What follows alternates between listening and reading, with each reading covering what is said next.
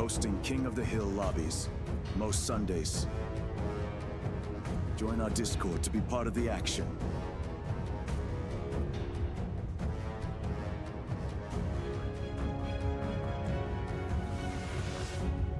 See you in game, Commanders.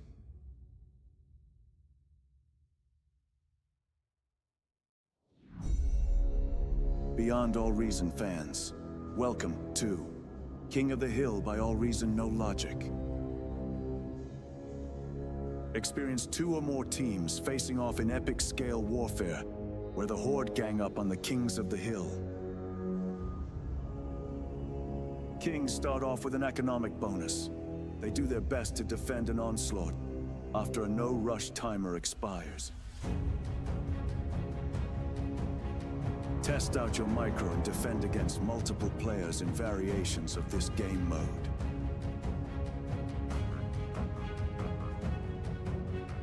Or be part of the masses. Team up with your allies to topple the throne in a glorious victory.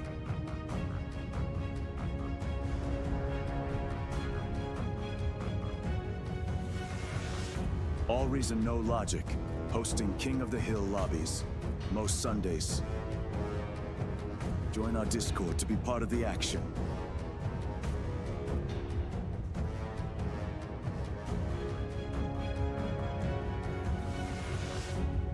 See you in game, Commanders.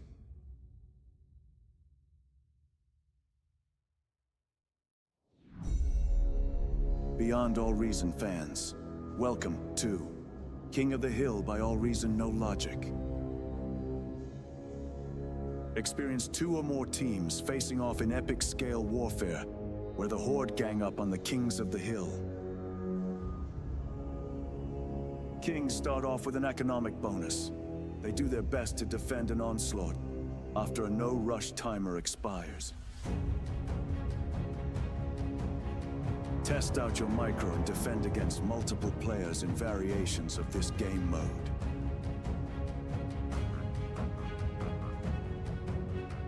Or be part of the masses. Team up with your allies to topple the throne in a glorious victory.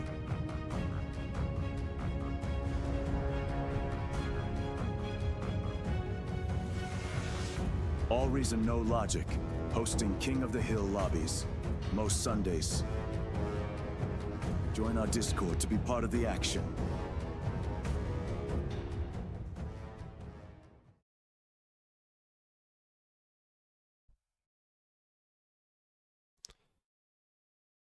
Good evening, everyone. Kicking the first one off very shortly. Got Taxman in the middle. First time in the middle of Claymore. Looking forward to see what he can do. He's been in these for a while. I should probably ready up. We can kick that one off pretty damn quickly. That's right, and because we don't have the lobby opened up to a large number of people, this is going to be a classic Claymore with just the 5 versus 11. This was one of the all-time starters, so I'm looking forward to that. Always a good opportunity to play as well. While everything is warming up. Yeah, it is a good chance for us to actually all play in the same team. Yeah, it's a It's good rather hectic later on into the night. It's a good precursor as well for something coming up for us, which is the next road to OS 30 for all 3 of us together, starting end of this month. First episode will be out. Quite looking forward to that one. And hopefully we'll be able to get community players in on that one as well. Do feel free to hit us up on the Discords if you want to be a part of it. Not necessarily for every game, but to jump in here and there and have a good go. We'll try and get you in to have a bit of a chat while we're doing the post game casting as well. Get your take on it and see if you guys can't criticize our play as well. Make sure to point out what Twig's done wrong. Yeah, focus it on Twig. Tom and I are perfect. It is fair as well, because I spent the last 6, 7, 8 months of games just criticizing you guys, so it's all going to be coming back. All's fair in love and war. Mostly war, but that's fine. Yeah, Very little love. There'll be some though when we win. Yeah, when we win, it'll be because, you know, Twig had the plan and everything went to plan and it was all good. When we fail, it'll be because we messed up and Twig was perfect and it was nothing to do with him. Like all classic gamers.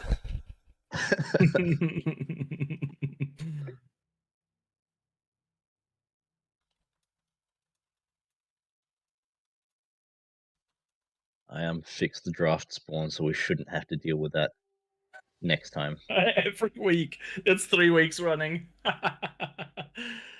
Oh dear. I'm just pulling up the chats right now. I can see that we're live. Just let me know in chat how my voice is. I've done some slight tweaking to try to get rid of the abrasiveness that I've noticed in the last couple of videos from my end. Hopefully we'll see a difference this time around. That's on the official, by the way. On Twig's stream, it all sounds fine. Sounding very sexy over here. Exactly, and that's why I want to know why it's not perfect on my end, but it's better on your end. I'm actually keeping up this cold that I've had for 3 weeks now, just to have that husky, manly voice, just to compete with your stream. It seems alright. But yeah, it is weird that it sounds different between the two, seeing as you're both getting audio from the same spots. Well, it's where it's recording. So on my end, the audio that's going into videos is coming through my OBS, which means the OBS is the problem. On Twig's end, it's coming through Twitch. Coming through Discord, which means Discord is running fine.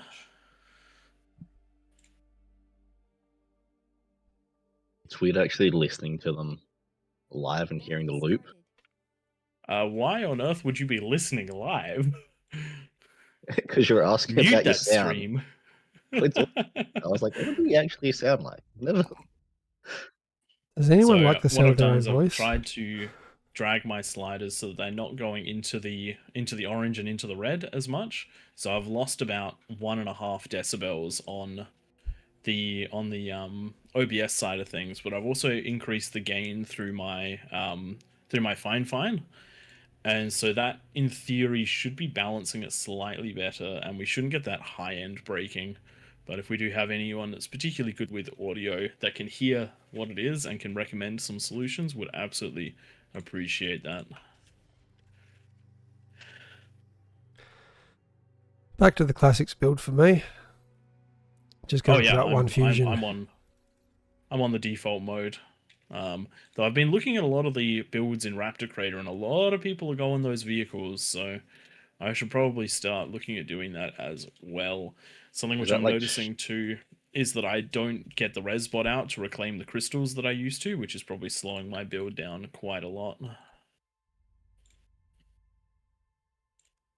Are there any crystals to get in this game? There's not in this one. Oh, sorry, on Raptor. Don't worry about me.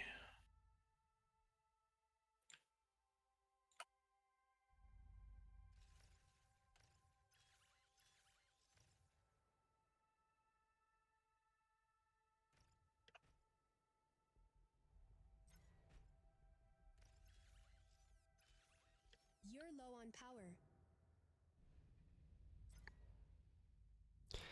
Yes, I'm very low on power.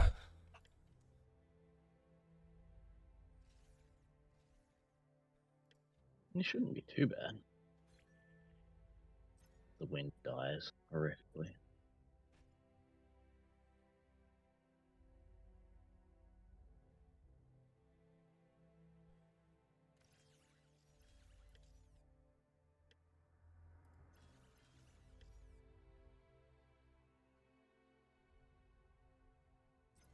Battle paused. Oh, Kakade. He knows what he's doing, so maybe there's an actual problem. Probably somebody is getting ready to attack one of our bases. That should be sorted out. So for those of you that are reasonably new to this, there is a 10-minute no rush timer. So that means do not leave. If you're a peasant, do not leave this section for that first 10 minutes. So that means do not grab these mexes, do not grab these geos, do not grab the sections in the middle, and do not help each other. This is a bar of no passing. There is going to be a third player though, so in one of the for one of these lanes, that player usually fits into the middle just there.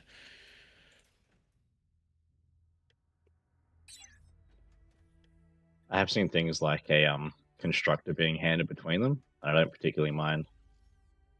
You know, like if the T2 goes from kids built Yeah, nah, halfway, but that's a bit that's a big help. That one's a bit too much for me. it does mean that they couldn't actually get their T2 to like voice the other side. Yeah.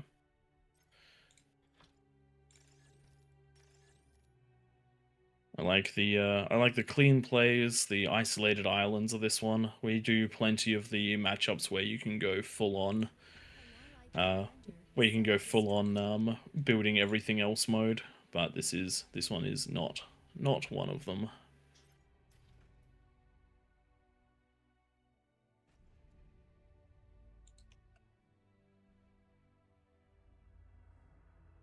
Question: how many wins before going T2? destroyed. I usually go for a nice solid 40. That's my go-to. 7 to go then to meet yours.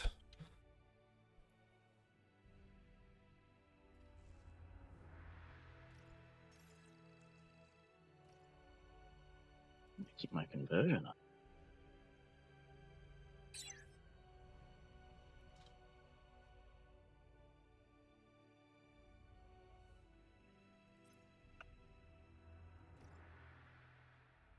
I'm having the same problem, Tom. I mean, it's not a bad problem to have. Are you saying you're having trouble spending your metal? No, making sure my energy doesn't get too high. Converting it all. That's right. I'm back on track again now. No, it's just a lab cost. Let's go T2. It's about that time. It is Yeah. definitely that time.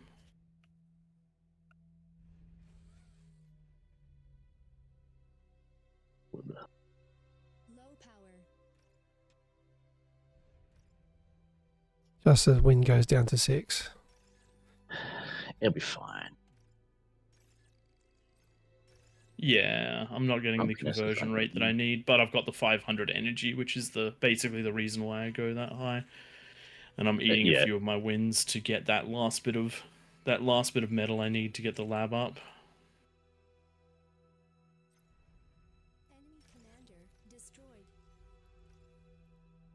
Yeah, it definitely starts looking. You know, do I need all these constructors at the moment? I always eat 3 of mine. Yeah, there's at least a couple that are going.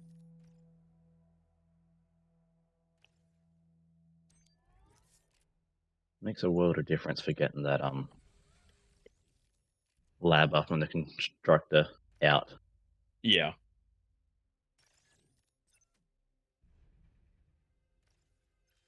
It jumps your Oh, yeah. metal up real nice.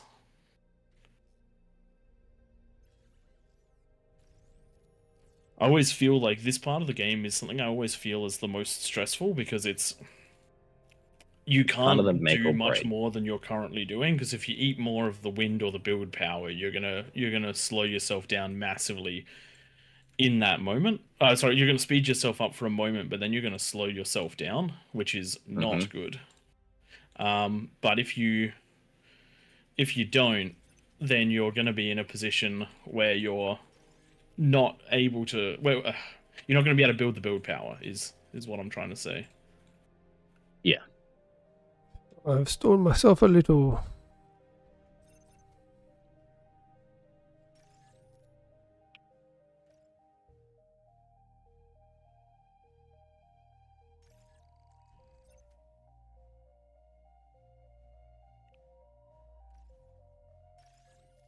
So just reclaiming the lab in order to get the fusion. I'm definitely running fractionally behind.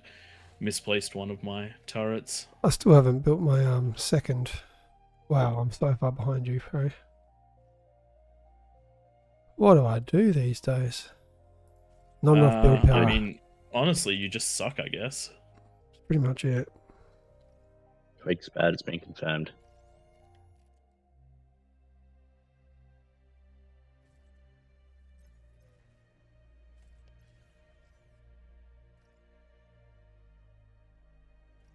Should see.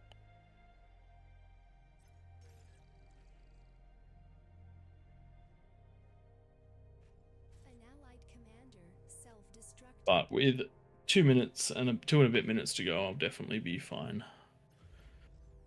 I'm not hugely concerned at this stage. Fusion is up. Only 16% through to my fusion. Jeez, what am I doing? What are you doing, Twig? What are you doing? You're supposed to be the good one.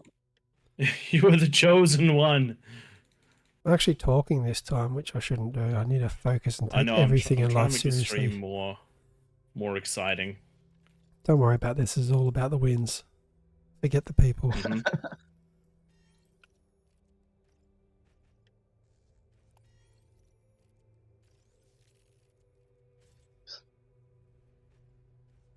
He's cranking that.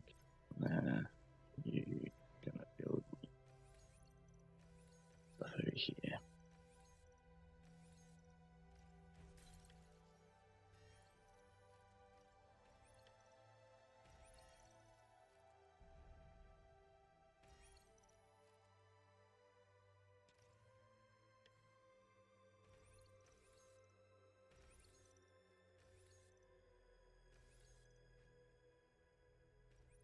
All right.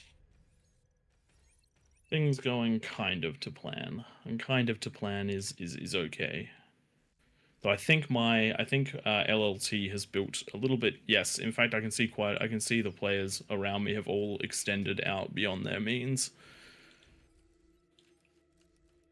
So this will be an interesting one. Hopefully, there'll be enough to hold.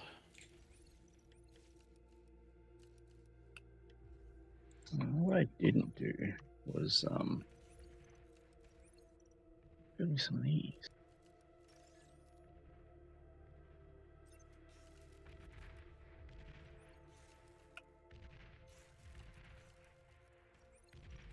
Oh, why am I getting shots? Oh, that's alright. It's done firing. We're okay. We're okay.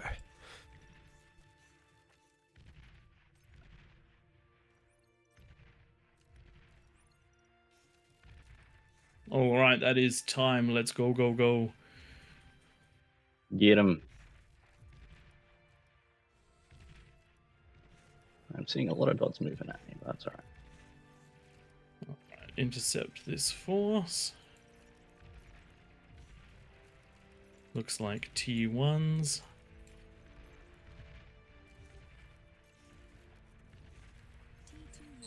Oh god, that got through. There are some T2s. That's not good. They got in. Wait, I it could am be anyone. falling kind of bad. Oh dear, what are you falling? Oh wow, you really are falling quite bad. Yeah, they hit me with both sides. Oh dear. And you You didn't need have units on spam. both You sides, didn't- did you? Didn't have spam. I had units on one side, but they had a lot of stuff. It's okay, I'm alive. The fact that I'm not completely dead and I still have my fusion and a lot of reclaim means that we will be okay.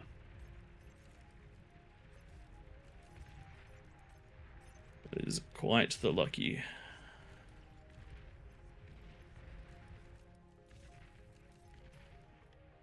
Alright, what do I need to do to win this one?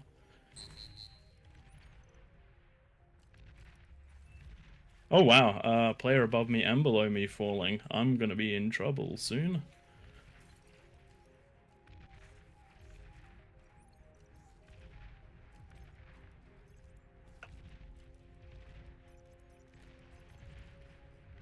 Can you guys build me? Build towers, yes you can.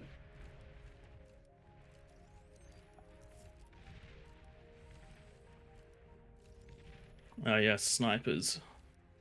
That's a problem. How are you seeing those snipers? Oh, sorry, how are you seeing my ranged units? Oh, shit. That's not a good noise to make, Twig.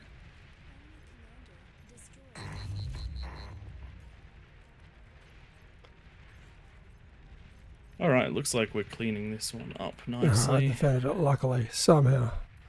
What did you defend?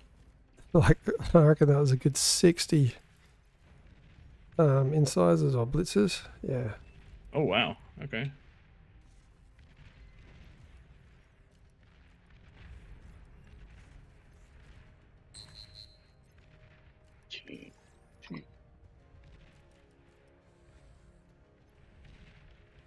You.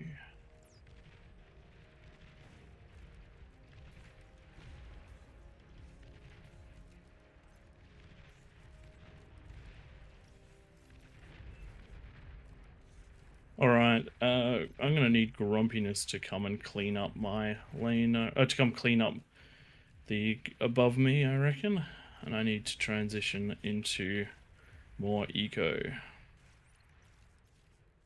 So where's that T2 of mine? There it is.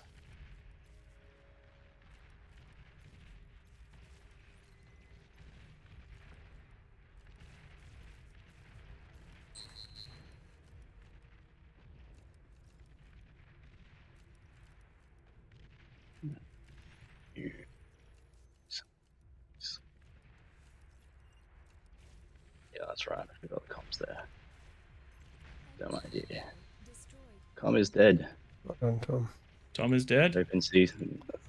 Well, I popped the comms. That means that I'm going in.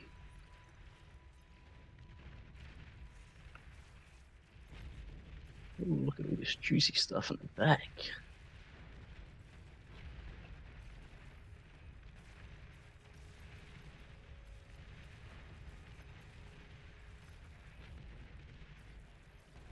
Yeah. So ticks.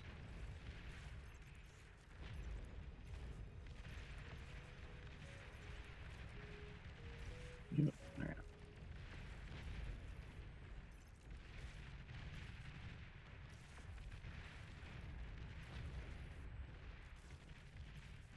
Stop resetting these sounds again.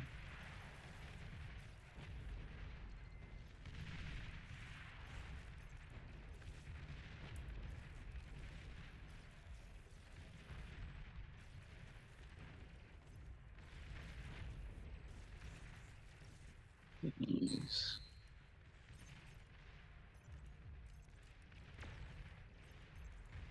Supposed to be building more of them.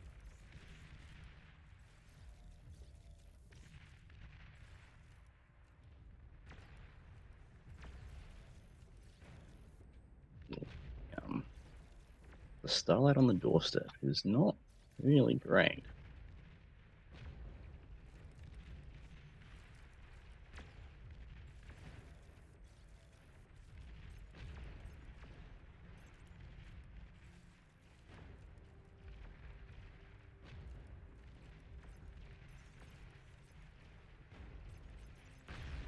Make me lose on repeat.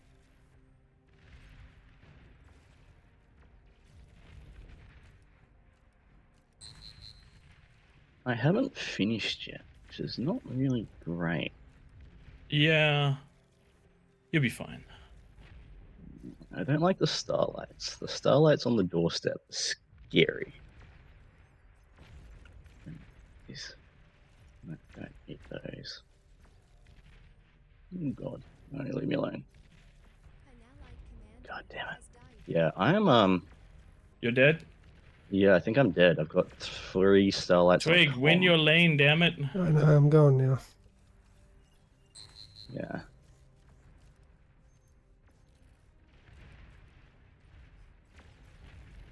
Oh, one player dead.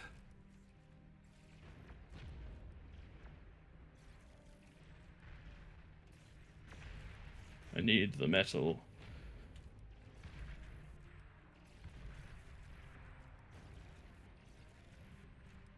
I have just nuked the base. So I don't get the medal. Okay. Who can I help? You can micro these guys here, Tom, in my lane. And take out all that. You should be able to outrange all of those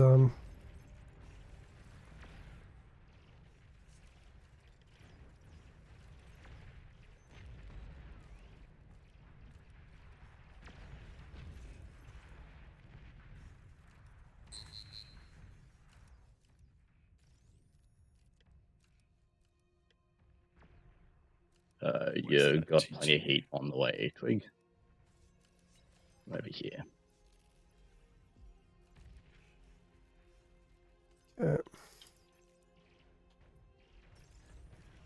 Kill all that stuff, Tom.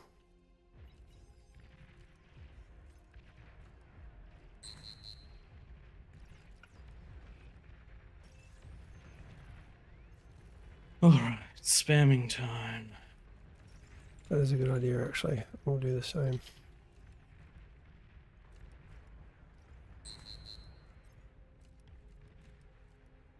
Okay, Twig's lane should be one in a second here.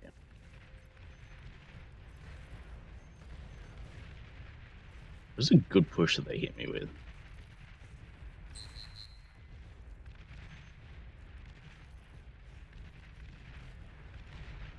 Yes, ticks. Yes, ticks. Get in there, boys.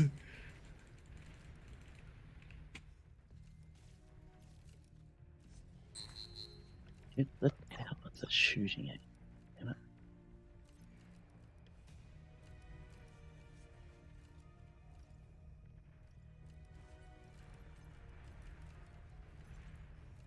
Oh my god, I'm not spending. God damn it. Okay, we have killed everything that's over here now. Or all their generation, I should That say. was a super bad attack because my spam didn't come with me. Because I suck.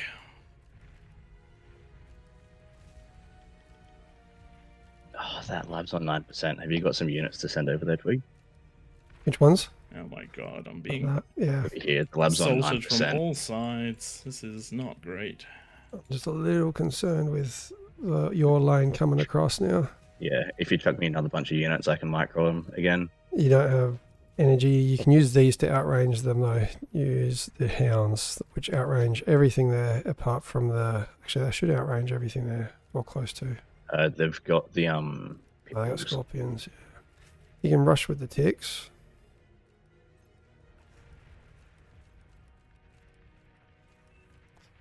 Just build you something a little bit longer ranged. I need help, guys. I'm the most surrounded out of everyone. Oh dear. Grumpiness is coming around. Yeah, we have to. Can I? You can't give me the snipers. Can you give me a fusion and the snipers? No way. No Good. way. If I give you a fusion, You're gonna I give don't me have the unit production. Well, I can't do anything with these at the moment. I'm just trying to work out how I can be most effective to help us continue to get around. I'll give you constructor and you can start again. Yeah, because I've got nothing to be able to do other than micro at the moment. Give you like a lot of my wind. And I'll give you one of these mixers once it's up.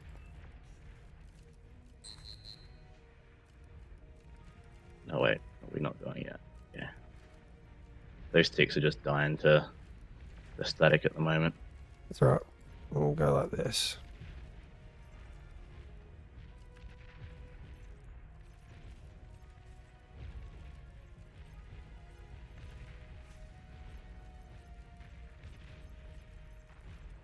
Cool. That is They're out. this. Give me a I'm res free. bot actually, and I can I'm free. I'll give you a. use this to I'll give you a. restart. Yeah.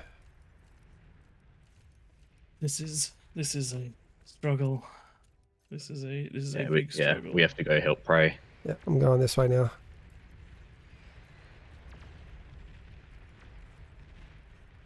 Alright.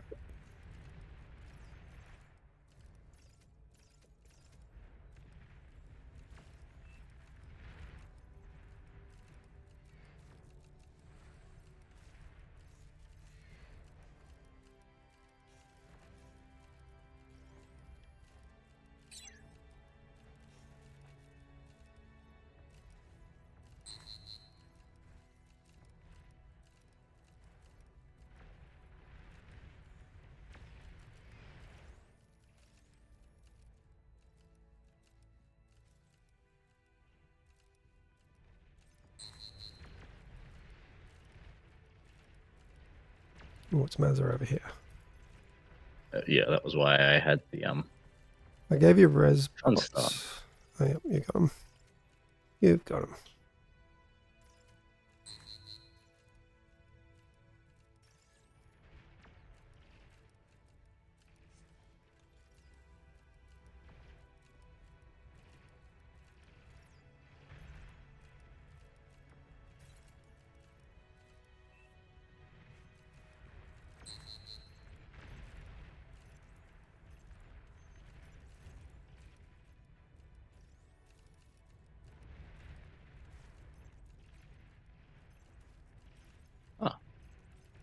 You must have made it up here before, bro.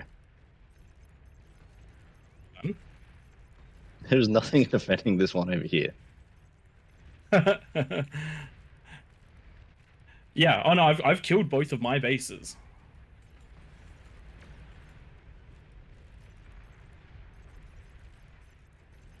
I killed both of mine. Right. I just am fighting everything else now.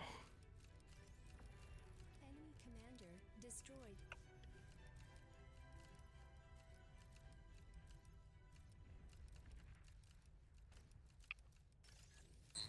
Ah, I got it. They are coming around.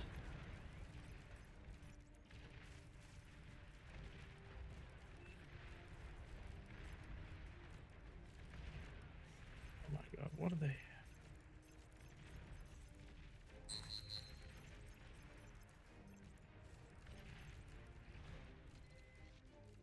I'm raising your stuff.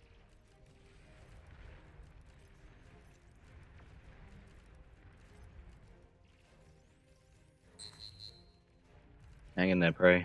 They're coming. Yeah.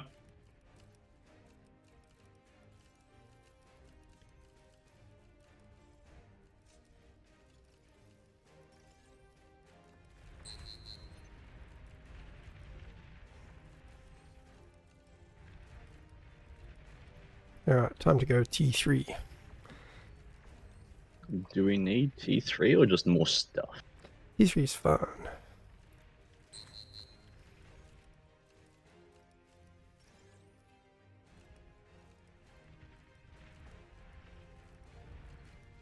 commander destroyed.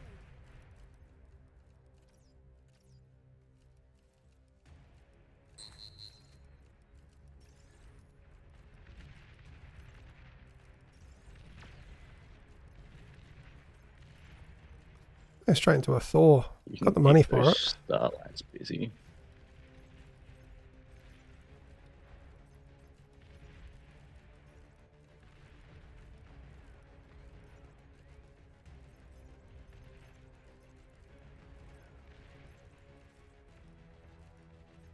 Help. I need help. Oh my god. This is supposed to be a quick one. Meza! Commander! Oh, I need power, that's right. T3 unit is ready. Yeah, how do I... Got the Thor.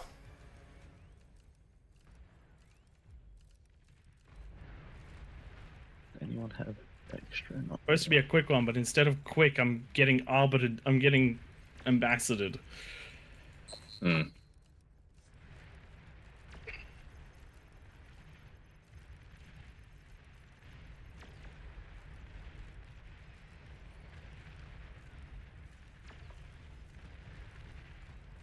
Get my energy up and running is my problem.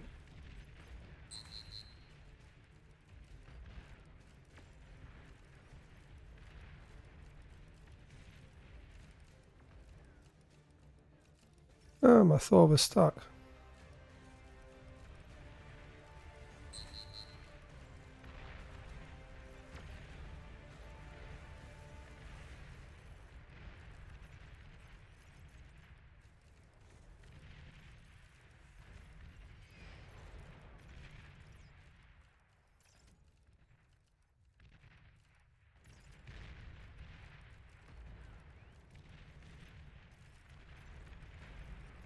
Nice, Tom. Tick's the name of the game for me this game. The back of this base is open. We, Yeah. Okay. Come we now. can get in through here.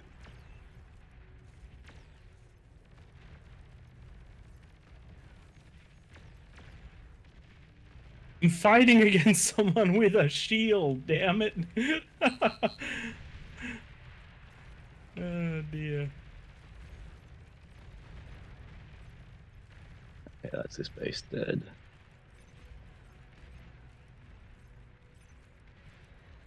They're coming. They're Good. coming. Good.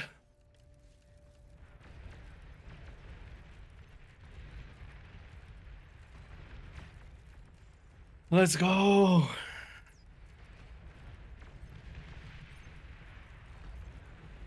I'm doing very well with those few hounds.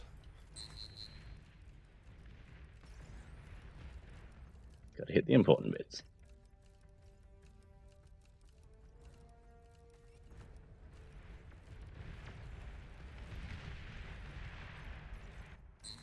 Oops.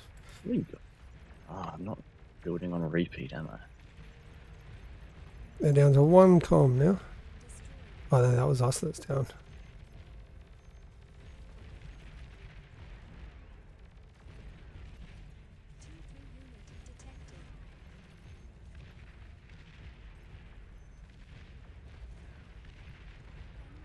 Yes.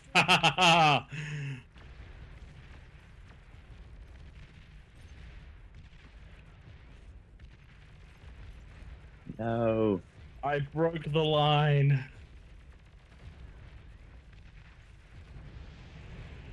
Oh god, I'm Crypto's dying. gonna die.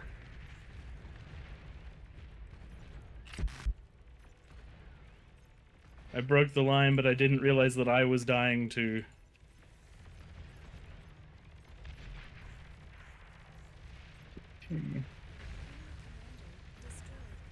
Yes. They're down to 1. I live. I live.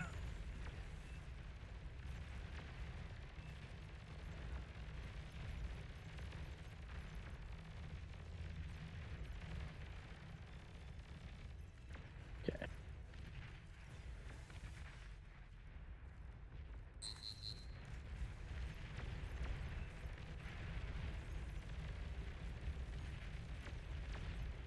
Oh boy, that was We're close. gonna make it. That was close. There's an empty hole over here. Why didn't you just It's not reach the first front? time that we've punched into these, which makes a huge difference. Ooh, Good job, Prey. we did it. There's the last commander. You crazy boy. Why you come at me? I just got blown up by grumpiness. His base went and dear. popped just before as well. Oh boy. All right. Nice one. Well done, Grumpiness and Prey. Big damage. Dealt and received. In that order. The damage dealt by the peasants is like the fact that you can see it clearly on the graph is great. There was a lot of pressure in that first couple of minutes, and then they kept it going.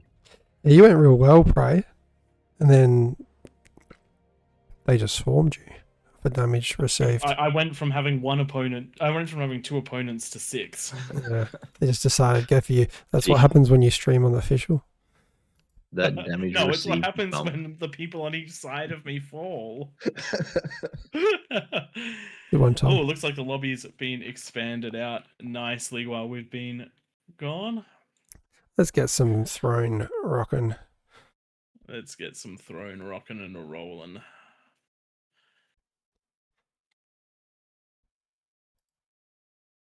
Oh, lobby crash. Awesome. That's okay. There'll be another one brought up in no time. Are you guys still online? Nah, everyone crashed by the looks. Ah, okay, so it's an Yeah. entire that was the whole of All Reason. Oh, sorry, Beyond All Reason crashing. Yes. We're leveling up, guys. We're more powerful. Rather than just our own lobby, we can crash everything. Mm-hmm. Thank you for the lobby update on the official. We got King of the Hill for a couple of hours, then we'll be dropping off to allow a bit of a buffer before the finals of the Omega series. Check that one out for some 5 vs 5 action of the best of the best. I think we're down to 4 teams now.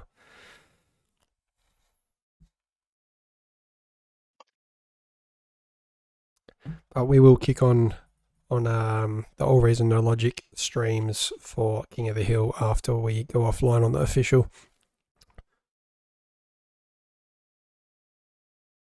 For those that are wondering, we had daylight savings last night, so all our clocks, or for us, our clocks went forward an hour, so we might be at slightly different times to what we were previously.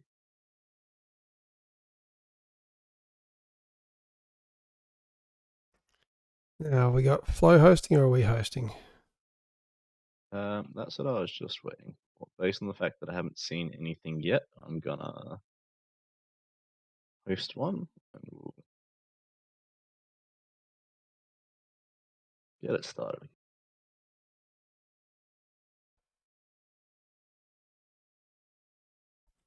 You're bossed up. We can join away. All right, let's get it going. It should be. Yes. Hopefully we've got a powerful server. EU1. Twig. Boss. Flo's here.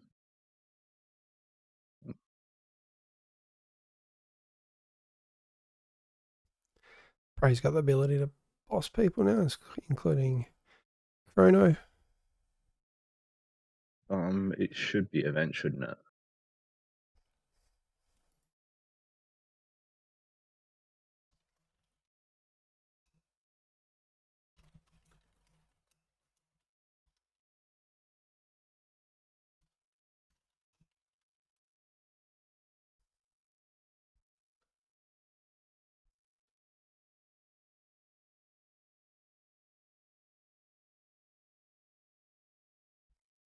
I'm gonna go through these bits. Oh, that one.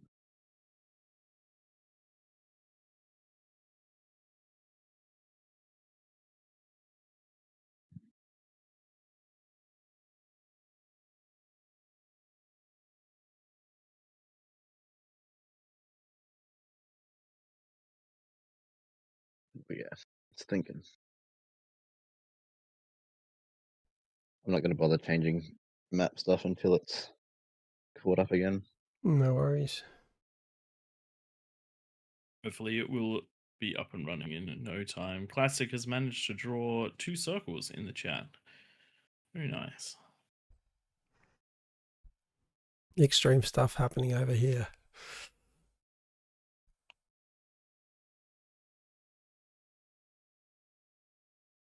All right, things are happening now. We'll get the next one kicked off on King of the Hill shortly. The Throne. Yeah, I believe that. There we go. And in a few weeks, people will have our 1 year anniversary for Koth. It should be in 2 weeks, but Ray and Tom decided they're going to go camping, and you guys aren't important to them at all. So we're doing it 1 week later, on the 26th of October. No, we were actually meant to have our 1 year tonight. King of the Hill's been played since 23rd of October 2024. So it's mid that week, right in the middle of the 19th and the 26th. So it doesn't matter which weekend we do it. And we'll maybe do a slightly longer one. It will be a work night. Maybe I feel sick that night and don't quite make it to work in the morning. Who knows? We shall see. But we are going to get a couple of the developers online for some in-game interviews. I think we've got the art dev and maybe an engine or a infrastructure dev. That'll be quite interesting to talk to them. Very relevant to the King of the Hill games that we do. Talk about how we managed to get all these people in here and the game not crashing too often.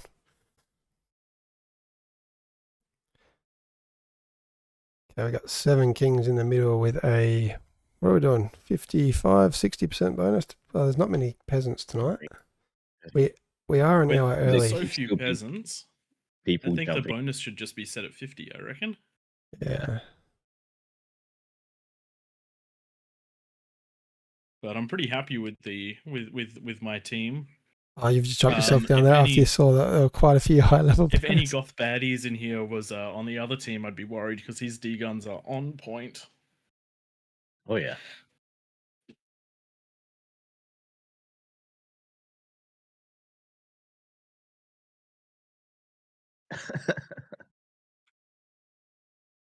Oh, plus 49. Plus 49.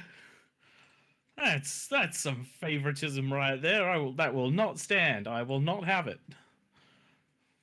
I reckon with less than 30 peasants, or less than 40 peasants now, plus 45 is what we used to do with these ones.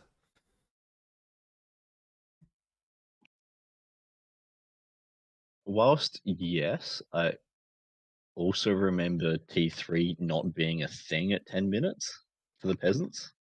And But that's, they do that a lot now. yeah.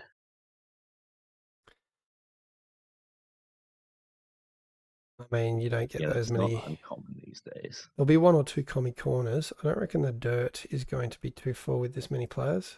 Everyone might actually get a mix to start with.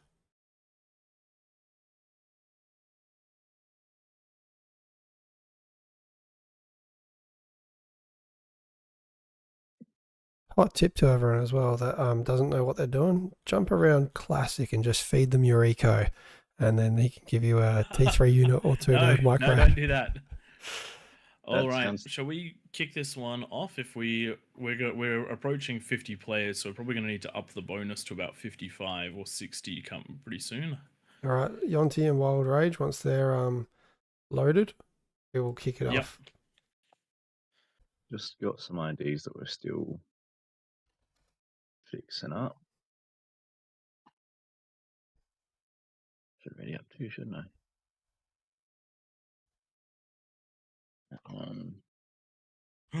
We lost a king. This is unacceptable.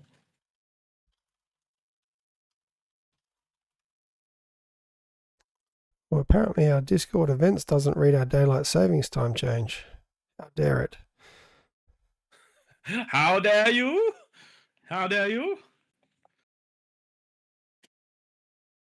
All right, since we're missing a king, who wants to join? Oh, there we go. We've got a player jumping down to join on the king's side.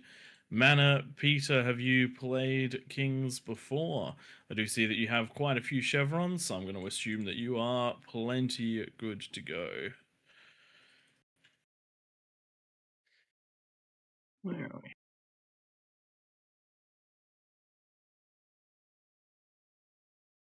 Okay, IDs are good. These are good. All right, let's. Oh, we're up to 48 players. I reckon we need to bump it to 55.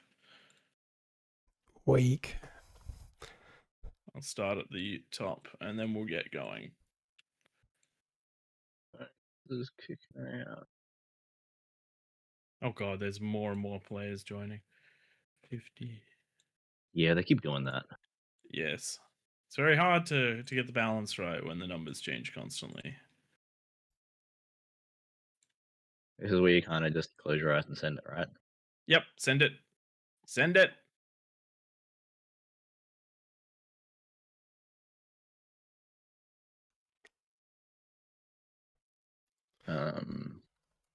I start specking people. Unfortunately, Wild Rage, that is a very slow download.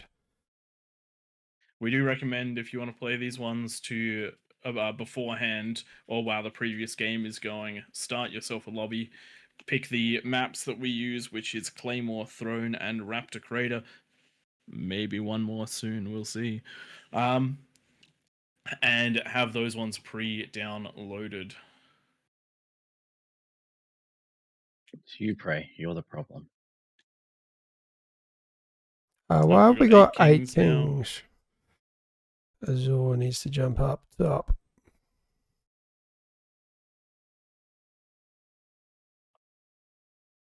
All right, let's do it. Let's go. I reckon we might cast the next one.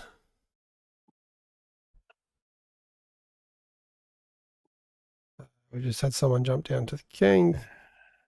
You will be team 1. There we go. Guys, we're up to 55. We need to add more bonus I'm because just 60 going players is to- a 65 bonus. Okay. Block the lobby for a sec. We're gonna be able to get ourselves started, and then I'll unlock it again, just so that we can get rolling.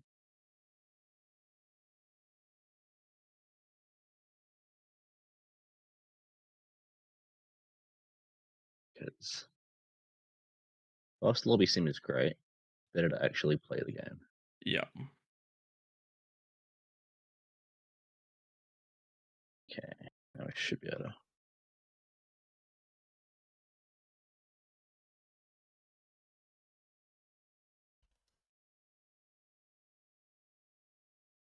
ABZ is Right. unsynced. Right, let's just fix that.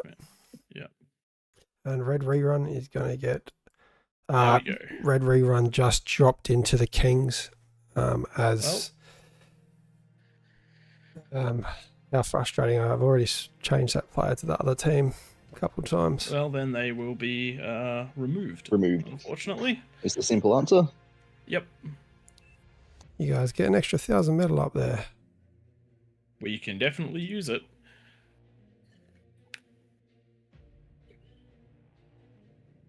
All right, I'm just going to go back to the lobby and unlock that one. Yeah, good call. And return to the game. There we go. All right. Question is, it looks like the box is too small. Yeah, it does. Isn't it default box size? Or did you change it? That code No, should it give could- It should, but it was doing a lot of thinking, so that could be. Also, why. I think the teams have swapped. You're right. nobody's Wow. How did think that it's- happen? We used load-in defaults. I do not know. So I think we read this one and try again. I might post the code this time, just see if it changes anything. Yeah. Just play it. Everyone just wants to play it. Oh, God. No, we better stop. Fit everyone. But yeah. Stop it. We'll... I'm trying to. So many players. There we go. So many players want to play that one through. All No, right. it looks good in the lobby. No, it's Twigs run the thing, haven't you? No, I haven't rerun it. I have to No? I have to go get it. But it now looks correct. Well, it does too. All right, I just hadn't thought. Let's ready up and get going then.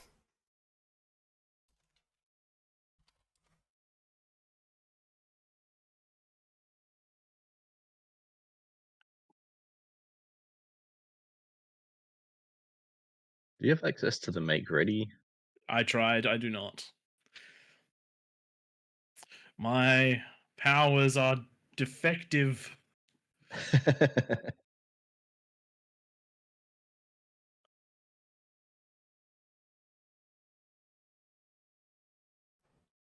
Everyone's got 10 seconds to ready up, or we'll start specking people.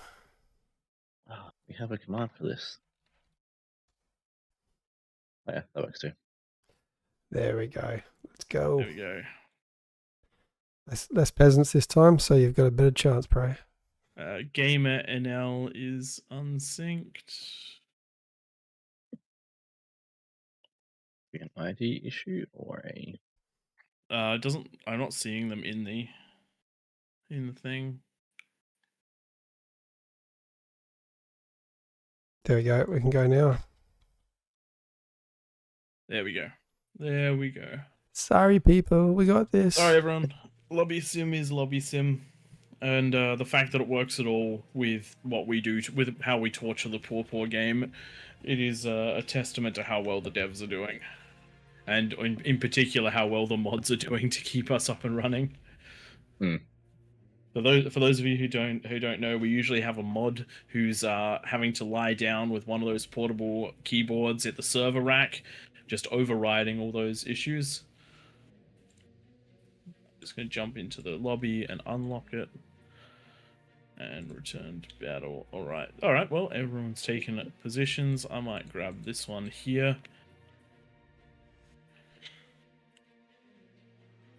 Where are we going, Twig? I'm just trying to find the rules so I can paste them in chat.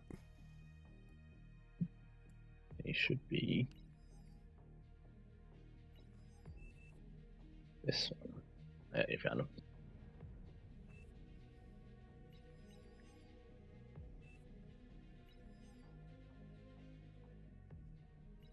We're probably gonna be like out here somewhere, aren't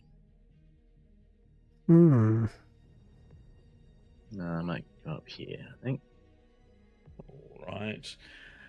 What do I want to be, Armada or Cortex? Do I want Spam or do I want Sheldons? I think I want to be Cortex.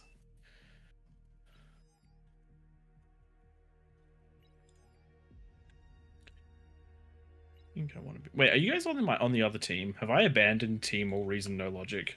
You knew what you were doing. You saw how strong that team was. I mean, I'm pretty scared of a couple of you guys. Not Twig though. There's got to be someone that pulls the team down. Yeah.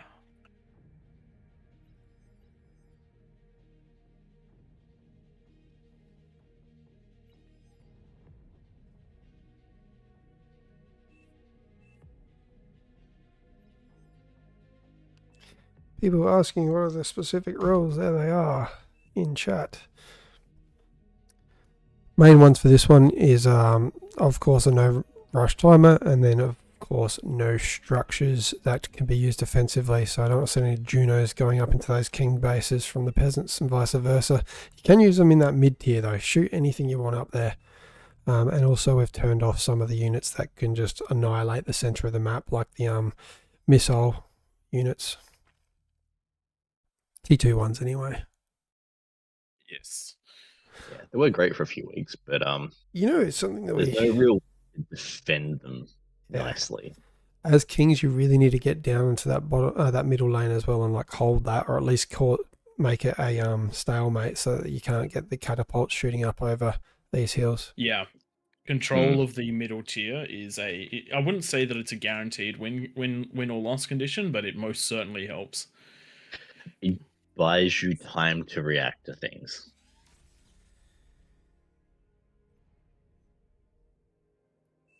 Which if you're not out on that middle tier, you can't see things like the spiders rocking up and I can't hear you. Oh, everybody loves SpongeBob. It is an immutable fact.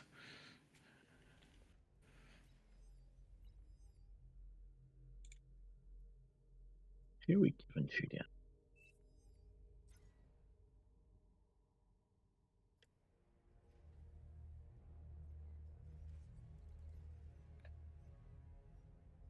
Who lives in a pineapple under the sea? Square pants. Alright, no more of that so we don't get demonetized. Are you saying my singing's that good to trigger it? Oh yeah, you have no idea. It was like I was watching the show.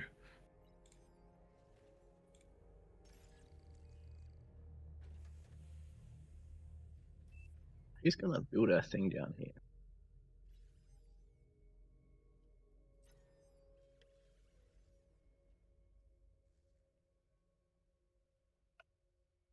Low power.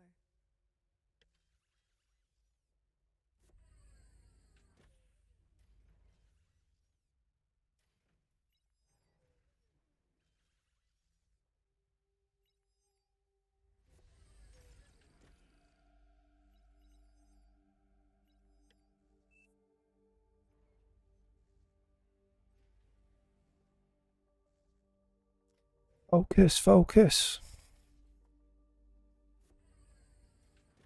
One of the hardest things is trying to find people's name on the list. This is why you go up next to Classic, because he's at the top of the list, so it's very easy to find his name. Makes it nice and easy. For anyone wondering what I'm doing, I'm just, there's a bloke that started next to me and he's really hungry, so I'm just feeding him. Nom nom.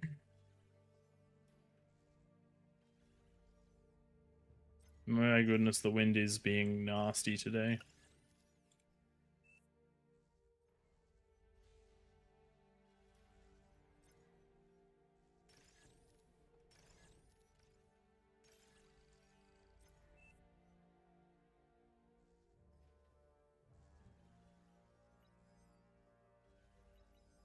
An allied commander self-destructed.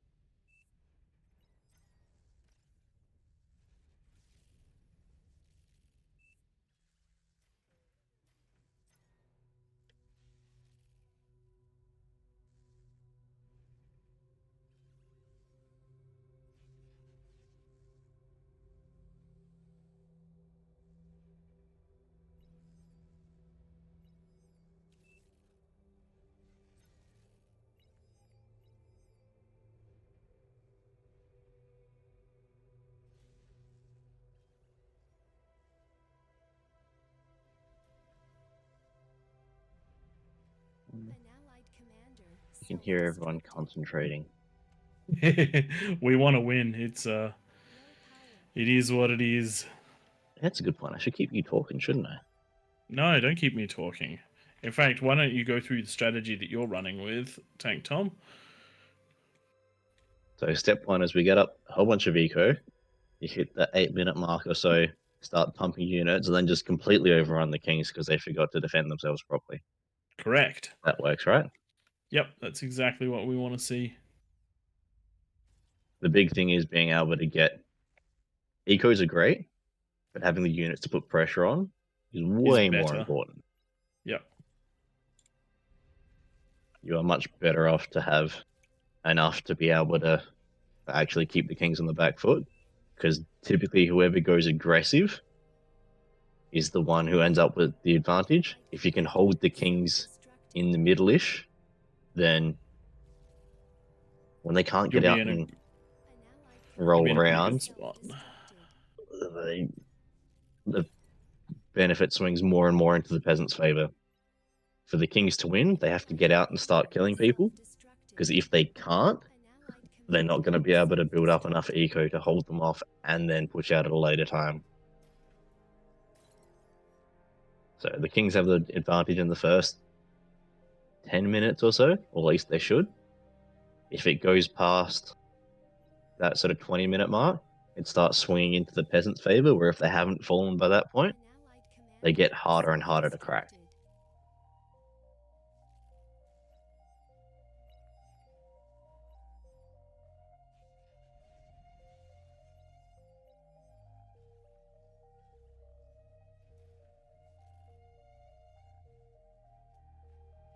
An allied commander self-destructed.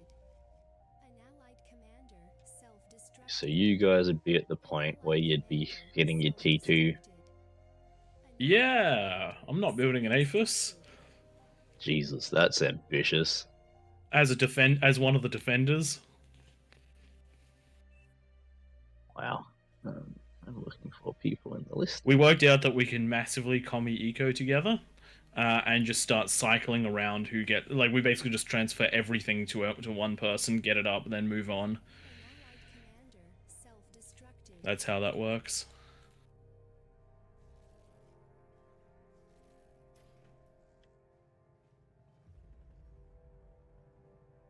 An allied commander has died.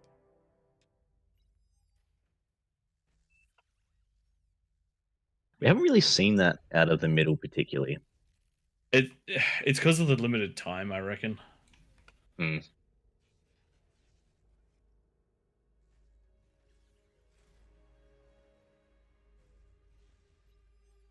Yeah, the travel time and things make a huge difference.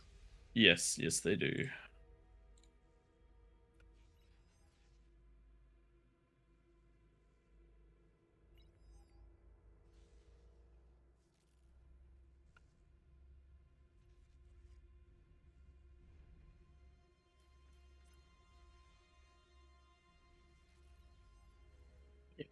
This up.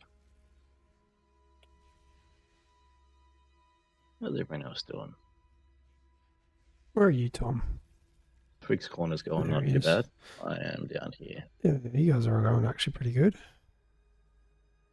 I like it.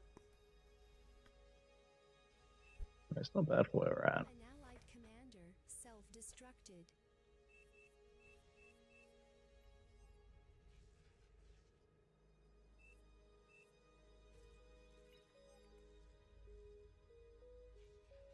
Let's go.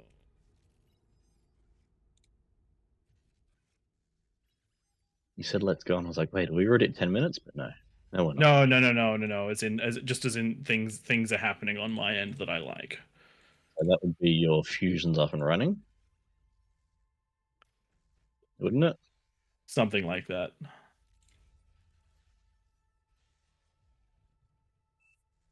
Minute 30 left.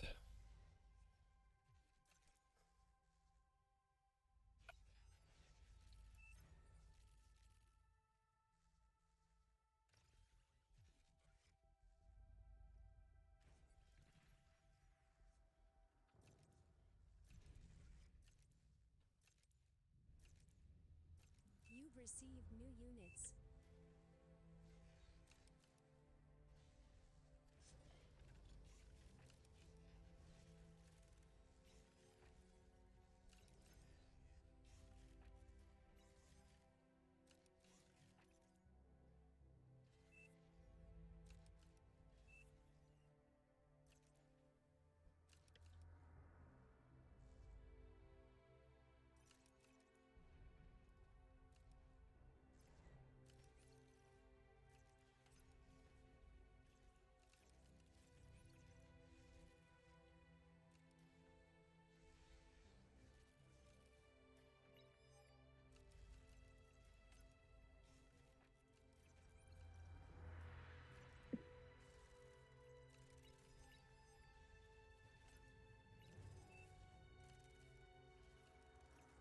There are walls. There are walls.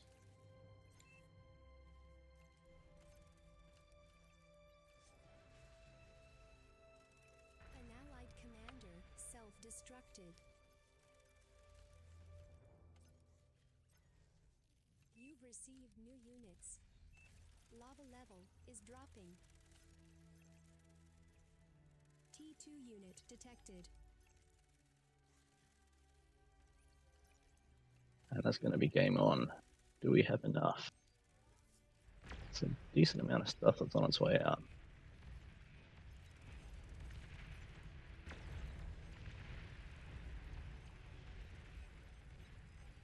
You've received new units.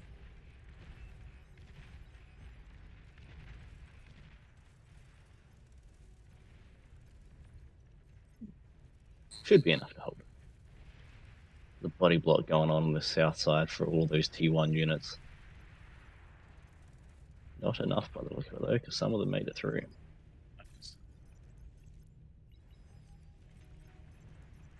Oh yeah, that's a couple of units that made it through. Doesn't need to be many, just needs to be a couple.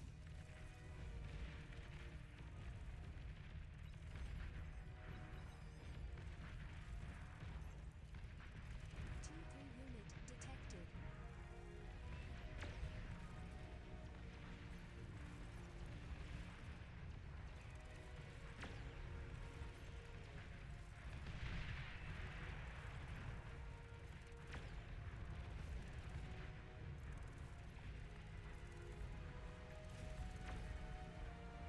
You've received new units.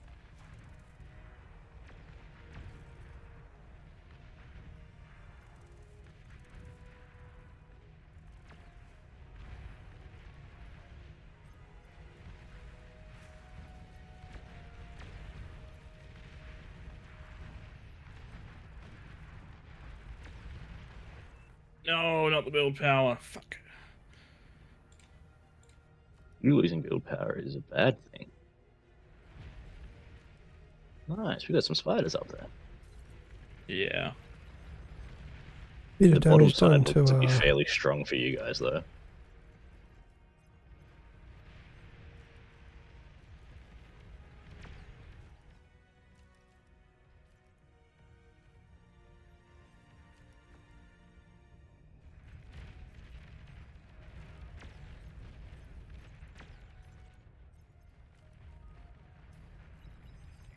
To make me a T2 lab. But where?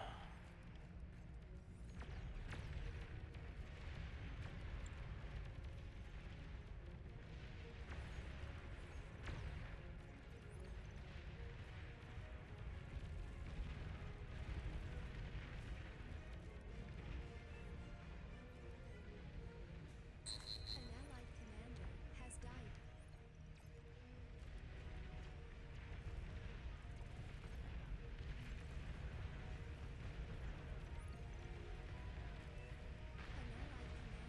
Yo, I'm overflowing metal. Take some. You I'm cannot have. open for donations. I don't really know if I want you to donate it to me because that means you're going to be rolling units through, and that feels like a bad idea. What color are you? You've received new units. The red rather than the reddish red. I'll make that. Alright. No. Must be that one then. Tier 3 unit is ready.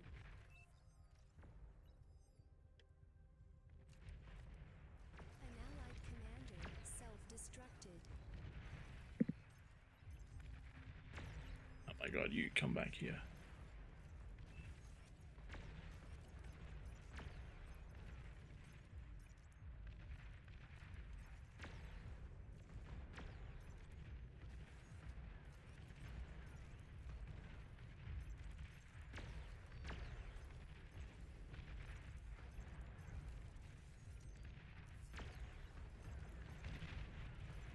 Battle paused. What's going What are you on? looking at? Ah.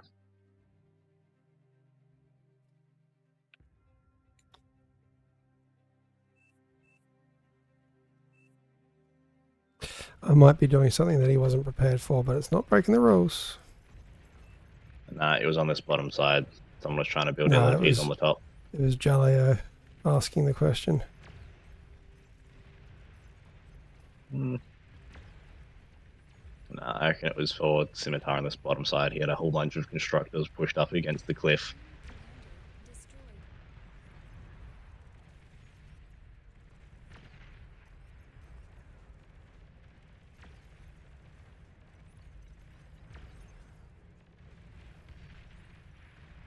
An allied commander self-destructed.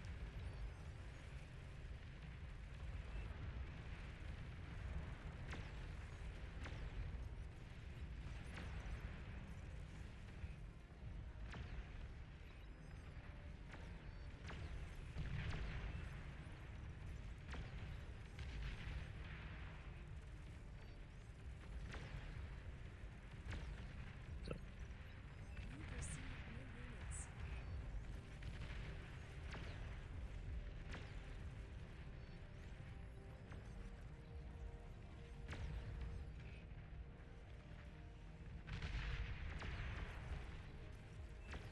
Jaleo is hurting. Yeah, we're in big trouble.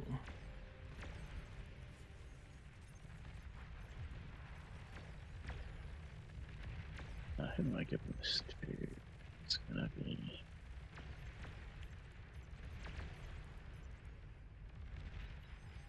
You've received new units.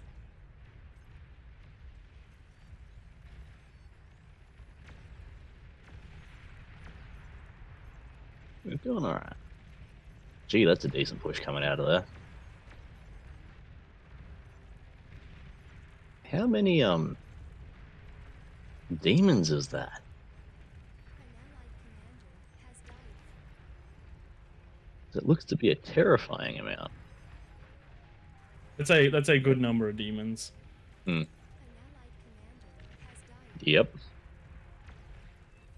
Visible comms do not do well against demons. Thor detected.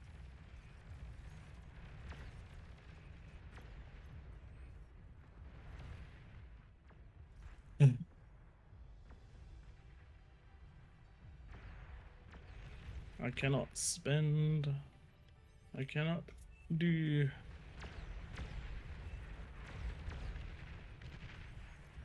An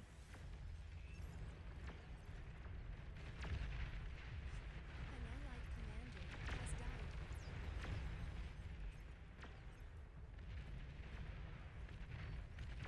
You've received new units.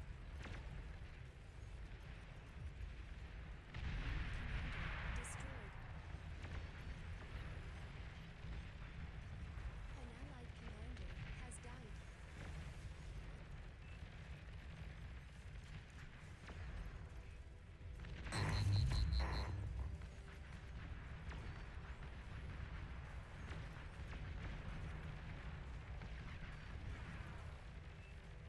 Where is the dude I sent to build the artillery that I asked for? And the.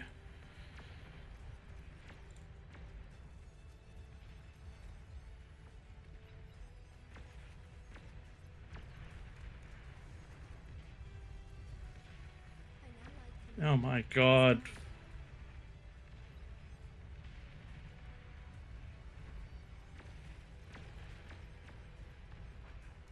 need more stuff, I think.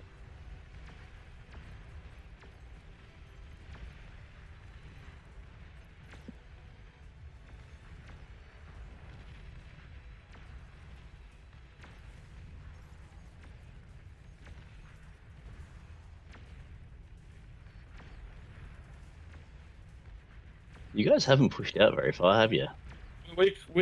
I think we might need to make a rule about degunning up the cliffs. That's It gets mega screwed up. yeah. It That makes makes it really actually hard makes it to- impossible to do anything. I can't push out anywhere because every time I do, I'm getting degunned up the cliff.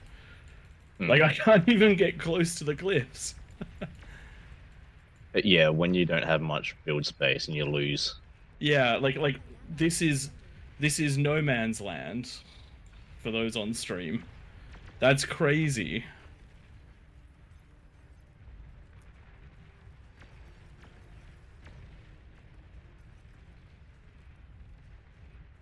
An allied commander has died.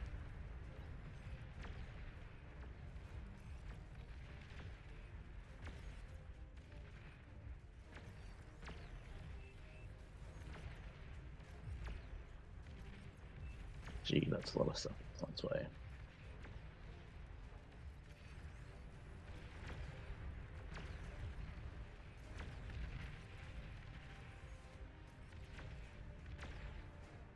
An allied commander has died.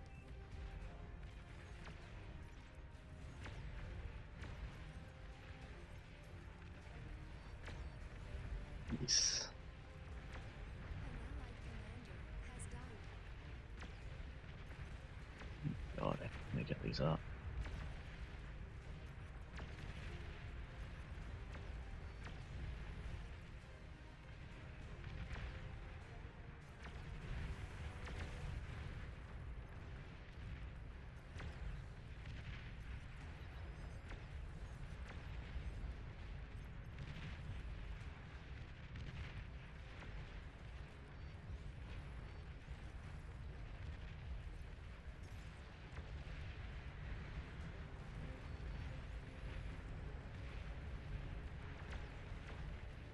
An allied commander has died.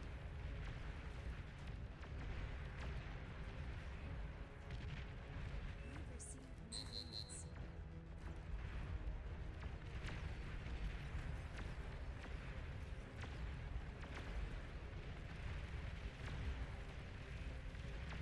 I don't know, you guys are looking like you're gonna win this. Yeah, but that's not the They point. haven't- The cameras is sorry, the combination of the cameras and the comms degunning up the hill makes the space basically makes a huge amount of the space unusable. Yeah, Which but is the last same reason that last we ban week, arbiters. yeah, but last week you were saying when I suggested we ban catapults, it's the king's responsibility to go and contest that middle lane. No, the difference is that catapults can't be had at 10 minutes. You can shut down the entire outside ring of a king's base at 10 minutes with a comm, with a Yeah, couple of comms. A comm degunning means And that any a catapult defenses you can invest- survive shots from. The degun you just lose anything that's there. There's a pretty big difference.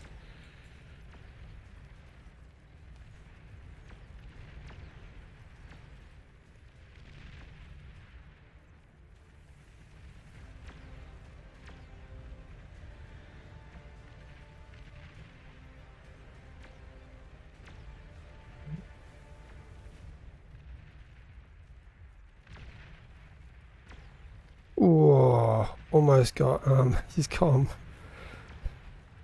That was a decoy. Oh, was it? Ooh, what was that hit you? Well, that hit up there.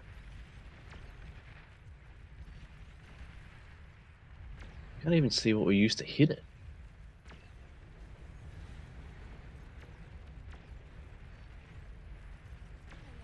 Going this way, I think.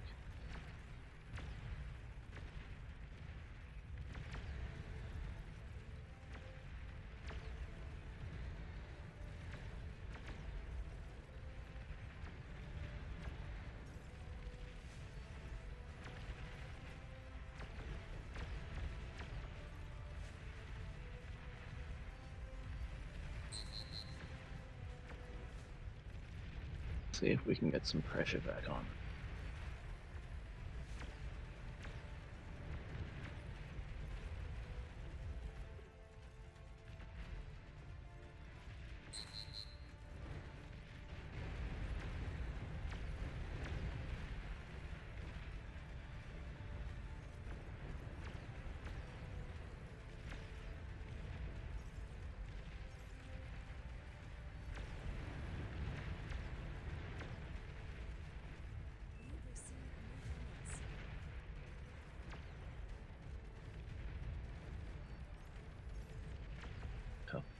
So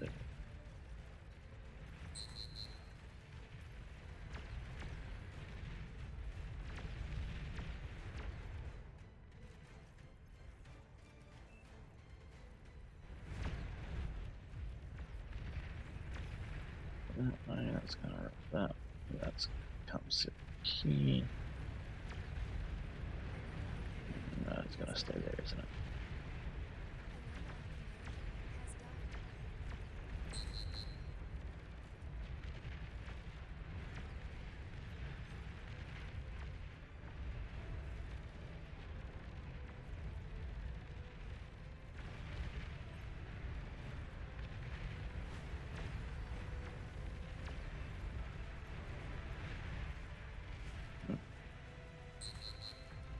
I need to be in front, don't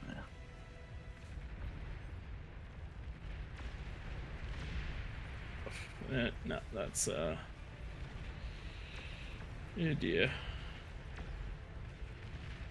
Because the thing is, with stuff like that, we can't set up vision that lets us fight the things down there. We're stuck so far backwards that we are just blind firing. Yeah, and if you don't have... The real challenge is if you don't happen to already have a presence down there, to establish a presence is really rough. Yeah. It's the kind of thing where if you lose it, you almost can't get it back.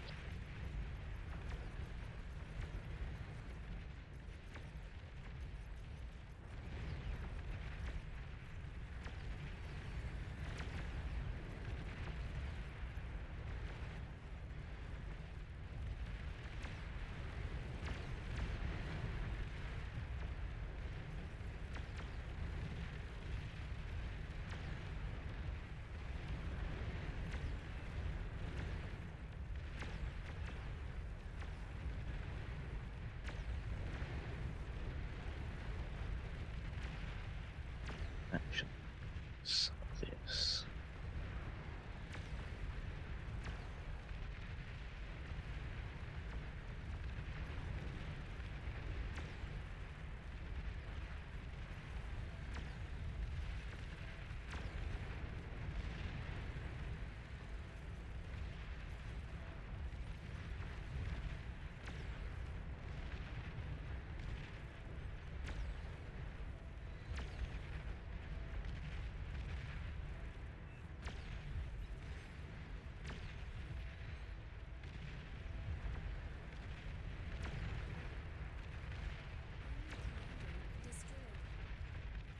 I'm still curious, what happened to the base on the left wing? Twig, did you see what happened there?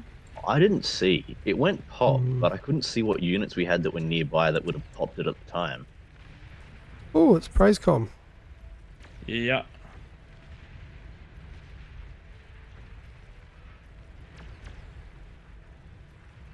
It might be one of my stray bullets rebounding off of a shield into it. No, that was the spiders. Oh. Yeah, this time it was spiders.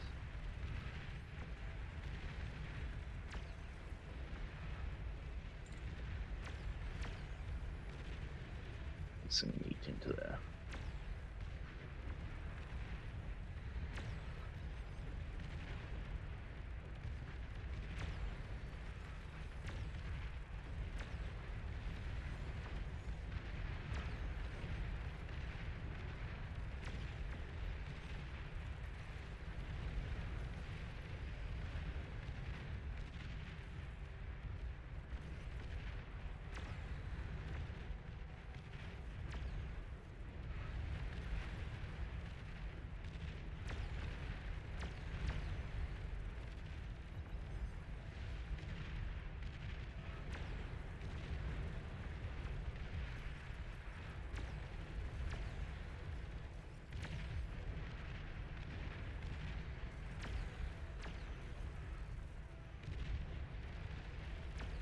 And that should help out. Not that one.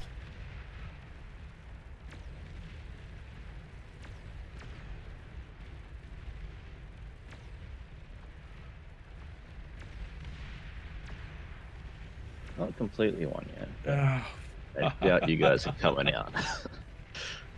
I'm just not allowed to have build power, am I? Are you on the top left gate? Is that where you are? Yeah. But I have not looked at that gate since like 11 minutes. Oh, nice. South is having good progress.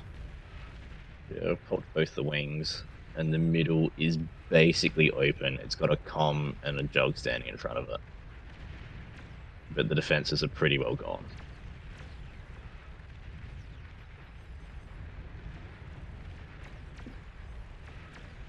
But we've kind of started sending spiders rather than going across the top anyway.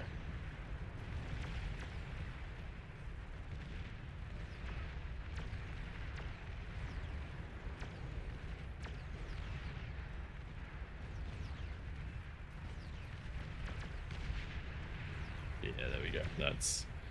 That's everything I can do, really. Oh, that's fine. Oh, there's a free... Oh, nice. That was a free one outside of the field. Fire at will keeps on turning off. Alright, fire at will. Repeat. My repeat commands keep on stopping, which means that you look back at your lab and you go, why haven't I built all the things? Because you run out of unit pop. I don't have that issue, but it's more that because you forgot to turn on repeat, you built the first 5 and then they haven't made anything since. It's like, Yep. yes. That'll do it. There we go. There we go. That's a big That's boom. going to be it for us.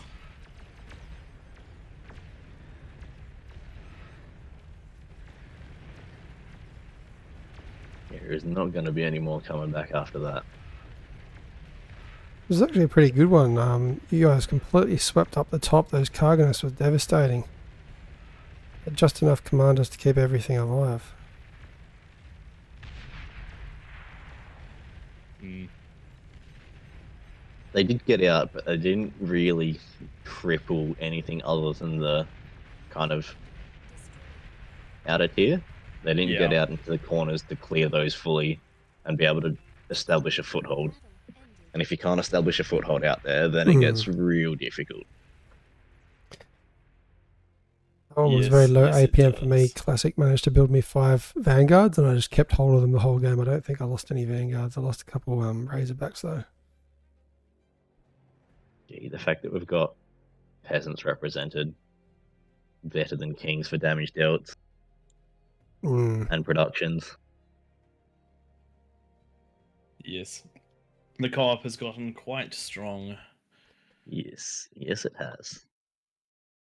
Why don't we invite everyone that goes and does the primary co-op down as a peasant to jump up there as a king now?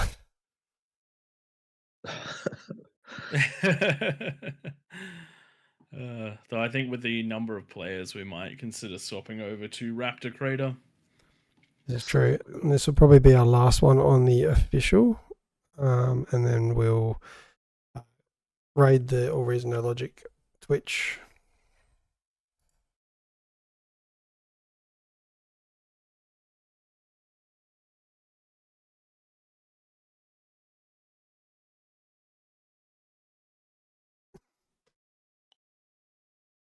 I'll jump into spec for this one as well. Yeah, we'll cast this one. See if we can get a live cast for a good game. Who's doing the code for next week's? For the next game. I can drop that in there. I don't actually have the Raptors saved as a preset, stupidly.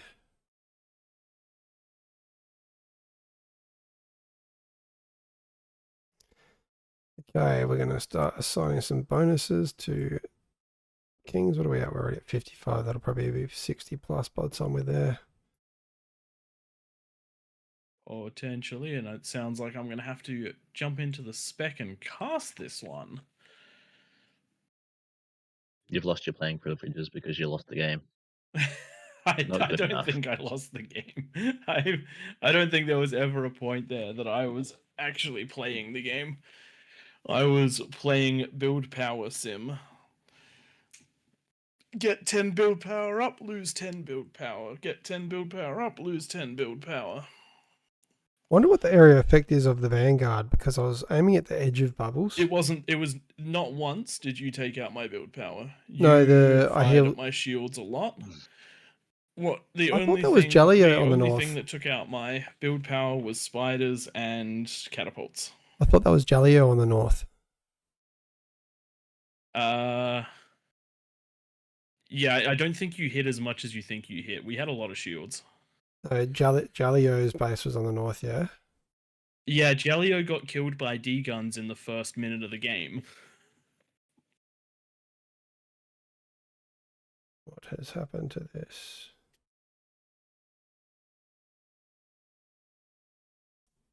And I happened to have like some stuff in the corner, so we tried to make it work.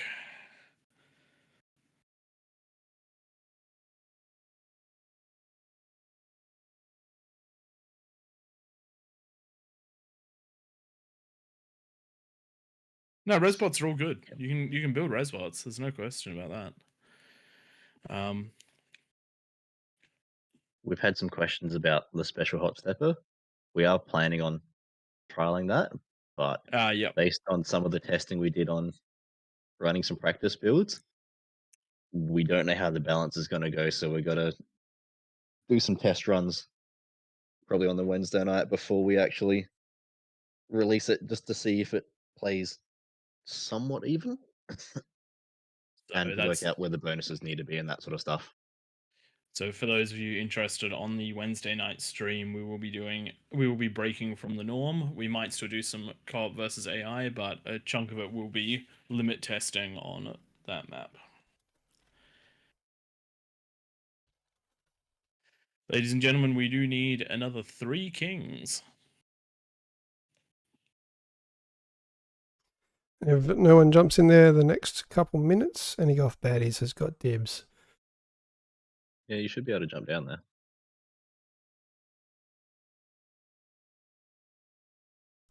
Paulmott's down there. We'll get 65 bonus on Paulmott. Is the team 2 box in the right spot for you guys? Or is it up in the top right corner? Top right. I don't know what's happened there. Let me fix that. Someone just did. Or it just happened to go when you did it. And now you fucked it. Timing. Alright, Thunderstruck's down there. I'm getting good at this, assigning bonuses without spectating accidentally. Only taking you, what is it, a year or so? 3 weeks. And just because you've achieved it a couple of times doesn't mean we trust you with it yet. Alright, one more king, people. Otherwise, it's any Goth Baddies.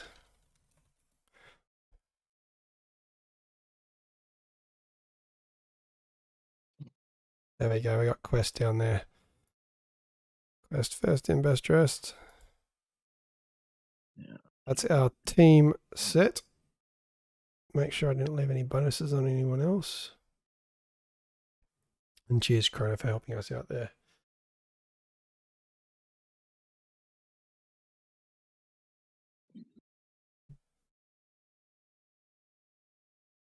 Do we have any double ups with numbers?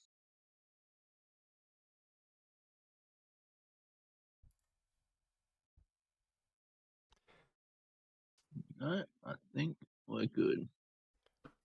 Let's get a good cast in. IDs all look good, so we'll be ready to rock and roll once everyone's ready.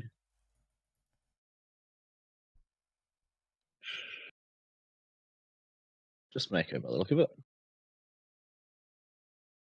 Looking pretty good. I think Mako might be having a sleep.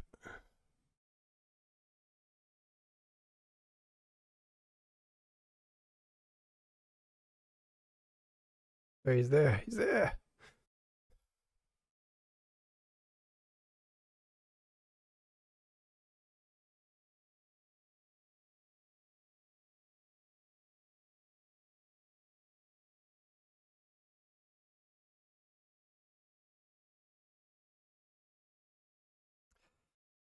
Okay, I reckon we might look at locking the lobby again for a sec, just so that we can get everyone in and readied up.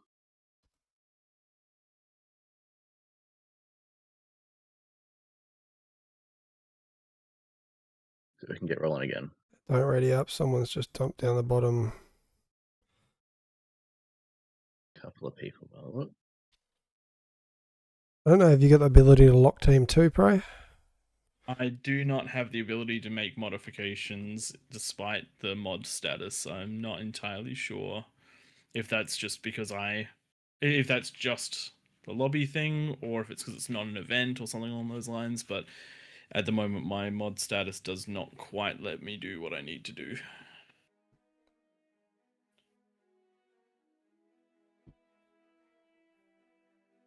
we are on. I'll jump back and unlock the lobby in a sec as well. Yeah, smart. Helps with getting things going. And people, jump in our Discord if you want to talk with your teammates. Really helps if you're, oh no, what has happened? What has happened? That was a quick cast, guys. Are those still loading in? I think we've just had a... Hello and welcome everybody to AllReasonNoLogic, King of the Hill. Just a quick run over the rules. So just so everybody knows, we do have 9 kings in the middle with plus 60 bonus. Around the outside, we have 72 kings. And the game's about to kick off, and oh, damn. Oh, damn. Sorry, Call I that wasn't fast enough. That's a tie, right? I'm going to call that one a spectator's win. So we're Well, undefeated for tonight still, that means. Same with you, Tom. Too bad Prey's no good at this.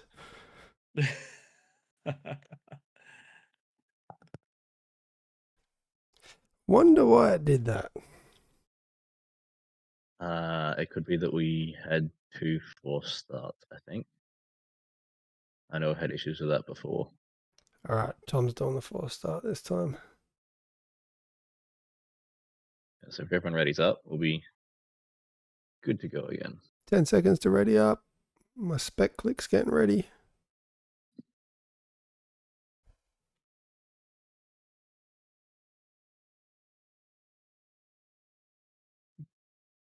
Oh, we don't have to make ready button, do we? Unfortunately, I cannot make ready. It's a long 10 seconds. About to be 5. There's a final ring, and we're going to start specking. People can always rejoin.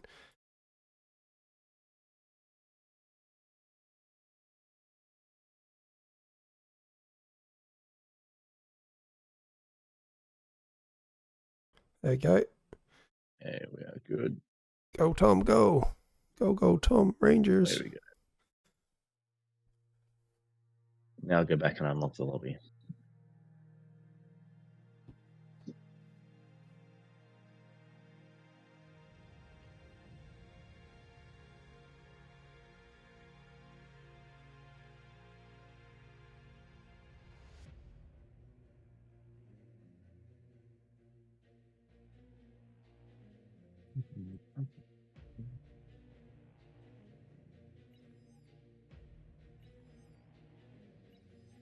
All right, recording Notice you going. should be able to join the lobby in a sec. I'm just going to unlock it. We've locked it just for the purpose of being able to get the game started, so I don't have people jumping in and out in that last little bit. So you should be able to join the lobby now, so you can jump into spec and watch this one, and then jump on a team and play in the next one. And this will be the last Koth streamed on the official, but we'll keep going on the AllReasonNoLogic. We've just got Omega series starting in 1 hour and 15 minutes. So you heard it here first, folks. Make sure this game runs for at least 6 hours. What's our high score? It's like an hour or so. It's about that, but it's not necessarily an hour in real time. It's an hour in in-game time. That's right. So get everyone to hit the unit cap, and then see how chuggy you can make it. And usually those ones, that's when Nightmare's dropping like some epic commanders into the game, just as you think it's about to finish.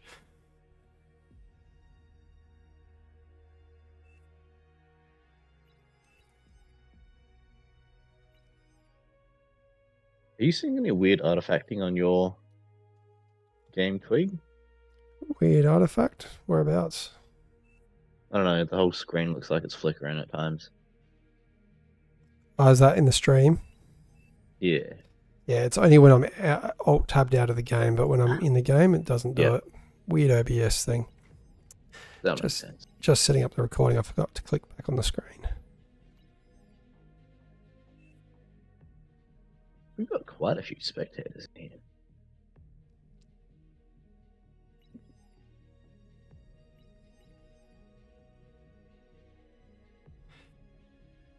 Got the big old Newt underway in the middle. Yeah, good old Newt. That means we've almost certainly got I Kill You for Fun sitting somewhere in here. J Frost and Needs as well. Clan Newt. I like it. All three of them stacked up right next to each other in the middle. And they're all sitting on that 17 OS, all from Australia. So I think that might be a bit of a cultural reference.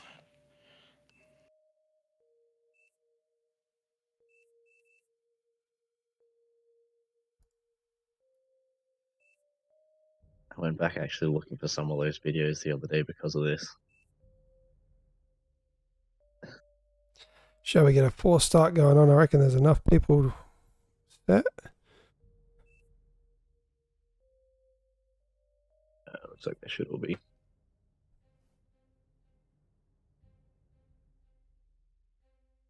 Chrono forcing it in 5.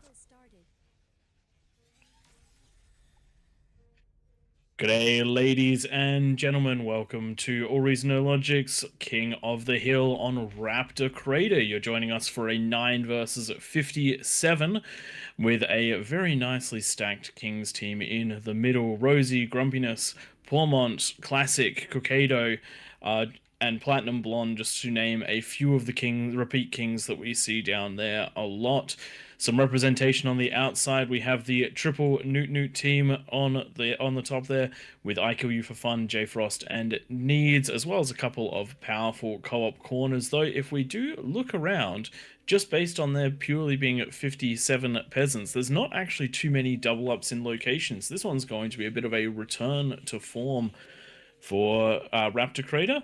Joining me in the casting booth is Twig and Tank Tom. We're going to be providing a bit of play-by-play. Just to run over the rules quickly, for those of you that are new to this one, the Kings get a plus 60 bonus. That helps them to... It's plus 65 in this case, actually. It helps them to scale exponentially. This is a game where the more eco you can roll out early, the faster you can get it at the end. Because that plus 65 bonus, you get 65% more energy out of your APHIS, and you get 65% more conversion per converter, which means you're looking at over 100 metal per second from a single APHIS. In the co-op corners, you're going to have a lot of players working together to get those early fusions up to come, bringing in the fire support at that 10-minute mark. 10 minutes, the lava will drop. The players will be able to go for each other. Couple of little things to bear in mind. There is no air. We do have a couple of slight tweaks to units in a few of these. I don't think too many in this one. And also, we do not allow structures to be used offensively. That means absolutely no Junoing the Kings inside the circle if you're the peasants, and no Junoing outside. Similarly, consider your placement of structures. It's all fine to build Rattlesnake, but don't let its range pass about this point here. If you do that, you'll be good to go. Twig, Tank, Tom, what are your predictions for this one? King's got this. Slightly less peasants than we've seen in the last few weeks. We're usually around the 70 mark by the time we play Raptor Crater. Tonight we've only got about that 60. And some very experienced Kings that you named earlier. We do have a few names that I don't recognise here. We've got a weird tactic here. We're building beavers instead of the normal construction vehicle. Do they have more build power? They've actually got less. So I'm wondering what the advantage of this is a south lane on Sneaky's lane. Is there a advantage of building beavers over? Are they cheaper? Not too sure. Anyway, more expensive. I think it's just that there's a beaver. There's 3. Doesn't matter. I was just wondering. I was curious if that's an advantage to build the beavers, the amphibs, over the normal construction vehicles. Vehicles are the name of the game here for a few players. In fact, over half of the Kings seeing going vehicles. More of a vehicle-favoured comp for a lot of these. I know vehicles tend to be rather strong once you get to that 10-minute mark, but we're seeing more people building with them And a lot of that could be that because you've got the additional move speed, getting out to the mexes takes a while. So being able to actually get those units out there and get those metal points up as soon as you possibly can, whilst the lab might be slightly more Rosie's getting expensive. partied. Yep. All Just- right. Oh, you get to test out your new abilities. Yeah. What's the command? I don't know what the command is. I had these all set up beforehand, but I don't have them set up now because my computer refreshed. No, I don't know what the command is. The joys of a reset. Yep. I reinstalled bar a couple weeks ago trying to fix an issue, which turned out to be something at the ISP end. And now all of my bar settings are different. And I had to change back to legacy rather than dealing with grid keys because I didn't want to complain that I'm bad at the game like Twid did for 6 months or so as he was transferring between the two control schemes.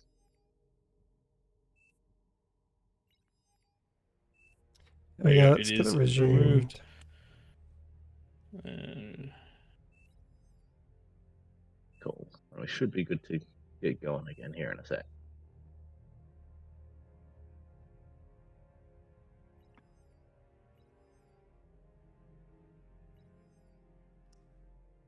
All right. Gonna have to edit this one out if I remember.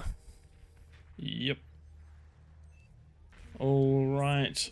And we're back to it. Just a small rule break just there with a couple of artilleries shelling down on Rosie. Rosie does seem to be at the butt of this quite a few times. I think it happened last week as well, but it is all sorted now. Just remember, do not attack even if it is with ranged units before the 10-minute mark. The lava barrier should be a pretty good indicator, but the artillery is the same as well. Jumping back into what you were talking about before, I don't see any particular reason that the Beaver is better to build than the construction vehicle. It is slower, it has less build power, it costs more to build. I think it might have just been a misclick because we've never seen them before. Yeah, quite possibly. Looking As in the we were middle. saying, vehicles seem to be favored recently, partly because they've got a faster move speed and they've got more build power per unit.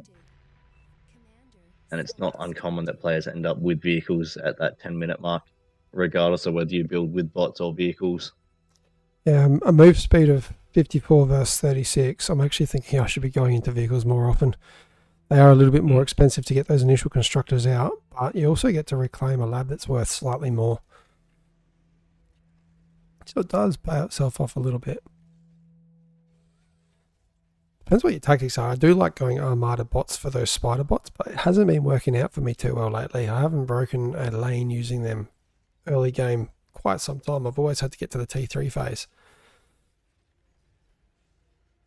I definitely enjoy breaking lanes with T2, but I've moved back towards the T3 strategies because the T2 just ends up becoming a metal donation to the next player along the line. If you can't keep that momentum up, you tend to fall a little behind. What I do like to see is when the T2 player does manage to break the lane, the middle player quickly spams their first T3 down that same lane, hold that advantage and keep it going, especially units like demons. If you can get a demon or two up on those hills, you can use the attack ground command, just clearing the way for any commanders that might be in front of it and doing a lot of damage. Probably my favourite tactic in King of the Hill for Raptor Crater. Looking around the outside, Cookie's Jalio has managed to get their fusion reactor down, not built by the 6-minute mark, but it is down and running. With the reclaim from that advanced vehicle plant, it should be up and running. You can see that there's a couple of the T2s going around here as well.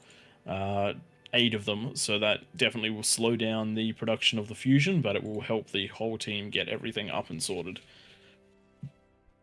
And keeping that look around top right is got 2 construction T2 advanced bot labs going up at the same time. You really want to commie these ecos because there is almost no advantage of doing it this slow way. Just a real slow grind, and Yeah, you'd have all your T2 mixes upgraded probably by the time 2 players actually build the 2 labs. 4 With T2 +8, labs out there. with +8, you're talking about over 350 seconds to get that T2 lab up. What have we got over here? We do have a agitator Martifa. There's nothing wrong with building the static defenses. You just can't build them where they can shell down to where those mexes are. The Kings need to be able to defend those ramps.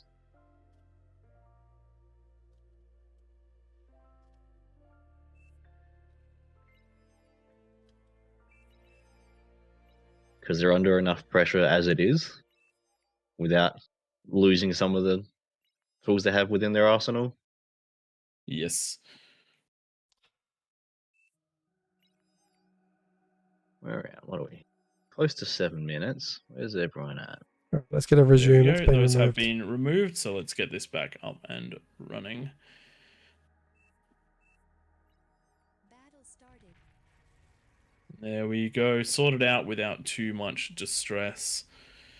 Good catch and a quick reaction there. Back up into the action with 3 minutes to go. Let's have a quick look around and see exactly what's going on, the state of the game.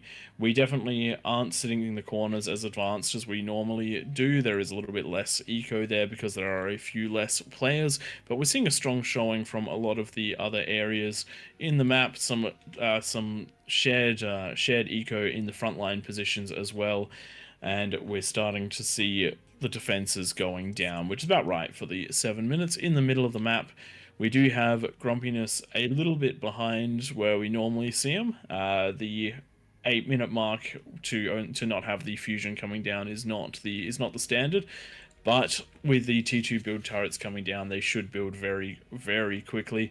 Around the outside, we do also have a APHIS coming up for Pormont, which should be done with a minute to go. That's not a lot of time to get the defenses and to get the units out, but it will power a lot provided that he survives.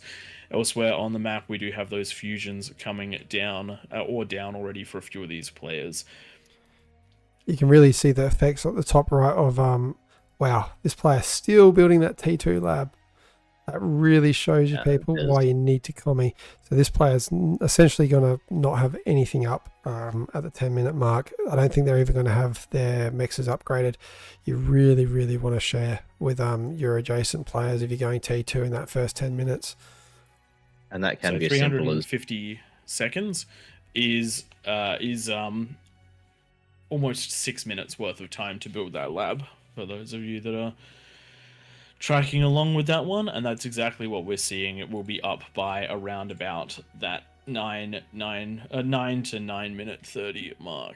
You look at the top left, you can really see the difference of co-oping properly. APHIS, Fusion APHIS beautiful. Before the 10-minute mark with only a handful of players is a very strong, very, very strong play. However, some of them aren't quite up and running fully. So for example, Cookie's Edamon needs just a tiny bit more energy to continue powering that metal extractor, but looks like that's going to be all sorted out by the time we go through or transfer it over to the player that's actually building with the APHIS, so that then they're all nice and powered. 30 seconds to go. Let's have a quick bandbox to see where the peasants are at and where the Kings are at. Only 200 units on the map, and a nice chunk of them are sitting in on the bottom right, the top middle, and some on the bottom left hand side as well. Kings, only a handful of units out for them, a couple of T2 units, some welders, a couple of hounds, nothing too crazy, but plenty of undefended space for the peasants to move into. Lane at the very bottom with Sneaky, very, very light on right now. Similarly, at the top of the map, Quest is going to be struggling too, especially since that is one of the lanes that the units are going down. The lava has dropped, by the way, thanks to Chronographer for that beautiful lava and all of the settings around making it drop. And now we're into the fight. Those ticks are going to make it oh dear, comfortably through that build power. Sneaky, what are you doing? There's nothing. There's absolutely nothing to stop this. If they grab that build power and roll into the center, that's going to be a huge problem. It only takes 2 of those build turrets for them to mass react, and that in everywhere else on the top side of the map, similar story. The pawns, unfortunately, though, finding the handful of defenses that exist, so it is just the pawn. Sorry, the ticks that are going to be doing the majority of the damage. Can you imagine if this these peasants had more units out down this south side? That would almost be game over for the kings.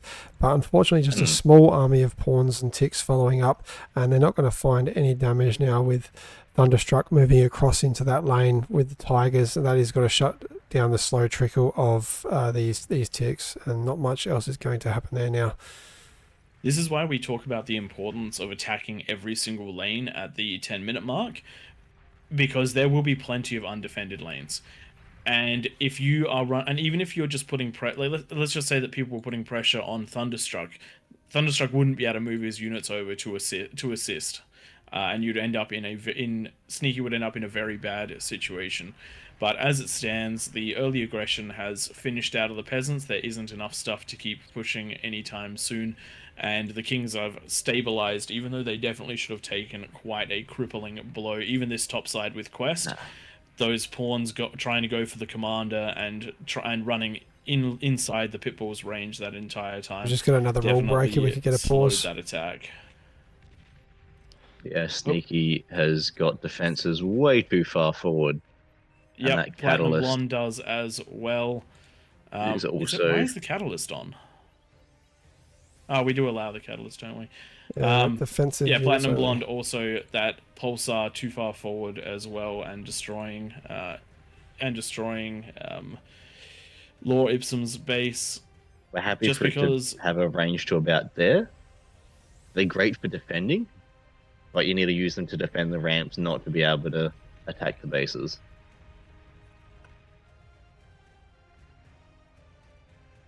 For a lot of those T2 units, you have to sort of stagger those defenses back that little bit further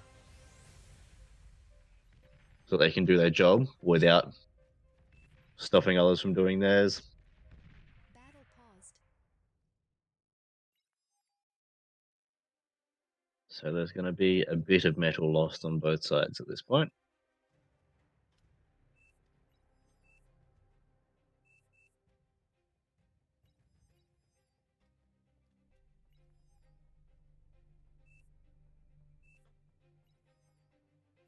That'll be fine. All right, let's get a resume. Got to make sure that you only build defenses that are used for defense.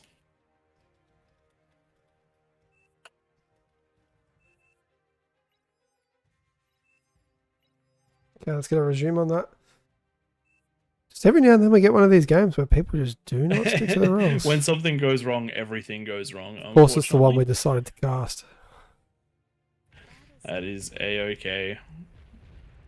So you can build anything that can not reach the mexes. Still got that persecutor there. He's not. He's reclaiming them instead of control D'ing them. All right, at least they're not firing. Alrighty, let's have. I'm just going to get another pause. Sneaky's going to go. He's using that persecutor. Yeah, I've told him to remove it a few times.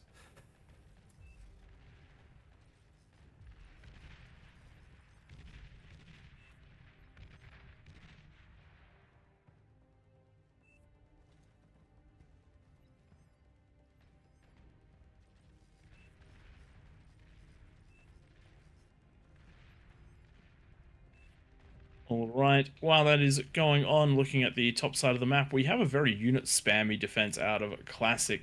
All these grunts. How is he making them move around like this? Is that going to be just a move? No? They all look like they're on different patrol commands. This must be a widget or something along those lines, or just a ludicrous amount of control. But it looks like he's just grabbed cool them and given them a whole bunch of move commands and well, spammed them across. We even just got a Juno on a king. What is happening? Oh gosh! When it rains, it pours. Yep. Where did that Juno come from? I'll find out. I'm just kicking the player. I'm over it. Yep. If you guys can find a Juno, this is now a different type of game. Okay, that's come from Sentinel 6. You're out. Sorry, mate.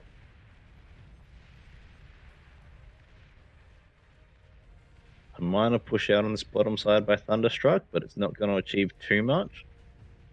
There wasn't many defenses on that ramp. He's going to get a fusion, but that's going to be about it. Commander, self-destruct. Fusion and a comm, which isn't going to be enough to stop much of anything realistically at this point.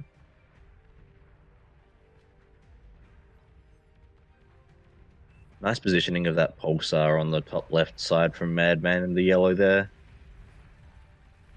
Up on his ramp, and it comes just to the bottom of the ramp, so it's going to do its job for defending anything pushing up, but it isn't enough to be able to push or to stop Classic from also defending his end as well, which is what we like to see.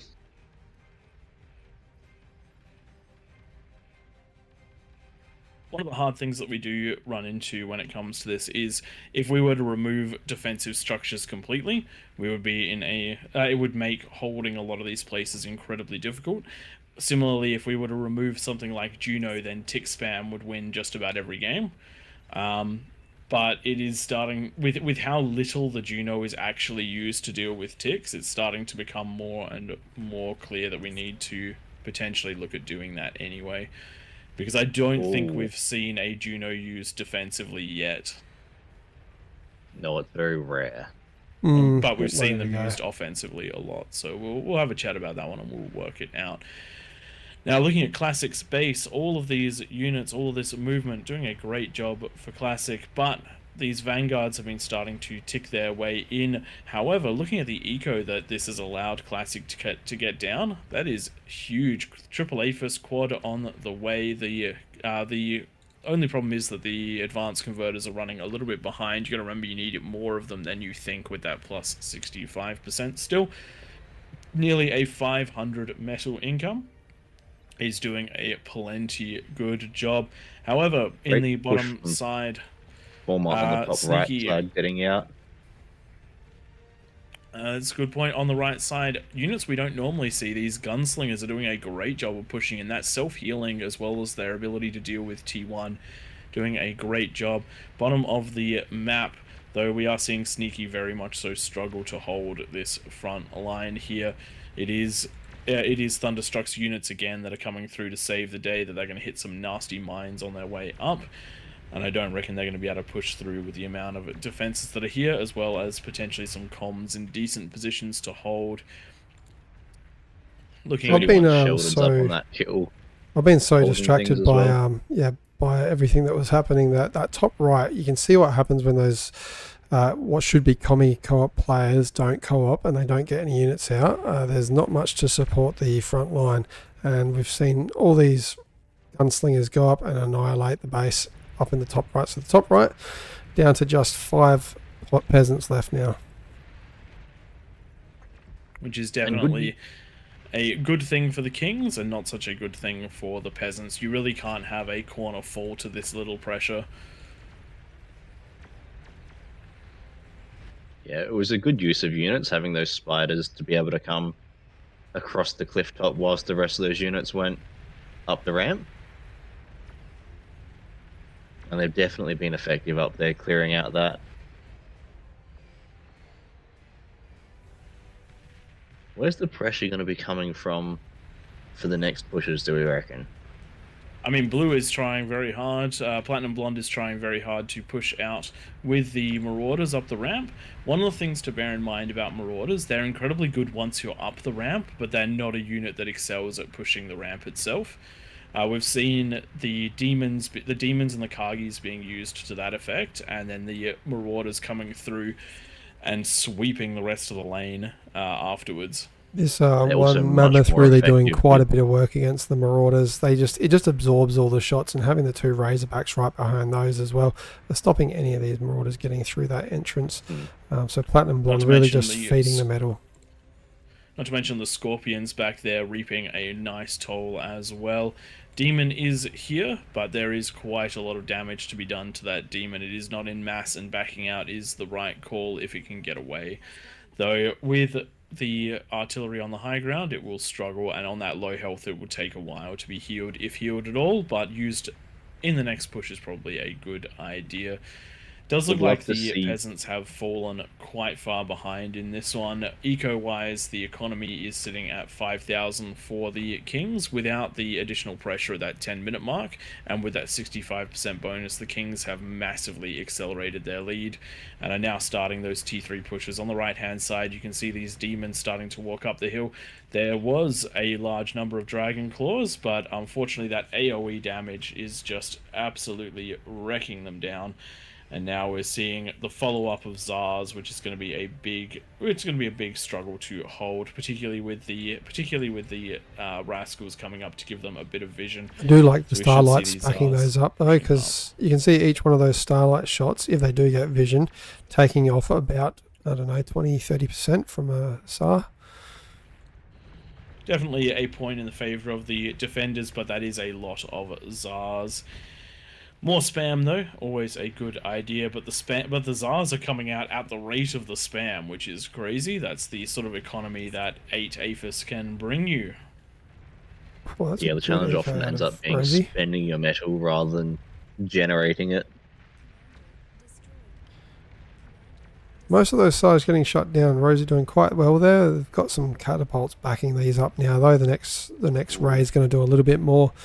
Zooming out, you can really see how much the Kings have just come online. Almost every King coming out with T3 now. We've got Shivas going over to the left. We've got Razorbacks top right, and commanders for peasants are dropping down in numbers. We're down to 39 from, what did we start at, 60-ish? Somewhere in that ballpark. Really good D guns out of Pappy though. Or Palapicap. I'm pronouncing the names in these games. Almost as When you end up challenging with as this adhering many- to the rules. With this many units, those commanders only get a couple of D guns off before they die to the massive damage that's rolling up these ramps.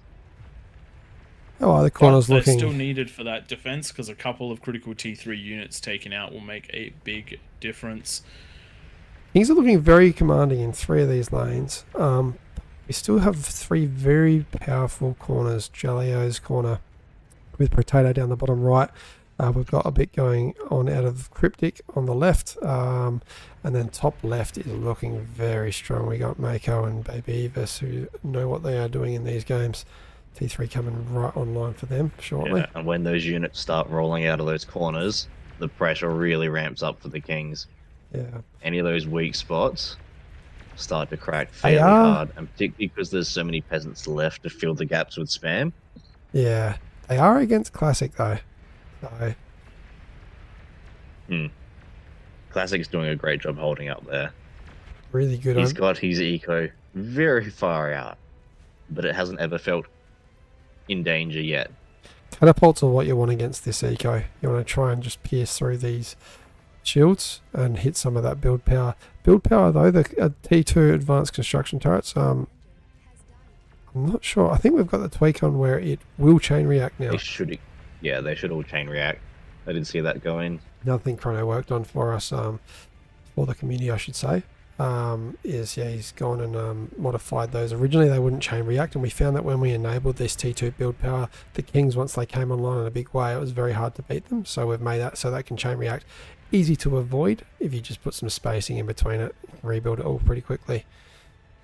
The people don't areas get that the Kings are somewhat balanced out in is that all it takes is a single raid to cripple the Kings. Because they're so close together, if you take out the right sets of eco, they will chain react through, and once you're in, defenses have to be moved around and the unit cap becomes a problem. If that build power doesn't chain react, that is one of the bigger problems. Looking here on this bottom left hand side, counter push by the peasants. They've found all of those tremors that Thunderstruck is using, and they've just come in and landed on them. The tremors set to fire on area, so not defending themselves at all against these units, and now that massive amount of metal and tremors being mostly taken down. Unfortunately, no T1 to back this one up. If there was T1 to run through here, the peasants actually had a clean shot into the base. The only thing they would have to contend with was a single twin guard. Everything else was open until they hit the very middle. So that is one of the big things to bear in mind. Coordinate with your allies.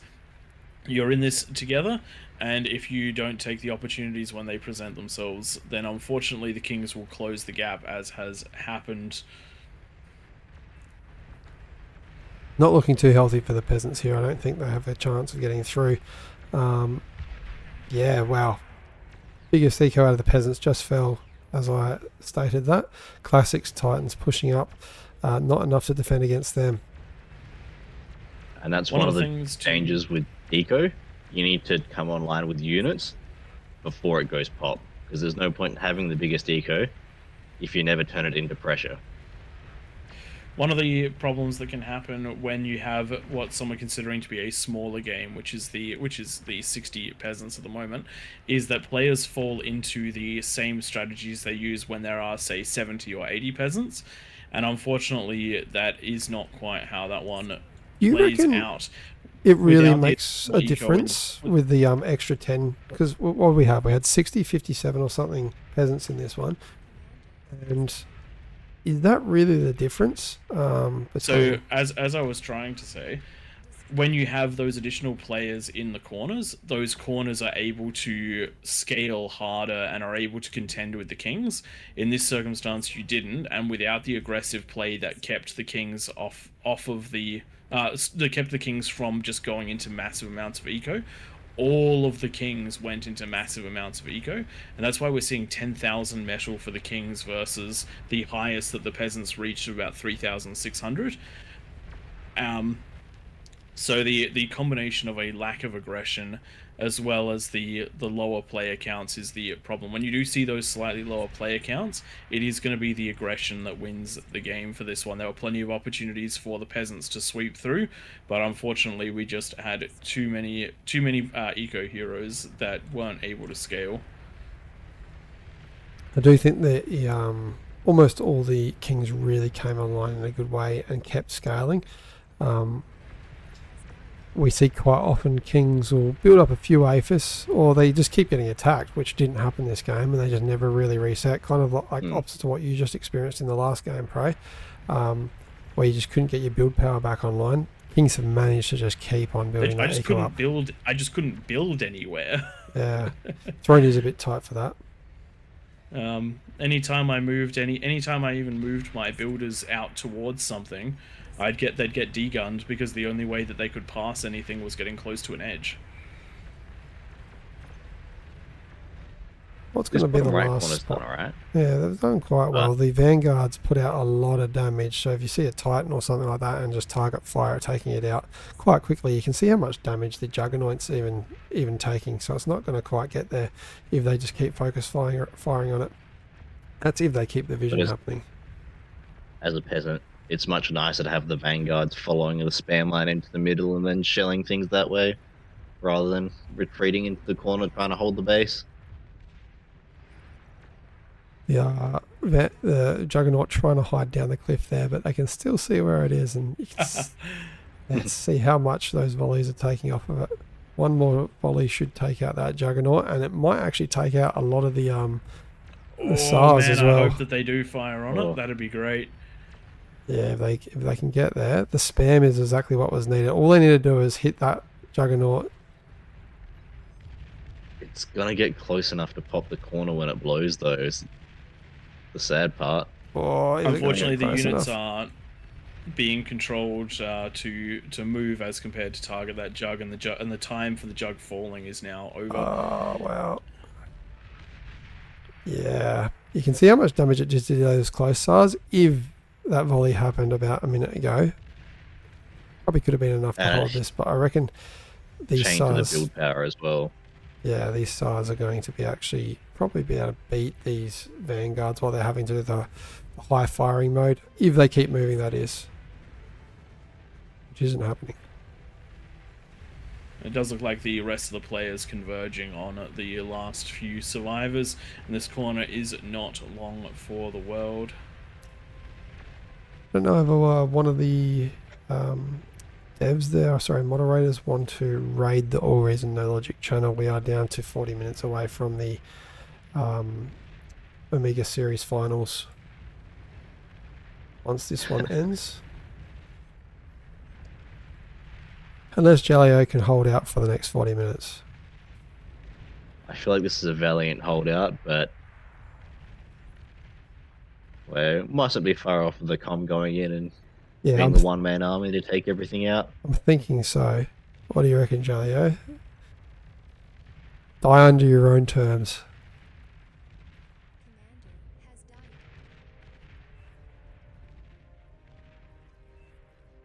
has died. We're all waiting for it. It's not uncommon these days that we see a bunch of the kings start blowing their own economies right at the end here. Once they've well and truly confirmed that they're gonna be able to wrap things up with what they've got.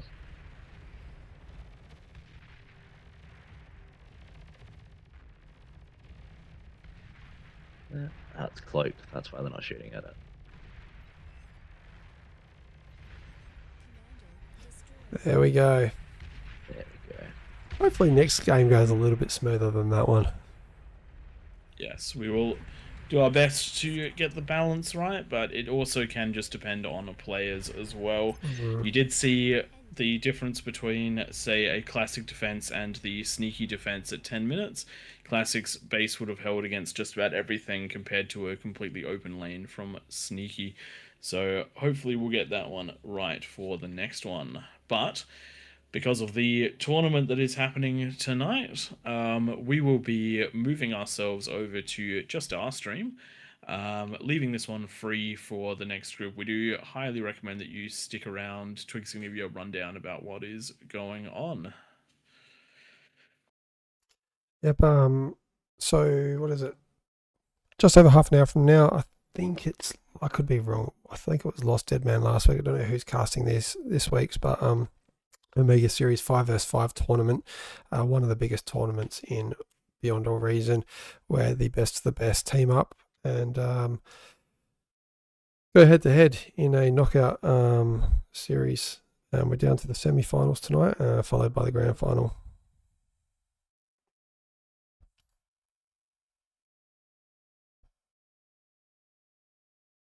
Right. Looks like it might be Alrighty then, a hopefully small again. Flo or OP Man will be able to set up the raid to our channel, and then we'll let you know when the cup goes, when the Omega series goes live.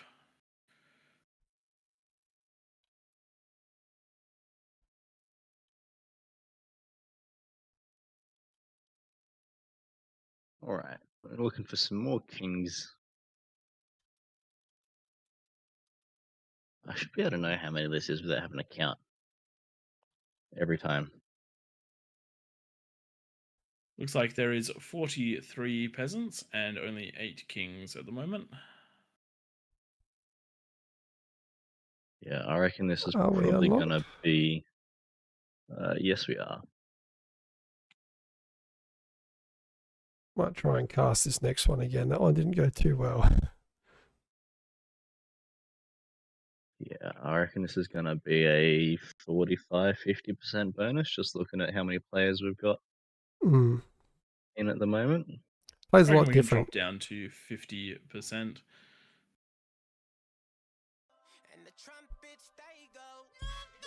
And based on the fact that we've got a few, well, not many players down there, I'm happy for whoever wants to stay can. Cheers for the raid, Grumpiness. Got a new tune for the raid going on. Yes.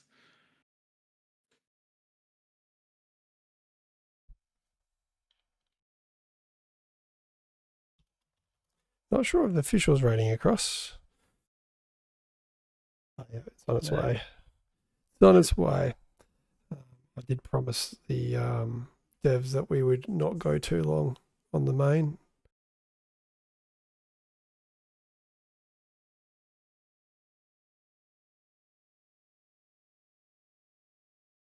Just while we're getting this one ready, are there any players up there as peasants that haven't had a go as a king before and want to have a go? Because this is a great game to do just that. With slightly less peasants, you got more of a chance, less of winning, less chance of being raided early. jump on down there. We'll have 9 kings in the middle. There's 2 more spots.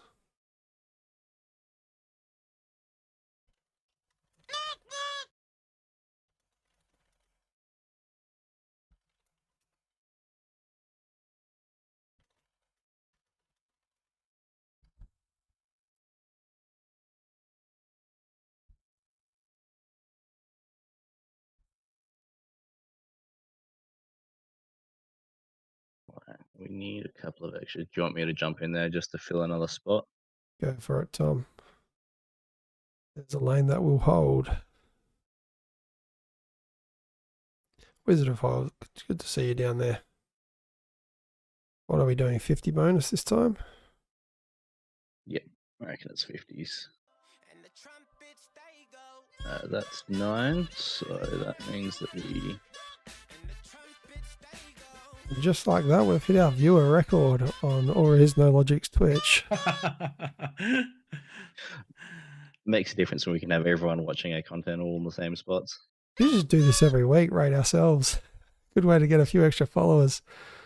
Just going to throw it out there, but do leave a follow, and please do leave a follow for it. It does help us. It does help us out a lot. Thank you to everyone that's following. That's a lot of notes that we're getting.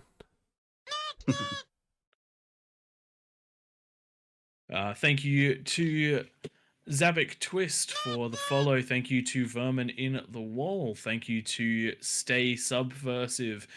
Thank you to Scarlet Cry. Thank you very much to Sign Sorry. Thank you to Spaz Toller. Thank you to Vernon961. We really appreciate the follows. Thank you to Merzin, I think Merzin, and apologies to anyone whose name I have mispronounced.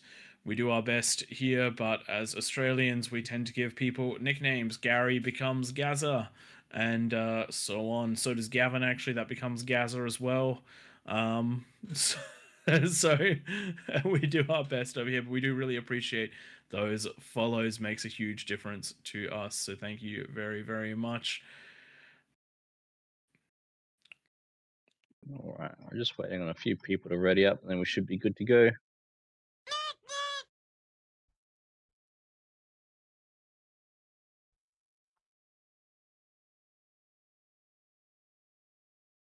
What's a nickname for grumpiness? I think it depends. If you're a grumpy person in real life, we'd probably call you happy, and if you're a happy person, we'll probably call you a grump.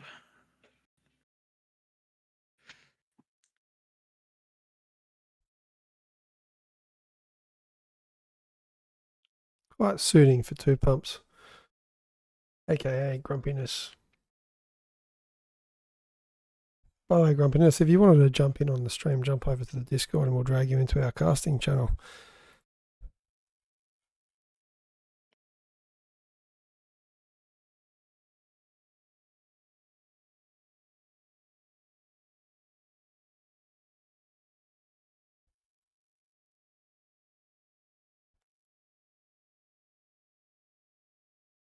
We good to go, guys? We're at 9 verse almost 60. Yeah, we should be good to go, I think. Double checking there's no left behind bonuses for those peasants, and then that is that. We're good to go. Please ready up, everyone.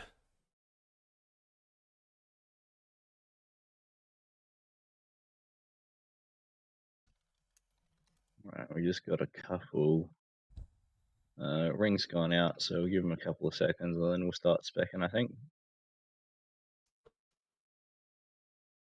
And that looks to be good.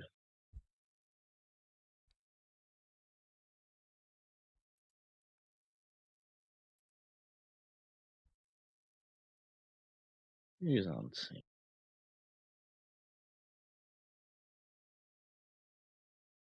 Oh, we got everyone here in stream as well. In 3 weeks now, it was going to be 2, but we're pushing it back a little. We do have our 1 year King of the Hill anniversary.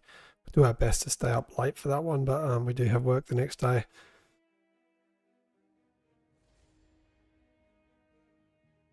We'll bring along Yeah. some devs to interview as well on that one.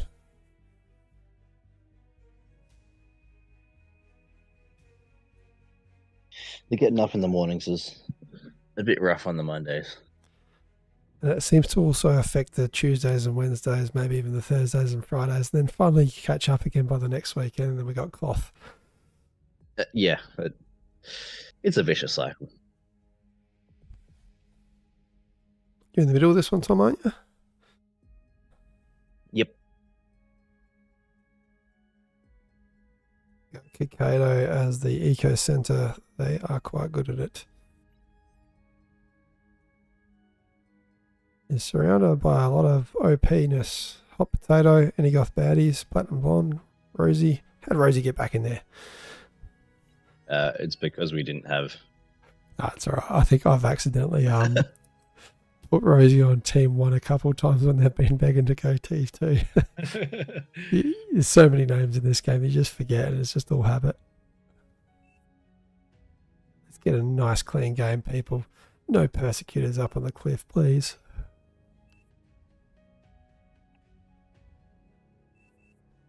Just posted the links to our channel instead of the rules. I mean, that's worthwhile joining as well. Now, instead of posting all the rules, I'm going to post this rule again and again.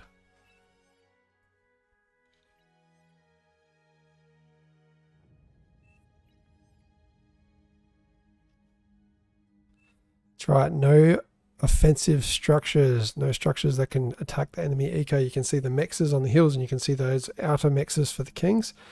Please make sure that you cannot reach them with any of your structures. And if you do get Junos up, you're only allowed to Juno the ramps or your side of the lava where it starts. So if you want to Juno your own base, go for it. Which, by the way, is actually 100% the right call sometimes when ticks come flooding through. I am waiting for the day that the player in the middle builds 8 Junos for defenses and just starts Junoing friendly bases when they're getting absolutely swarmed by ticks. It's actually a really good idea because most of the radars are around the outside of the king. So if you're killing your own radar in the middle, it doesn't matter if you're killing the ticks that are in there as well. I like it, bro. Yep. It is smart. Pro Players Bar.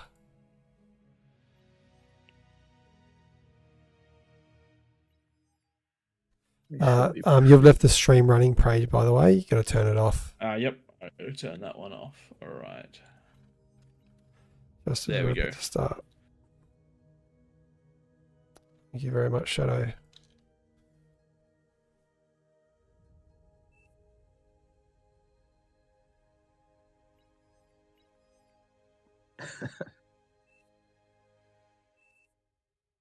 Are we about ready for a forced start? I reckon so. I've got a record going this time.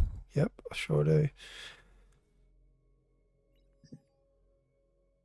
I want to see some better eco out of those corners for the peasants this time because we still have a lot of experience in the middle. It does surprise me that more people don't want to try it as a king. I love the pressure, the test of that APM. And it doesn't feel as bad dying when you're like up against 5 people at once. It's like, yeah, I tried, had fun.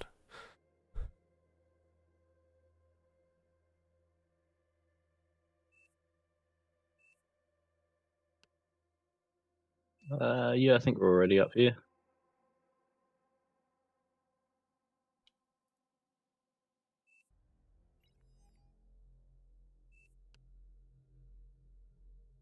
Battle started. Ladies and gentlemen, welcome to a 60 versus 9 King of the Hill on Raptor Crater. We had a bit of a King absolute wash in the previous one, so we've swapped things up and we've given the peasants the tools they need to move on. Very sorry to our light blue player. They started noughts and crosses here, but nobody played with them. That is no good. Quick pause here. We'll work out what is happening. It is too early for there to be a rule break, so we're just going to wait for that king to catch up just a little bit. If it's a peasant, we unfortunately for the peasants do have to keep things running, but for the kings, we do have to pause for them because 1/9 of a team falling off is a big problem. 1/60th, not quite so much.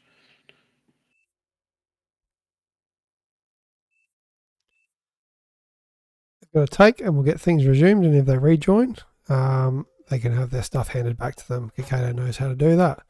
Let's get things underway. At least at this point, it's all fairly similar build queues.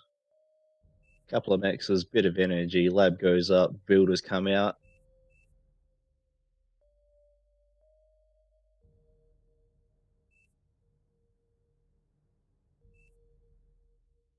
Looks like I'm doing a bit of stitching together on the replay with this one.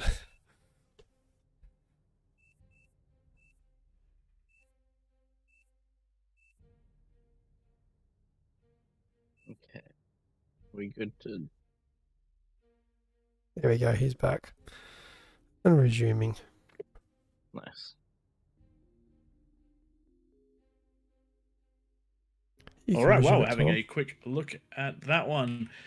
Let's have a quick look up here, see if we've missed anything here. So, thank you to Nerdicus for the follow. Do appreciate that one. And I think that's as far as we go. Two Pumps, thank you for the raid. Massive fangirl in the chat. We do appreciate that one a lot. And now we're back to it. After that quick pause, we've just had the king catch up and we're ready to go once more. Quick run over for the rules for anyone who doesn't know. No rush 10. Oh, back to a, yeah, he's still lagging. Unfortunately, if this keeps up, we will have to pass him along to somebody else. We do really appreciate you joining us, that is Robot Wizard, I think. Robot Wizard. But if the lag takes over, we will just have to deal with that. It is a sad truth of large event games like this one. We have to do what we have to do to make the event roll. Does any spectator want to be king? That's the question that's been asked. Can't force them in there. Flo is online with those OP powers.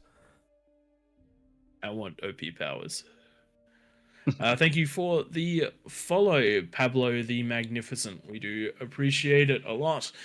This has been, I think, one of our largest follower trains that we've had so far. We've bumped over that 200 goal, and hopefully over the course of the next little while we'll end up finding 10 more subs, and then we'll bump over that goal as well, move into the next level of our Twitch career.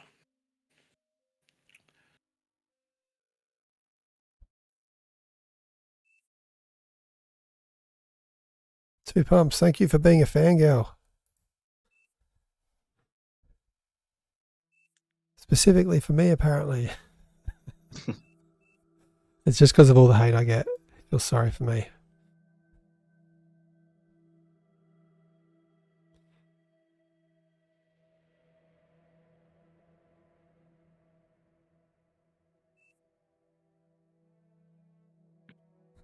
What is happening? Can we get an update? Yeah. I might drop down and say hi to the others. Yeah. If we can't get a resume, Tom, you got the ability to just resume it and do the take yourself if Kikado doesn't want to. Battle started. We are looking good. Alright, time to stitch it back together. Let's have a look around the outside now that we've got things back underway. I reckon the top right is where we're going to watch out for the kings. We've got Chronographer, sorry, the peasants. We've got Chronographer, Jaleo, Teslang, Veron, and potentially these other players up here. Yeah, we're sharing some mexes. That corner looking to get Komi Eco out and rolling. Not so much anywhere else. I cannot see Komi Eco going on. Couple two-player commies. But maybe like last game, we're not going to get those strong showings out of the corners, which you really do need. You need units out to defend against those first king pushers. Kikado getting all the T1 constructors they need out to each of these mexes. I do like to send 1 constructor per 2 mexes to get them online as quick as possible, especially if going with bots. Vehicles can get around a little bit quicker. So that's my usual build. But a lot of the builds that we see lately are vehicles, but not many this game. Every single, all but Tom going into the vehicle, the bot labs, and you are trying out those vehicles, seeing if you can get any benefit out of the extra build power and the extra speed from those tanks. Tom, what is your plan? At this stage, it's just get the eco off and running,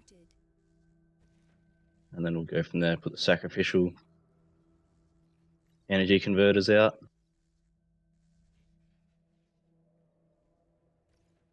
I have been zooming around the map following what you've been saying, only to realize that I'm not even live anymore, which means I can do what I do best, which is look for those play-by-plays. That is a nice thing to do when you're not casting, just being able to pick out those things that get missed. We miss so much casting these games because with like nearing on 100 players sometimes, a lot of players sneak through the gaps. You guys probably think when you watch my stream that I zoom in and out a lot and I move the camera a lot. Oh, you have no idea. You have no idea what it's like when you're not here. I get motion sickness if I'm ever at Prey's house watching him play games. So I basically have my finger permanently on the scroll and I'm going in and out almost the entire time. And I use it for movement across the map. I can see it in my peripheral through OBS, and that would be disgusting to watch. I'm seeing a bit different build here out of Kikado. Going into the solars, they take no energy when building, only metal. So making sure that he's not bottoming out when he doesn't need to. An eco, keeping that energy bar right in the middle there, not maxing out, not overflowing, has the ability to convert the metal if needed to. And now going into that T2 lab. So I don't mind this.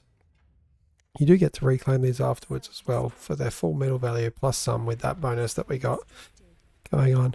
A few commanders destructing around the base. It is really interesting when you see them getting destructed on the low ground because you need to be able to reclaim them through the lava that they create when they explode. Even some of the Kings now going into detonations. We've got 3 of them. So the King's down to just 6 commanders. If you can find those 6 commanders, you will get the win as a peasant. I do like to keep mine alive, or at least if I do destruct it, make sure that I don't reclaim the entire thing. So I'm reclaiming some of those builders to get his T2 lab up. Do remember you do have that metal storage there, Tom, that you can reclaim as well. That will get this T2 builder out nice and quick. And those You just often forget that I've done that, and then you reclaim your T2 lab and lose. Typically what I do is I'll do 1 or 2 energy converters during my builds and my mexes. Make sure I've got plenty of T1 energy converters built because they only cost 1 metal each.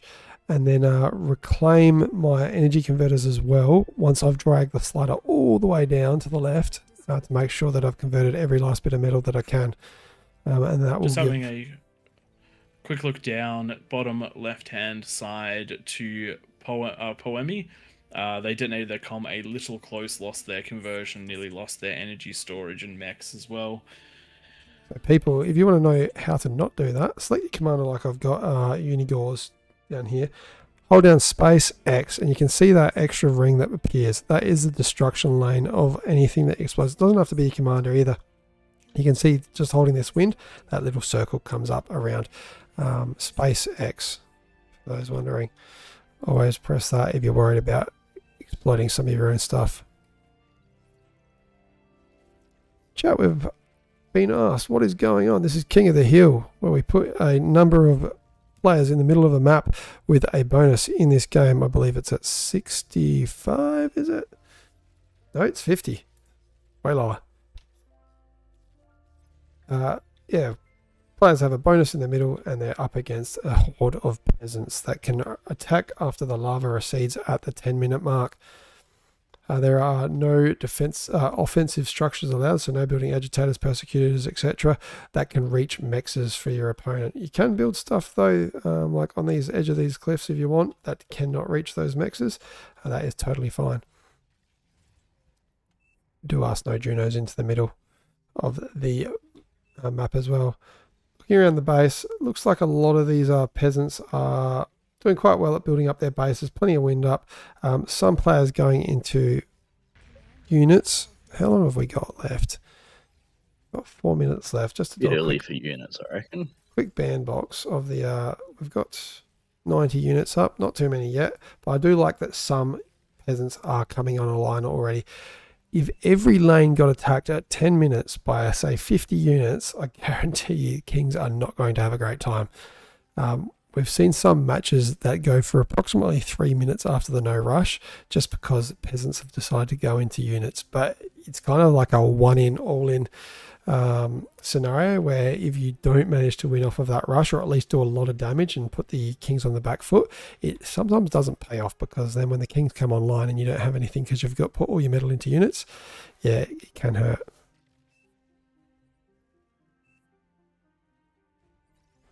So I'm going back into that T2 lab now that you've got your fusion up. So is it time for units? Starting to put up some... I didn't have a builder back in my base at all, so that was the quickest way to get it up. Yeah. What Tom's doing here is building his construction turrets ahead of his mexes so that any units do rush his lanes, he has a chance of defending. That's something I don't do. I usually build them up with that mex because I am susceptible, or you are susceptible, to any sort of towers that can shoot and reach that range. So you can build a AG, say here, that can reach like that. That is perfectly fine. It would be able to take out Tom's stuff, because it's not considered offensive if it can't reach the eco. First fusion up for Kakado. Going into that T2 advanced construction turret, that's going to be what feeds a quick transition into an AFIS shortly, especially with some of these solars being reclaimed, getting quite a good return.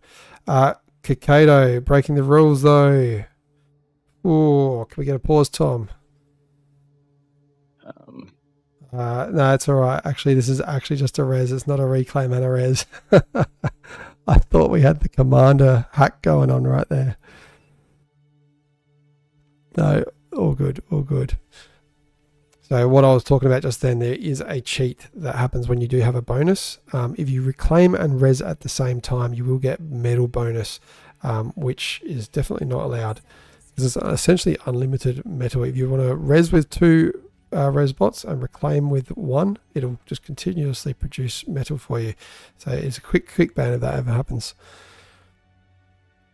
So I'm going into the fast Jaguars, great for defending against T1 spam. Really good early unit. Another unit that's really good at defending against the early rushes is the Pounders out of the Cortex faction. They push back the spam and do a lot of AoE with their shots. Almost every king looking quite healthy in terms of the defenses. Wizard of Hog, maybe not so much. Not having upgraded all those mexes yet. Still getting their fusion up with 6 seconds left. And yeah, this is one of the strong commie corners that they're up against as well. If T3 comes out of that corner, Wizard of Hog is going to have a bit of work cut out for them. Going into T2 units now though, with the sharpshooters coming up, and there goes the lava disappearing into the ground. And we do have plenty of units coming up here. Any goth baddies? Oh dear. There's a few spots that are going to struggle here. We've got a large number of units pushing past Robot Wizard's defenses, large number pushing past Keanu's, and we're about to have a large number of pushing through Wizard of Hog, and we've got a large number pushing through Rosie's base. And down the bottom, any goth baddies having a bad time as well. Too little defenses, too used to those high bonuses. And we do have some major explosions going on. Build power down for Rosie. We do have the conversion down for Rosie, and it looks like there's plenty here to take out those fusions as well. That's going to be a complete reset for Rosie. Doesn't look like those units are going to make it into the middle of the map, though. Oh no! Platinum Blonde's getting gutted from behind. Thankfully, the reclaim just enough to pull those units in, as well as some help from Grumpy's Cookado. But Rosie is in a bad way right now, and that means that lane's going to be free to move in, and Wizard of Hog's not going to be able to help and close that one up because their lane is down. down to the top half of the map, doing a great job of cleaning theirs up with only a couple of mexes broken. Any Goth baddies doing a great job of recovering with help from Tank Tom as well. Tank Tom, great job there covering your buddy, but the danger is not over. Rosie's open lane is coming this time with a push of maces with the pawns, but there are quite a few fiends here. These should be able to clean up at least most of this with more fiends coming out of the way. They just can't be taking that chip damage from the maces.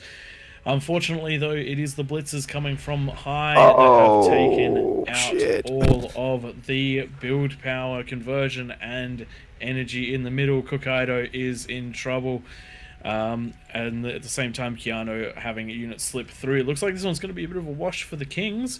Unfortunately for them, the aggression was high and the defenses were low. It's not over yet, though. Economies are only 50% in or 100% in favor of the peasants. If they keep this pressure up, though, it will turn into a bad time. This does mean, though, that the peasants aren't scaling very hard. The Kings will fall, though. If you want a bit of extra metal, Tom, you got a player that's just dropped out. Kakado has left the middle of the base, so you could do the take command and get a few extra mexes and extra com, maybe help that middle. I just want to point out any Goth baddies went into quite strong defenses with the Scorpions, but they are not good against T1. They take too long to shoot, and that's what happened. So many units got through them because one shot every couple of seconds isn't going to take out ticks very quickly. You want to cover a couple LLTs in there as well. So for those of you that really want to go deep dive into this, because I think we will while the middle is being run over, to defend your lane, you need a mix of things that can deal with T1 and T2, predominantly T1. Your best defenses against T1 are your pop-up are your T1 pop-ups. They are your twin guards. They are your beamers. If you're looking at units, pounders are absolutely insane for defending rush units like ticks, pawns, and thugs.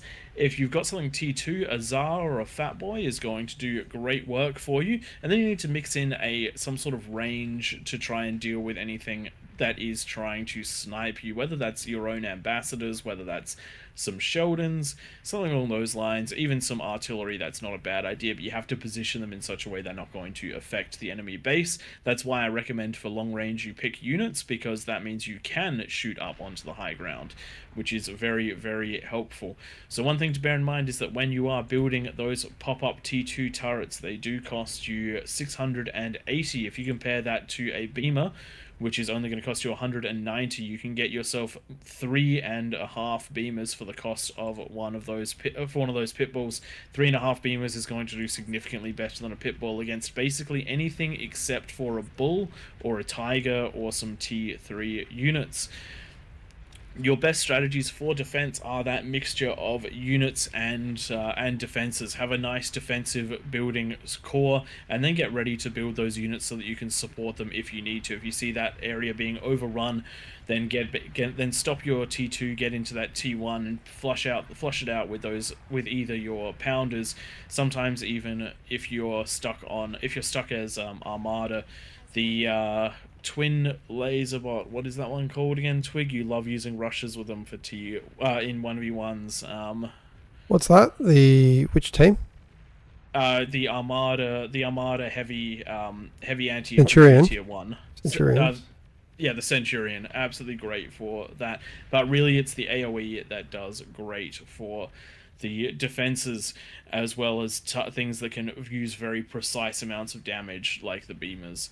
Tank Tom doing a good job of holding back the rush into the middle. The Kings are holding out best as they can, but with the current income discrepancy being 2,000 metal, with the Kings sitting at 600, not going to go super well for them, as we do see that T3 getting into the middle of the map. Tank Tom's comm getting pushed down by those Razorbacks, with those grunts getting in behind to try to take him out. King's just down to 2 commanders now. Any Goth baddies and hot potatoes, both in safe positions, but we don't know how long for, especially with these Fat Boys pushing onto any Goth baddies base, having to focus on the bigger threat, which is those Razorbacks coming out of the top right corner. and being microed quite well away from any sort of threats, but these fiends are just starting to jump on them now. They do have power issues, but still managing to shoot those Gatling guns and kill most of the onslaught.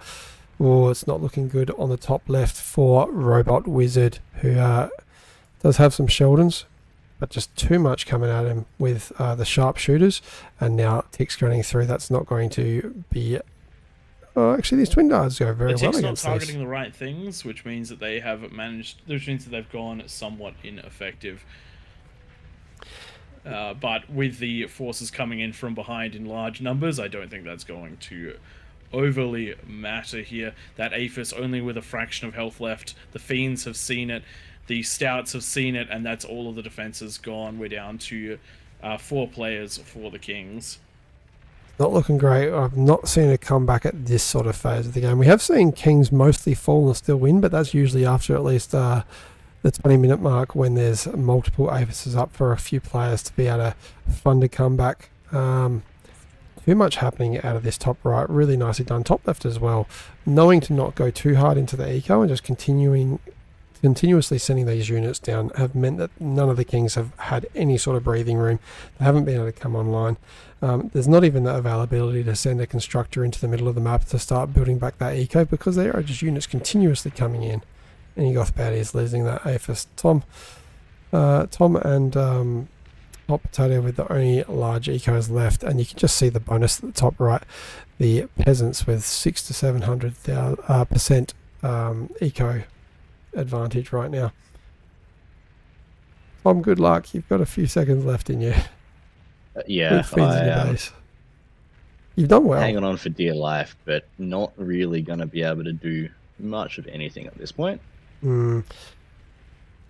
Probably at this stage, it's almost give up, just have fun with it. To defend against this sort of stuff, you need to be putting down a bit of pork to stop these Razorbacks. They are currently going in to the red base, which has got that pork up online, and with that pulsar, that almost takes out a Razorback in one shot, taking about 90% off with just one shot. And these beamers doing the rest for them. And that's quite well defended out of Hot Potato, but not as easy to defend against about 60 ticks coming in, although they're not getting microed. It gets rough when well. You have to defend the back of your base. Yeah, and that's where Hot Potato actually means did quite well, but I think it is game over for you there. We've now got those few longer ranged hounds doing work from a distance, taking out that build power, taking out your conversion. Fiends are now rolling in, and you've got that Aphis getting smacked. Nothing to really stop this. We're going to see a pop in Tom's base. Who's is going to be the last? Because we've also got the same happening up north there. There you go, Tom. Hot Potato now. Build power goes down. Fusion's going down. And that Aphis, just the commander left over there. How long is he going to last with no energy as well? Really good showing out of the peasants this game. So we had that sort of aggression last game where we were having comments about Kings just having too much. I don't think it would have been the same story for last game where we saw the Kings win. Well played. Exactly, the power of aggression. Once one lane starts to fall, it really turns into a cascading effect. And with so much pressure put on so many lanes this time, that was a great start from the peasants. A lot of damage done. You can see in the graph there, damage dealt. A lot of peasants online straight away with damage dealt. And you can just see the Kings getting absolutely smashed there with the damage received. Metal produced. Wow. Yeah, three peasant teams right up there, and a lot not that far behind either. Real good eco scaling out of the peasants in that one. Nicely played, peasants. Well done.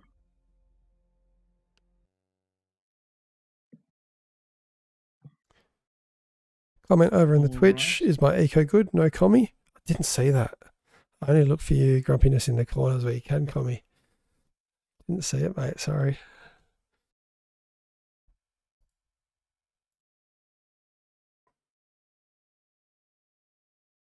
What's next, boys? Are you guys sticking around a little bit longer?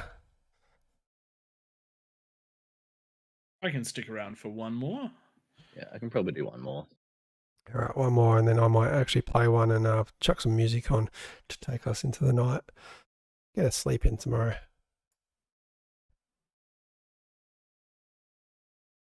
We do not have many who want to jump into the kings.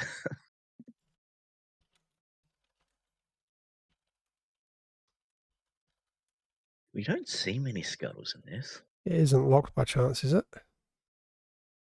It shouldn't be. Does someone say yes? Maybe not. There we go, arm wrestler down there. I'm going to put a bit of a bigger bonus on for the kings this time. We're just going to, for now, put it at 60. We'll adjust that depending on I think who it goes wasn't down there. far off last time. It was just the matchups. When you Thanks have for following Lucky Flopsy. Really appreciate it. Genuinely appreciate everyone that's watching and everyone that joins in these every week as well. It's been a complete change of routine for us, joining these every Sunday. We really enjoy it. I look forward to it every week. It's I used to hate Sundays. It's like Sunday nights. It's like, oh my God, I have to work tomorrow. Now it's like, yes, King of the Hills tonight. Like, puts me in a good mood for the start of the week instead of a bad mood. Ollie, also enjoying the fact that there's a public holiday tomorrow. Going to get that 60 bonus for Ollie. Good to see him in there. One of the AllReasonNoLogic regulars, and also going to star in the first couple of episodes of season 3 of AllReasonNoLogic's Road 2 series, where we've seen Tom and Prey in 2 separate series go from OS kind of starting position all the way up to 25, and then we're going to go on the journey together up to Road 30, OS 30. We hope. We don't know if it's going to actually happen.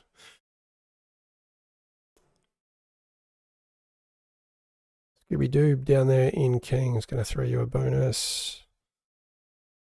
I reckon, what are we at, 50 odd? Depending who we get down there. If we keep the OS slightly lower like it is, we could probably leave it at 60.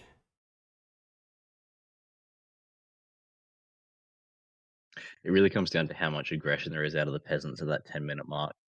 If they can stress multiple lanes at once, then if there's any weak points, you find them and you can exploit them. Whereas if you leave it to like 11 or 12 minutes, the weak points get filled in and then it gets much harder to push in. But You it's have to not find that- uncommon. You have Yeah, to it's find that that balance. Need that one more king. Who's the lucky last? Jump down there with Tom. He knows what he's doing. Tom, I'd love to see you take the eco position in the middle. That's one that I don't do overly well. That's why I want to see it. I want to see you fail. No, if somebody else wants to go in there, go for it. Tom just will fill in the gaps. He knows how to do pretty much anything in this game. Oh, we've just had another one jump down there. 2 kings. I'll let you sort that one out, Tom, now that we're at how many we need. Yeah. Do you want me to jump out for a cast on this one? Up to you, mate. Oh, we got another one as well. We might just rotate out those that haven't had a go. The other destroyer I haven't seen there before. Hawkeye haven't seen. I have lost track of who was in the last one. If anyone was in the last one that is a king and feels kind enough to jump into peasants, please do so and let us know so we can remove the bonus. Otherwise, we will just be a case of first in, best dress. Just going to drop our links into the game and then post the rules one more time before we set this one alight. Maybe come and spec Tom so that we've got one extra spot there. Yeah.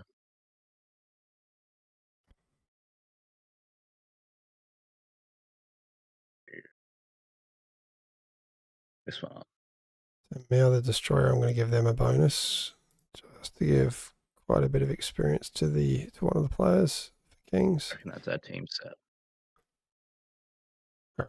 Looks good to me. We've got the 9 Kings in position. And we've just got one with a bonus in peasants. Did they move themselves? Probably. I'll remove that. There we go. That's done.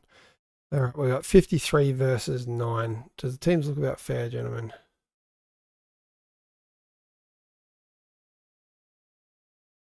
That all looks good.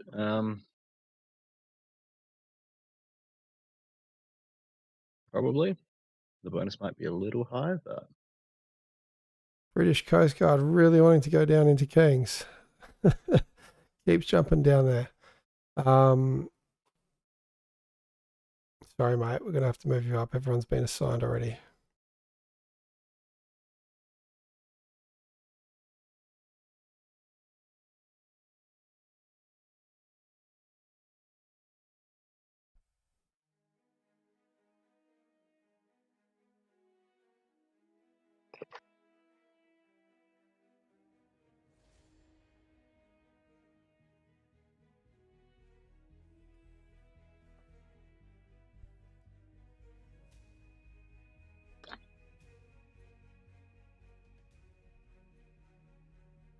Glad you're enjoying your Sunday's 2 pumps.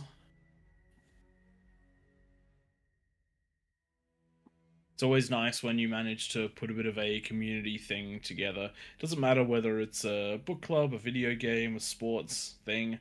At the end of the day, when you have something that you actually do that's sort of in a bit of a schedule that's sort of that you enjoy, that makes a pretty big difference.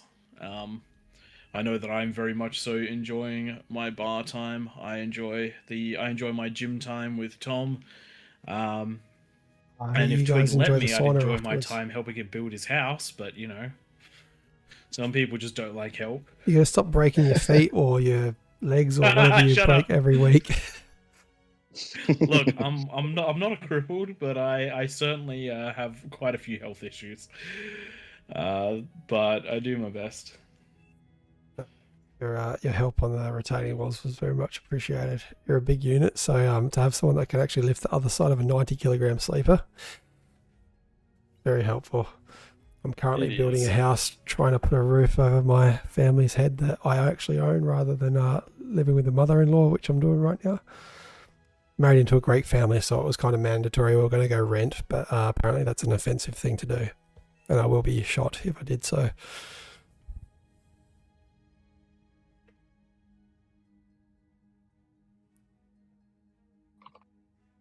Got arm wrestler taking that middle position.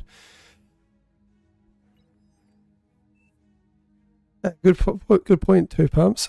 Grumpiness. He also wouldn't let you build prey. You're like a walking risk. That's a lawsuit waiting to happen. And Prey Death has quite a few powerful friends in the legal side of things in Australia here.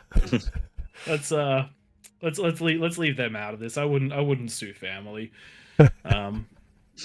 But yes, I am 100% a walking risk. I'm surprised that I was allowed to work in manufacturing, because I would not have let myself work in manufacturing.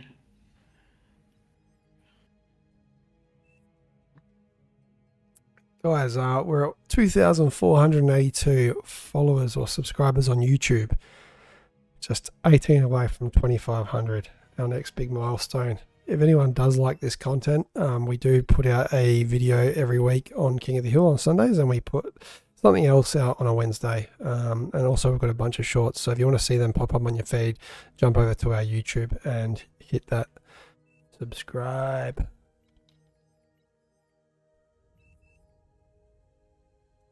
I just put those links there in the Twitch.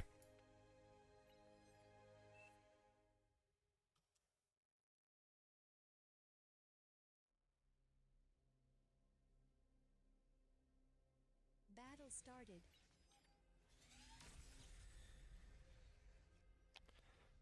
Welcome everyone to King of the Hill with AllReasonNoLogic.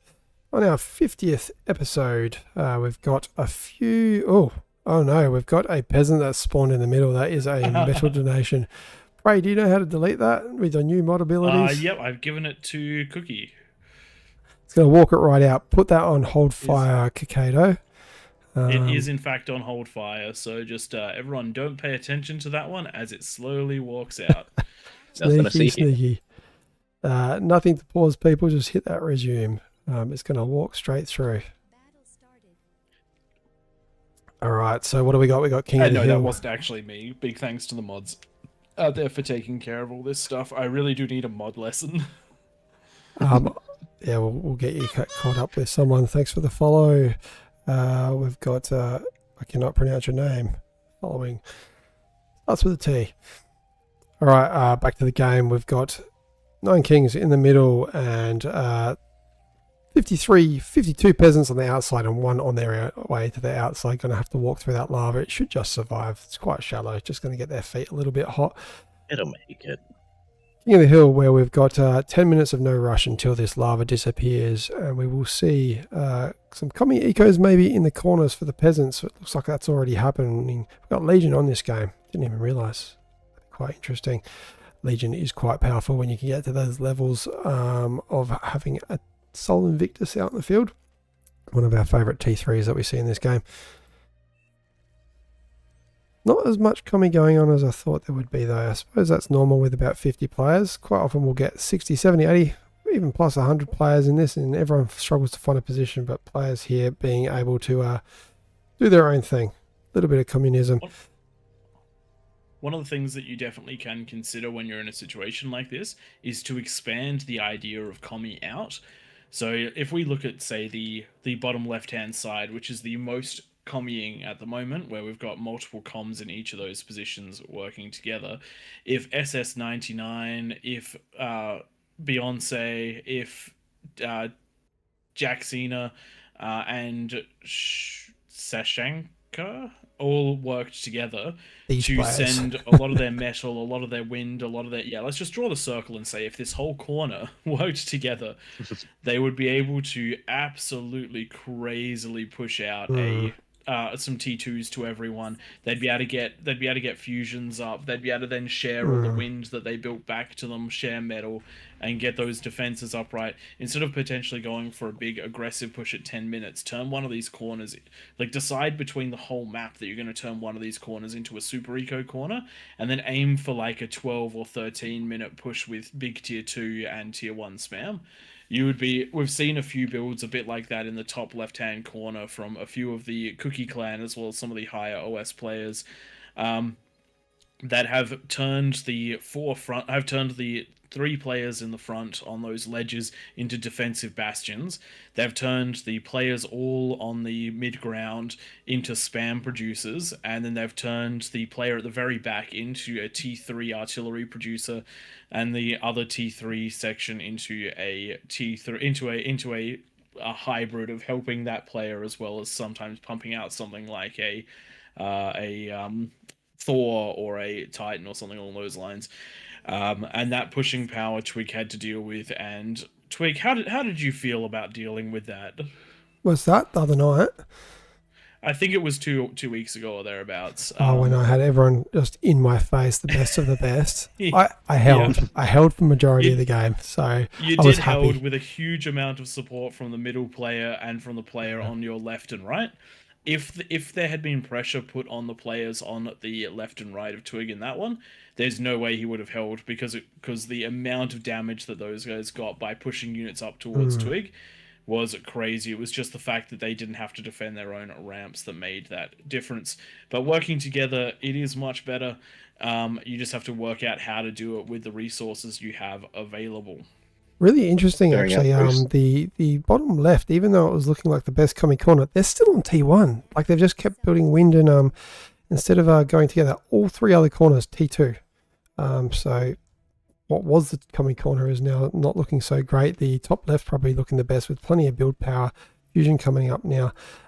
Just to touch on one of the tactics here, quite often we see, you talked about these players here that I'm circling, giving metal back here. Quite often they don't do that because there's the fear that they won't get T2 constructors sent out to them. If you keep feeding those commie players your metal throughout to like the 6-minute mark or something, to the point where they can build their fusion without having to reclaim their T2 lab, they will give you those units if you communicate with them. It's all about not stalling and be able to get that fusion up for them. So yeah, food for thought. Keep feeding them as long as you can, as long as you feel safe until you need to go into those units or those static defenses to play your role. In the middle, first fusion coming down in the middle. We've got No fusions up for anyone else. On a 6-minute mark, I would have expected a little bit more eco here in the middle. Normally by this point, you're starting to see those fusions going down. Yeah, Got a bunch of the T2 Maxes getting built.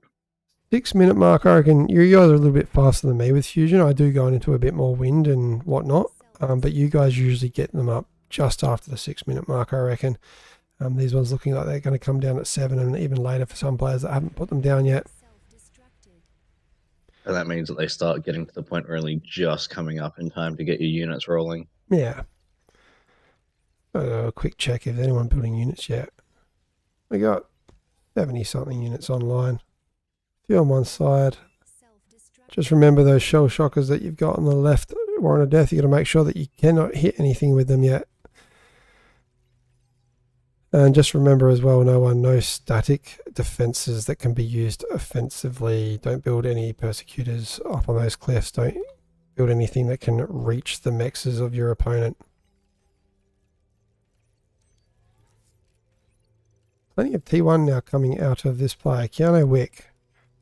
Bit of a different tactic going into really early units, and I have seen this before. It can be quite effective. You can get a lot of T1 out of a king and rush a lane. You kill what's in front of you. It doesn't matter that you're only at T1 because you've got no opponents if you've killed them. And a good idea is to also work a few res bots. They've already got 3 built, maybe ready for what I'm about to say. Go up there and reclaim that stuff straight away, even res a few things so you got defenses happening while you're up there. And it will feed your economy to jump up quite quickly. Let's check around the map. Got our first fusion about to come up on the top right out of our Kakado. Top left, going into their third. Whoa, shit. Hot potato, watch out. Bottom left, finally at T2. They are sharing the mexes, but it is kind of late. Plenty of metal in the bank, not enough build power, only the 2 construction turrets. And this is where you really got to scale not only your wind, not only your solars or your converters, you also have to scale that build power. Otherwise, you will still, sharing their metal out. Bottom right, T2's been handed out. They're going into just eco right now. Are we going to see? We are seeing massive overflow actually out of this player. So Hungry Ogre 18. You really want to make sure at least drop down a storage, or unless you're happy to overflow, that's totally fine. Top right going into an APHIS. It's going to take a while until that's up. I don't think that's going to be up before the 10-minute mark, especially with that build power not being there yet. I'm hearing shots. That's a problem. I'm hearing shots. Left side, I think it should be fine. There was some Okay, shell shockers right on the edge. Yeah, but they've been pulled back. I reckon Yep. that was an honest mistake there. Yeah, they look like both sides are trying to set things up so they're just on the edge, but not actually shooting over the top of those ridges. There we go. Just got to remember to keep those units just a little bit back until that 10-minute mark. But feel free to bring those shell shockers forward to take on those T2 defenses in just They're a in a good moment. position where they couldn't quite hit the mexes. All juicy cliff shots. Scooby-Doo putting down some bulwarks. They're playing quite a defensive position. What are we thinking? We've got 40 seconds left. Just bandboxing again. Oh, Hawkeye, please jump back. I reckon that the Kings will probably hold, just looking at what's around. Technically, Hawkeye should have those 2 arbiters deleted. We'll see what happens there. He has brought them back. You do need to remember that if you go into units, keep them back until that 10 minutes are up. That is not fair, unfortunately, for that player. Luckily, only a couple wind going down and a mex. All right. 8 seconds left. Quick bandbox once again. We got 480 units. There are quite a few. Might see a little bit more action in this game. But it's not just the pawns that have, the peasants that have a lot of units. We have the kings with quite a few, especially on the north. And there we go. Lava disappears. 10 minutes. And there's a bunch of units on that right-hand side that don't have much in front of them. Yeah, and then opposite on the... actually, lots of units going to defend against the orange player Keanu Wick up here. I am going to keep my eye down the bottom though. because you are right, Tom. This is This right-hand side is going to make it all the way in. and these arbiters are not the units to take on pawns or ticks. So arm No, they're the wrestlers' unit. job here is to quickly react and stop building that APHIS and put out some pork at least. No. Focus that build power all onto that. Don't just get. Oh no! You've got to. Oh, it's one. That's one. Yeah, you've got to really reclaim those ones if you're going to. And focus if you're going to have all any your chance, build move power. the comm around to the other side. Cleaned up, but there are still more holes, and this is the problem with even just a single lane not quite getting to where it needs to in order to defend. This is just going to be total devastation. The player in the middle has to live if you want to take over in that late game. Going for that. Oh, it's the target firing. Why go for the T2? Oh, my no. god. Juicy converters. my Pop the God. converters. I tell you, the T2 constructor would have blown up if that went pop. You wouldn't have had to worry about it. Now we've got pushes on the south. We've got blitzers coming through, and they are making it through. And here, once again, we've seen this earlier tonight. Pitbulls are fantastic against T2, but not mass T1. Luckily, the build power reclaiming the last of that. You want to build your LLTs, your beamers, your twin guards against T1. That is what kills spam better than T2. Miles is pushing on the right, but The bulwark is nice, but at 3,000 metal or however much it is, 10 LLT, sorry, 10, even 20 LLTs would be more effective. But beamers, 10 beamers would be ludicrously better. They might struggle a bit against those hounds, but that's where you have to have that balance of units to try and deal with them as well. Though even with all of this, the Kings have stabilized and the economies are not too dissimilar, which means that the Kings are actually not in the worst spot. They've lost a little bit of time in the middle for Army Wrestler, but they have not gone out completely.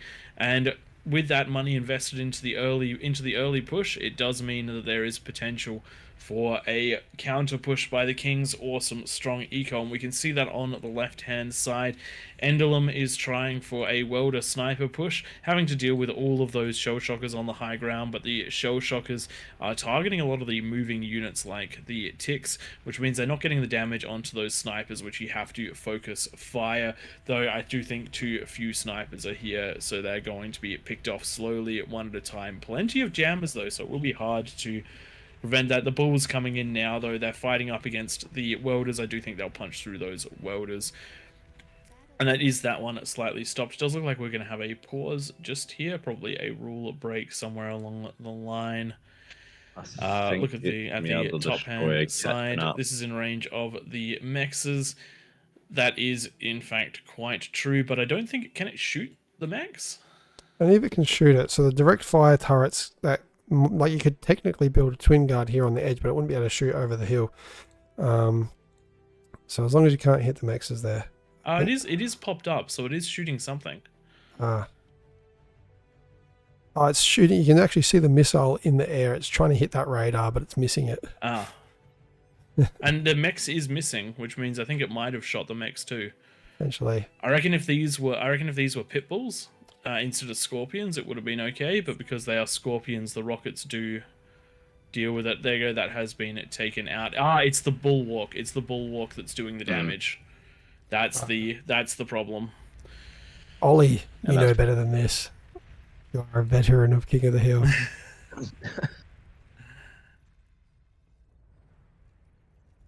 So the Kings were in a fairly rough point, but they seem to be stabilizing.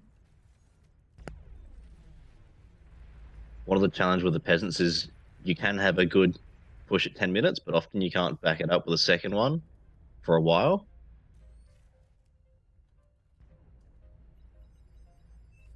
Just got to check with Mia the Destroyer that what is that, Perdiation? You pronounce that? I don't even know. The long range, the long range napalm artillery, that can only be used defensively. If that shoots once outside that range, probably a 4 spec. If you're listening in.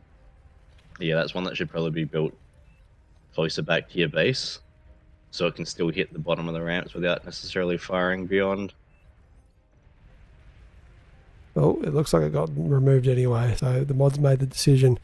Best bet is to do what's happened over here. Hot Potato building this Persecutor. You can see it can reach the cliffs, but it can't reach up over the cliffs to those mexes. So it's doing work. He's got 2 down, taking out these units and doing a really good job of defending.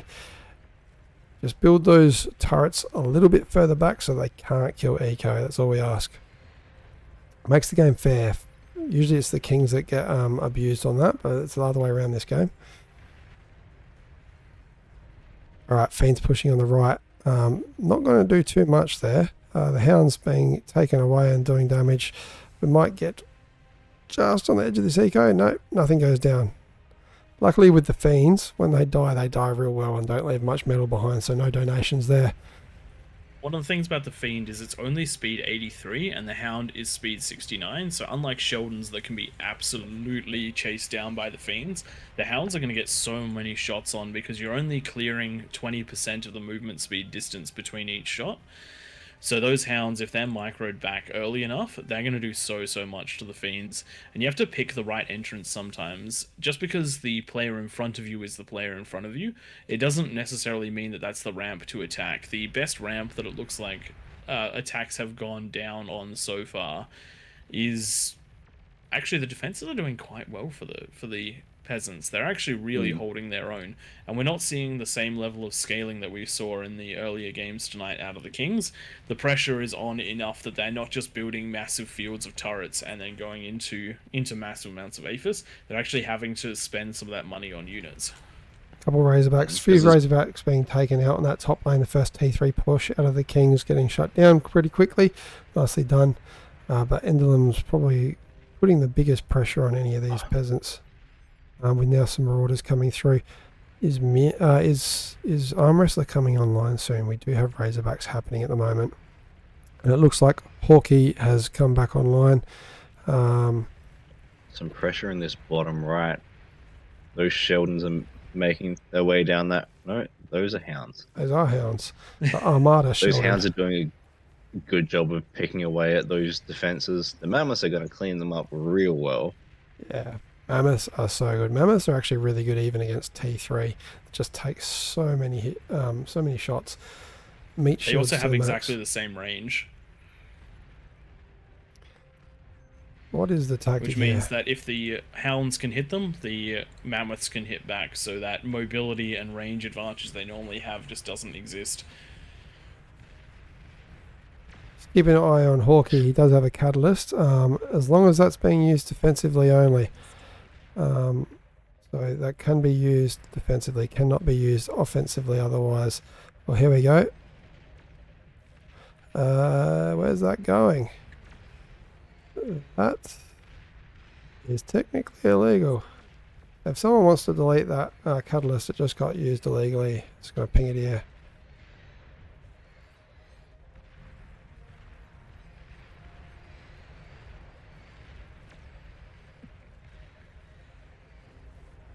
Does look like a big push on the top left-hand side. We have mass blitzers, we have a Daedalus, and we have some Banishers coming up.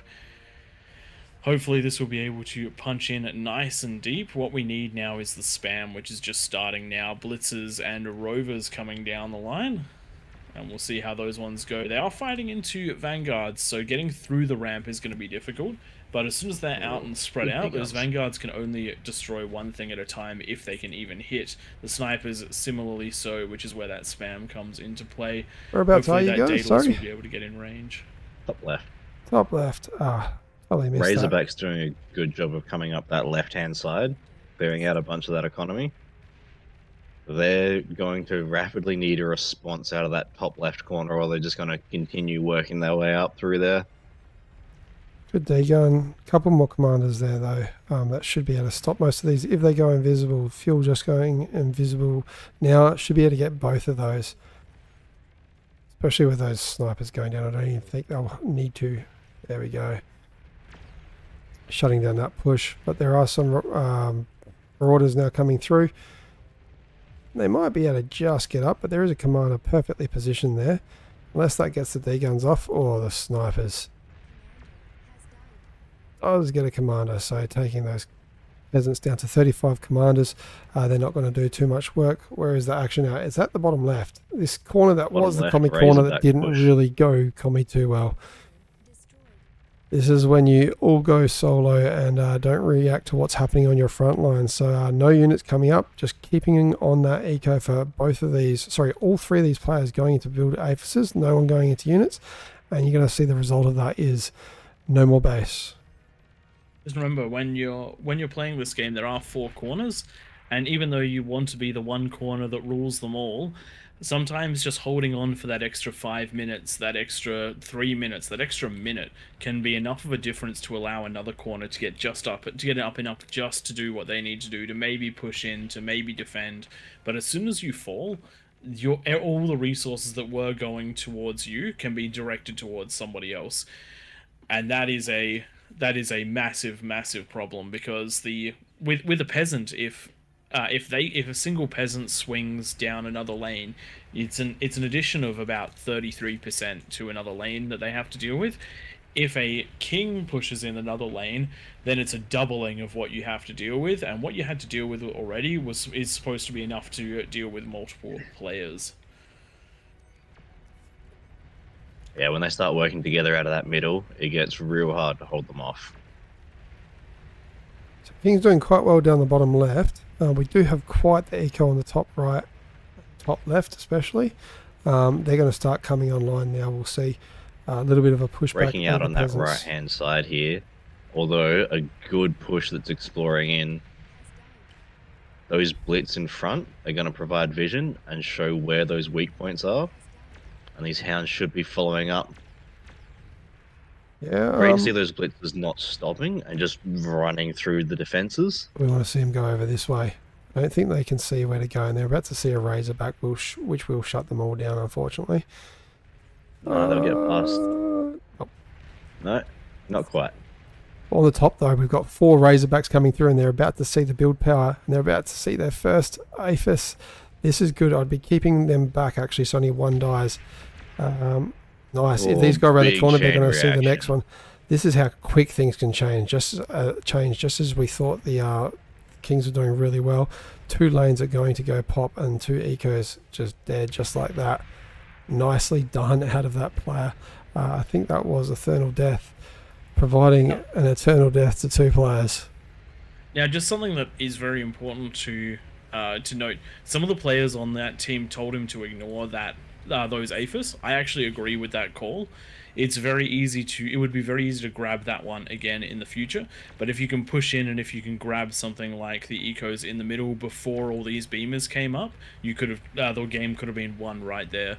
But unfortunately, stopping to kill those APHIS that weren't really contributing anymore is potentially going to give this top side plenty to react to, because one of the things to bear in mind is that units have gone up these ramps. There isn't a second attack coming. It's just some defenses there, which means that even though 2 kings have been essentially eliminated, the pressure that needs to be on this side to make use of that isn't going to be there anytime soon. And with Pink's focus moving up toward, the left player's focus moving up towards the top left-hand side, I don't know if that's going to be enough. No, I think which is crazy to say. I think they're going into Jalio's going into the Myrmidons, which are a very good unit, but essentially going to lose against the 14 vanguards that are out here. Actually, there's more. 19 coming out of Hot Potato. Really want to see something a little bit more chonky with a bit more speed to push into them. I don't know if that's the Praetorian or the Javelins or even the we do have some. Oh man, I can't pronounce anything. Shardib. How do you say that, guys? These tanks, heavy assault tanks. The heavy assault tanks. I'm trying to find the barracks that's building them. Sharbidus? The Daedalus. Sharbidus. We'll go with Sharbidus. These ones. Yeah. Where We are build you? Solemn Diggers are probably too Top left. expensive at this point, aren't they? Oh, Yeah. the Chubdus. Sharbidus, you reckon? Nice. If you say it Shari with confidence, Beatus. it is true. Yeah, I had to click on that again and see that you're definitely not right. Yeah, with all these vanguards coming, the Myrmidons aren't going to outrange them, especially with the health on them. You want to see something with a bit more pork that can just rush and push them back. Something that can also take out on these ticks. So maybe the Praetorian is the way to go when you've got so much coming at you. They've got a multi-weapon shotgun, so that'll deal with the ticks, and their speed is 60, not too bad. Some good D guns holding those Marauders and Razorbacks out, or at least slowing down that push. Yep. Yeah, nice double D gun there, taking out the last of the T3 without any sense. He's definitely got some sense. Ticks pushing through. Now that that's been opened up, they're going to continue applying that pressure. Hold on. Hawkeye is using catalysts to break through all these defenses. Yeah, I had said that they had to delete them before, so I'm happy for them to be kicked. That's the second warning. Because that just absolutely crippled the purple players, doesn't mass scam. Their defense just absolutely annihilated by those. Can you just do a kick on that? Just because I'm just trying, I can't press the button while I'm streaming, so please do a kick on Hawkeye while I can keep streaming going. Yeah, guys, if you're told, like, we are relatively lenient with this stuff, told multiple times I don't build those catalysts and continue to build them. So whoever wants to take their base, Hawkeye's base, they will be removed, and you'll have to delete those catalysts to start with, please.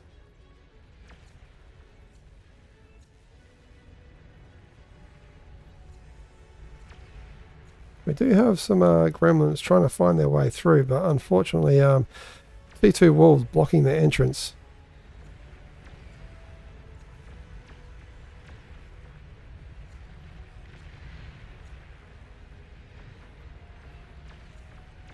All good there, Prey? Found the right player? I kicked banned him. Yeah, they're gone now. Yep. So we do need someone to give that one a take. 2 players going for the Kings, though. I don't know who's left from the other one.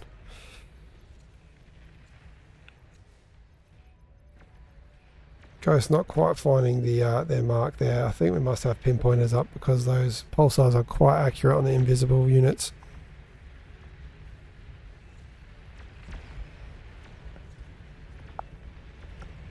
Maybe Arm Wrestler would want to take the player to their right, Hawkeye's base, now that it's they've been kicked.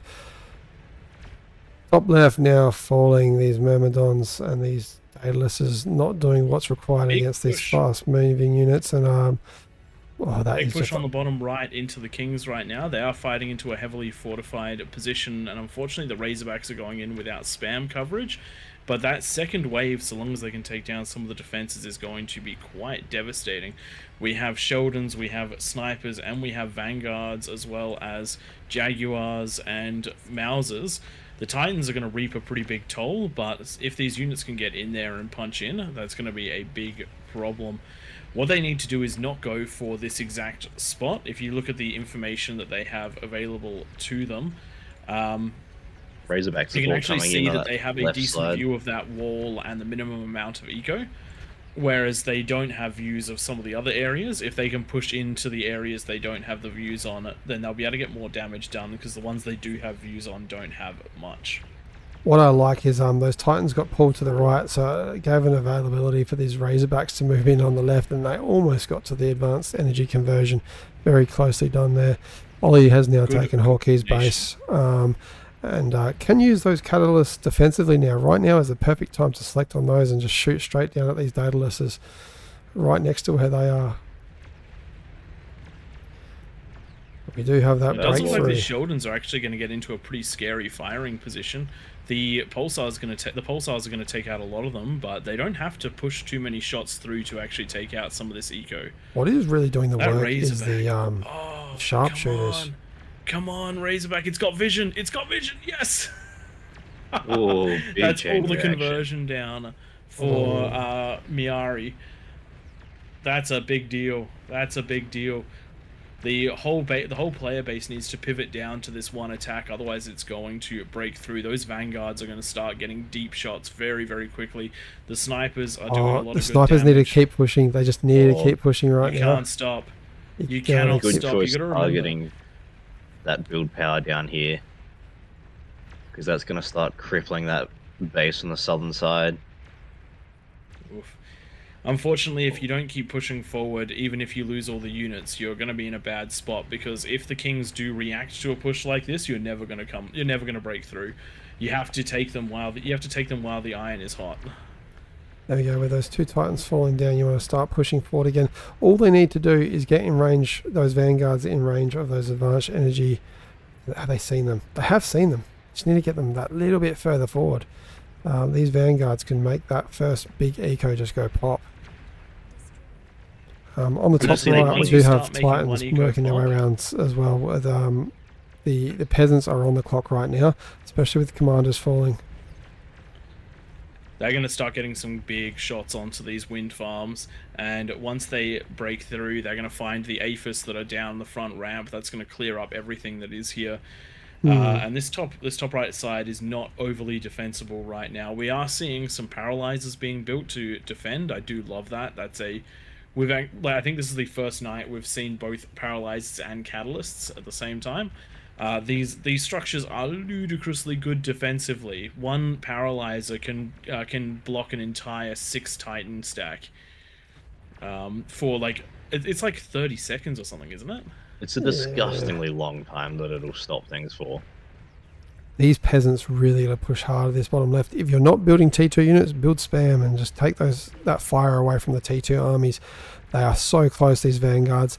They're all but yeah. Razorbacks pushing in. Razorbacks are pushing in. Oh, do they, Don't stop. Razorback's doing a Don't stop. great Just job of go. stopping Just that go. spam. this is where the vanguards those now to APHIS. get to the APHIS. Oh, And those vanguards should be following in to try and get shots as deep as they possibly can.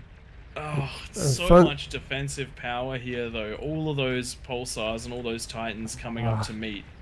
The vanguards had the opportunity to follow then while the Titans were distracted. Yeah.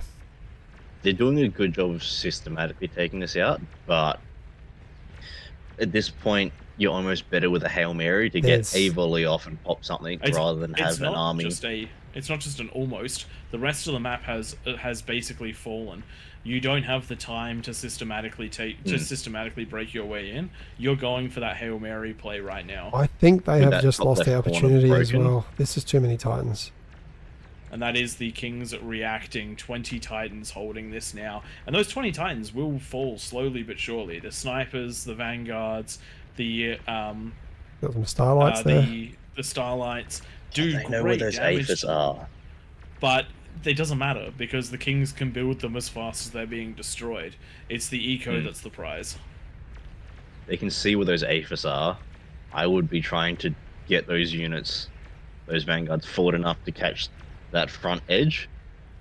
It won't be enough to pop everything, but it'll at least be one less eco base What I am pushing back out at liking you. with this massive distraction on the bottom right, there has been time for a Juggernaut to walk in and a couple and a catapult. That could potentially get close enough Oh. to take out this. Go, go, go! Yeah, Do not stop. Do not stop for cash at go. Just get into the middle and control D yourself. That's all you got to do. there is We've only seen one this before. commander It there. takes so much This is- damage to destroy a Juggernaut. A death march. Just get in there. Go, That go, jug go. will die, but as long as it dies in a spot where it can take out a whole bunch of eco with it, well and truly worth it. Yeah, Just on keep moving. pushing. Just keep All those marching. pulsars are gonna hold it at bay, I think. Ugh. It's such a shame, because this is the sort of thing we really love. We would really love to Look see at that a game damage, like how much this it did.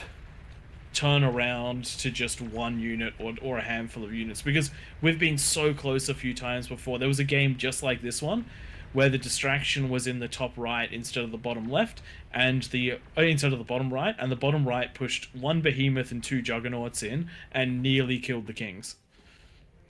And at this point, the right hand side and most of the bottom is basically open. There's no real defenses left other than what's in the middle, protecting that eco. These Titans have been just working their way around the top right. We've got Myrmidon slowly strafing away from them, but it's not going to be enough. Like 5 Titans, and there's no commanders that I can see here. Not getting stopped. The Kings have done a good job this game. They were in a really rough position early on, where they didn't have a whole lot, and units had made it into the middle. Yeah. And it was basically touch and go as to whether they were going to survive long enough to be able to come back.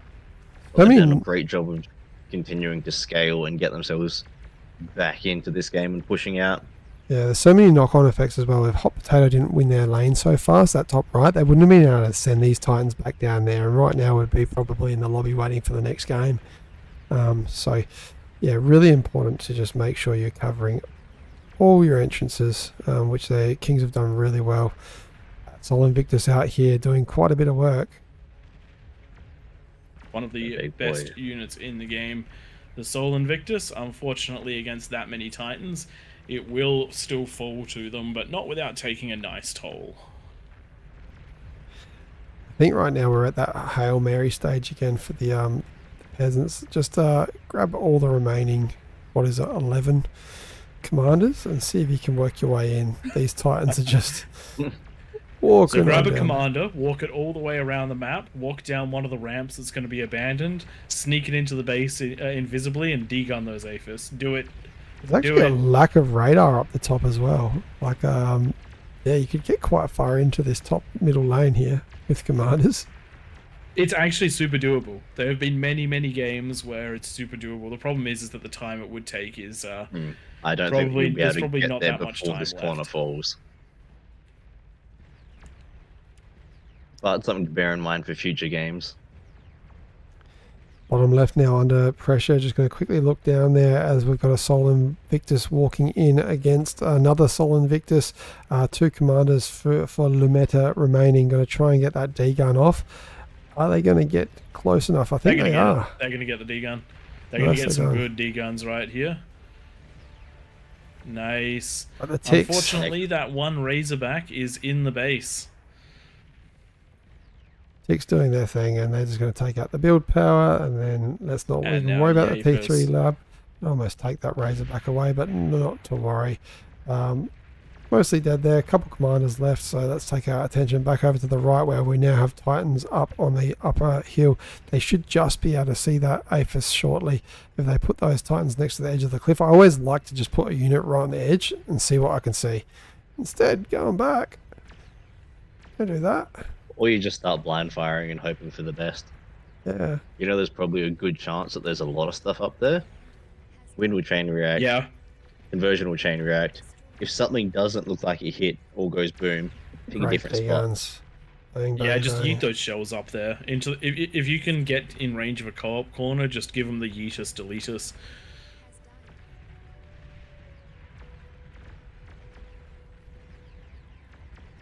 I really want to see this game with the pawn cannons from the extra unit pack. How would you even defend against that? Expensive though. You don't. Neither like I'd love to be able to build them. But technically, it's a unit. It's also technically long range artillery, I think. If you It's go a those unit. things. The artillery doesn't do any damage. But no, I can just imagine that just launching them up into the high ground. That'd be amazing. Titans versus Titans and a Sol Invictus. There goes all the build power conversion for Legion MC. Doing quite a bit this game. One of the players that had all the units pushing forward, all the snipers and whatnot. But unfortunately now the battle has turned its table, and Eco under threat this last corner, doing well to hold out, but I don't think there's going to be much that stops this, especially with the march of the vanguards from Hot Potato coming over the hill. Oh god, that's a lot of vanguards. That is 27 vanguards. And they have the vision, which means that it's going to be hard to counter vanguard them. I want to see these commanders just go and try and take on as much as possible. Once again, we got a single Titan up on these cliffs. Can it see that? There's a very close, very close Aphis there. All it needs to do is peek over the edge. Can't see the Aphis. He died. But they've cleared up that T3 lab that was down on that, what's that, middle ring? And there's not much left that needs clearing up at this point, so I expect we're going to start to see those ticks moving up there relatively shortly.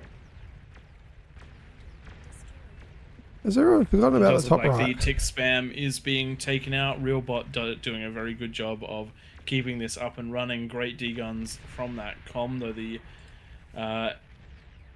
one Titan is managing to... Yep, that has been taken out, but the eco was removed, which means the ability to build that spam is basically over. One more push, Kings, and you'll make it in. These Titans doing a great job defending, but the spam is here now. The Vanguards are firing, and they've seen the Aphis in the corner. Ouch. I think that's one of the things that really got me addicted to this game. Is just those explosions. They're so satisfying. They've got it right. They have the risk reward correct about how risky it is to build Aphis and how expensive, but how much they do. And then then when you actually defeat one, it's almost more satisfying killing a Aphis than it is to kill a comm. Whilst comms are powerful, once you get to the point where you've got Aphis, a comm will stop a unit or two, but Aphises are what you need to be able to produce those massive armies. And if you kill a comm, the army will still keep on coming. Whereas if you can pop the Aphis farm, then the units will stop. And here we go. We've got the first Titan in range of the big eco. We've got the spam in there. And we're about to get the big boom. I said, and we're about to get the big boom. There it is. Go. Unfortunately, we've got one lonely commander down this bottom left of the game. Maybe Realbot, we can get a control D. And that is it.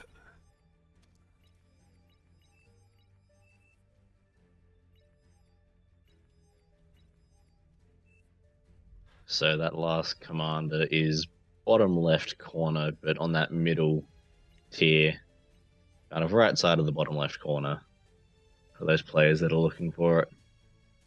There we go, and that is the control D coming out of it. Or control B for and those that is with good game for the Kings, good game for the Peasants. Well played by both teams. Not quite enough to overcome the Kings, but it was very touch and go at the beginning of the match. So good early aggression. really nicely done out of all those Kings. Hot Potato Arm Wrestler really well with the damage there. Unfortunately, one King having to be kicked. Sad to see it happen, but you can only get told a certain amount of times don't build those structures that break the rules. It does wreck it for some people. Unfortunately, a couple of peasants leaving the game because they were getting shot with catalysts and we didn't see it happening. Damage dealt really strong there for the Kings, and a couple of peasants really getting in there as well. But what you want to look at is the eco. You can see some of the peasants here, commie ecos, really getting things online. Unfortunately, they go pop at some point, but getting that T3 out to combat the Kings with all the spam that comes from the other players is what wins these games for the peasants. We hope you guys enjoyed this one. Thank you everyone for watching. Twig, are you doing another match or is that it for us? G'day, Black Death. Black Death, our mod in chat. G'day, man. Depends. Does anyone want to join me if I was to play one? I will be calling it here for myself.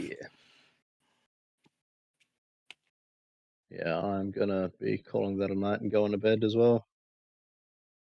But we will leave you in Twig's capable hands, or he might end the stream one way or the other. But my thanks to the mods, my thanks to the creators. If you've been enjoying this and you want to watch the and you want to watch some pros play, I think they're going. I think they might have gone live over on the official channel. But if Twig is going to stick around, then stick around for him. Thanks everyone for watching. Thanks everyone for playing. It's been a blast tonight. All right, I will stick around for one more. It might be a smaller one, so I'll change the bonuses to suit. Looks like we've got a few here. Maybe we've got to change the map. We'll go back to throne. Yeah, jumping back to throne seems like a good idea. Are you sticking around, Tom, or are you heading off? Nah, I'm gonna head off. So No I worries. reckon I'm gonna leave you to it. I might get some music going. I can probably help you get this next one started, but then I'll jump off. So you wanted a throne map, was it? Yeah, if you could set that one up for us, that'd be great.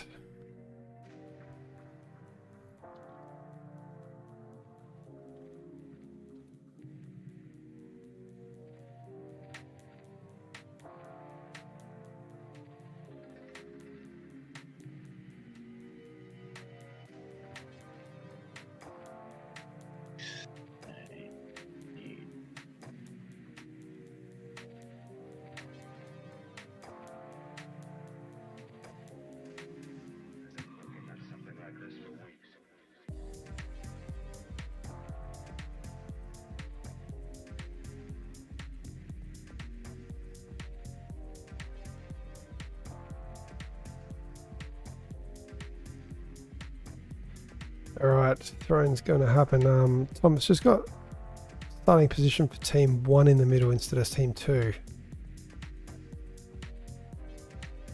There we go. That's fixed itself. Yeah.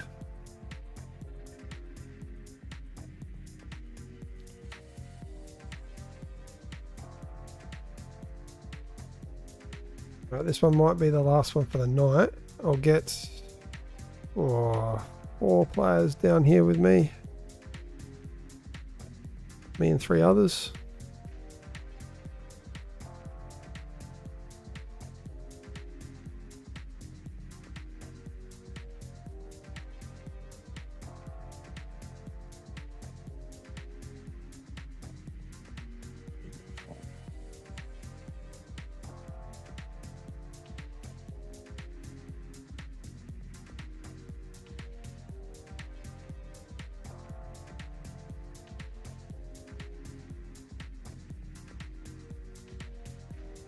What bonus do I want?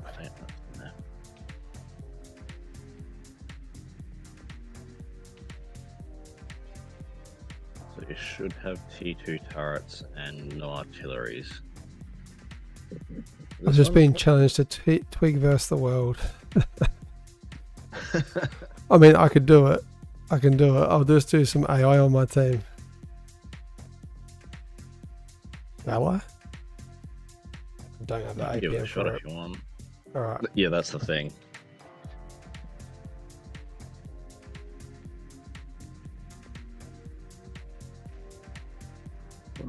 We used to do this with 4 Yeah. edges and 1 in the middle. What do you guys want? Maybe in the Twitch and YouTube chat. If you guys want me to take on everyone with a big bonus and some inactive AI on my team, I'm happy to. Otherwise, we'll do 4 versus the rest.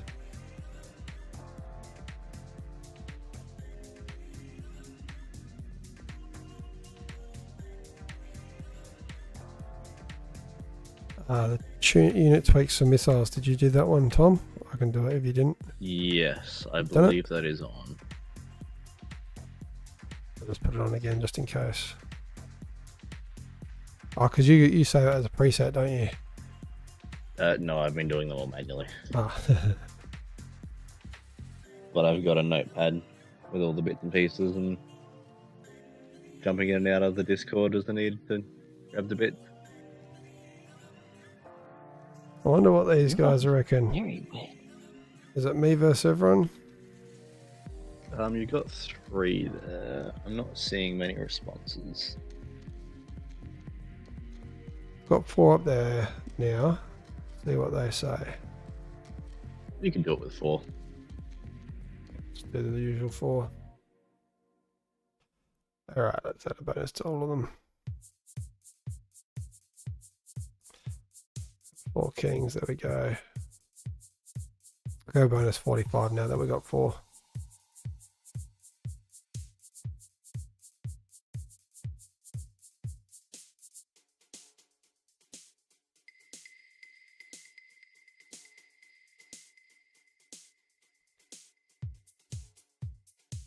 And then next game I'll go by myself to finish off the night.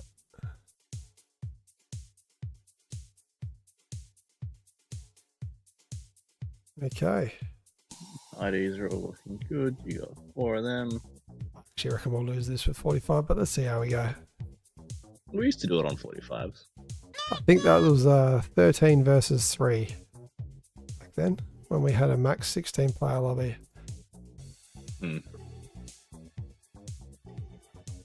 At least you won't get hit with a T3. Yeah, the combat eco is going to be a little bit harder for them. Okay, let's start this off. Keanu Wick has a bonus. Oh, Just Thank caught you. that. Thank you for that. cheers, mate, for the honesty. Otherwise, I would have lost. Which I think we still will, but we'll see.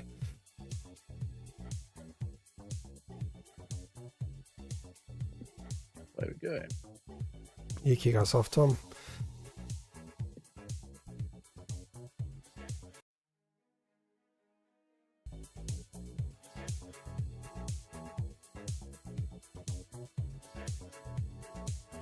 Thanks for following.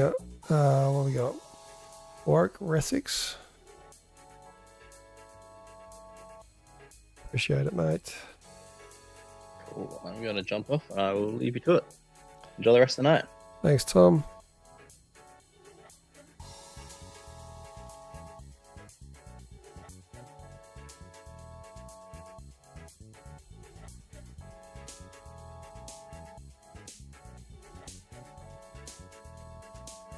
What is the plan?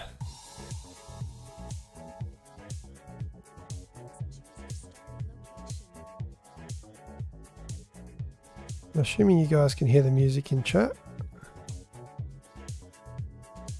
First time I've tested it out, let me know if it's not coming through.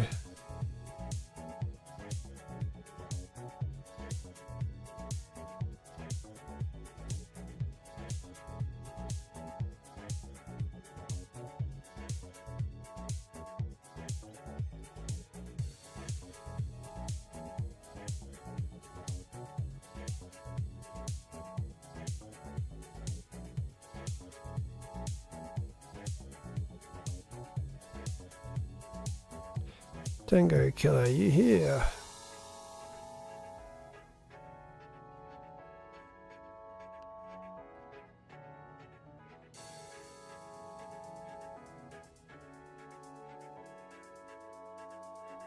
Better get some rules up for everyone.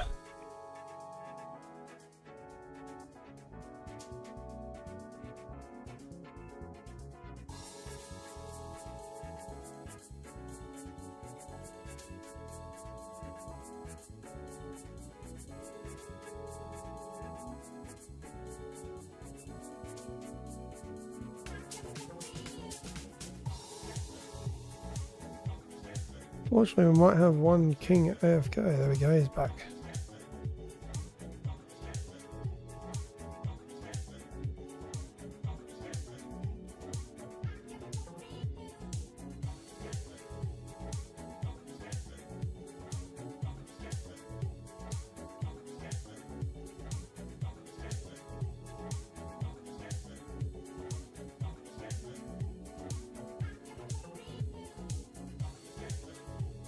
Going to get a force start happening shortly. There is one player still loading in, but I have a feeling they are AFK.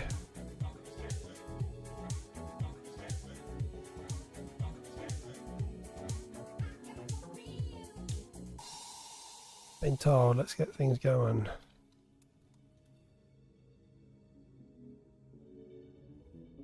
Battle started.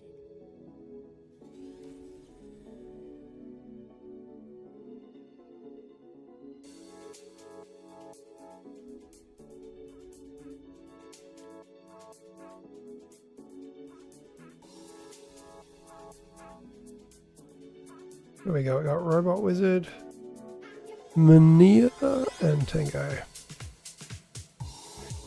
Let's do it, boys. Don't know if 45% bonus is going to get us there, but we shall see.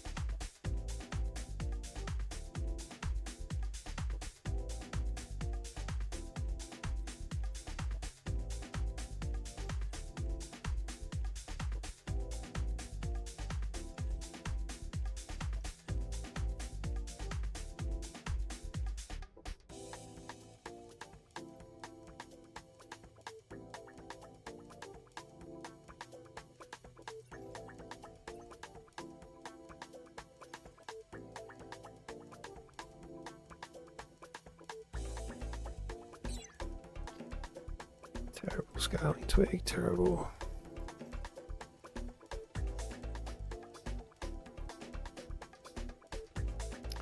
Cheers for confirming, fish.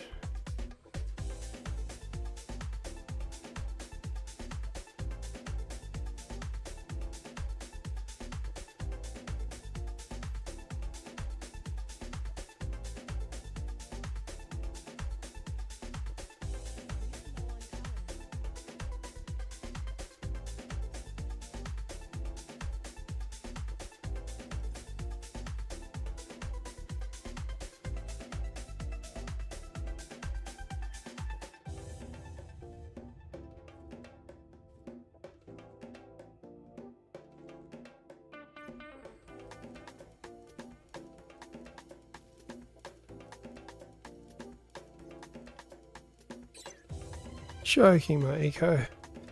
Why did I put them all on converters?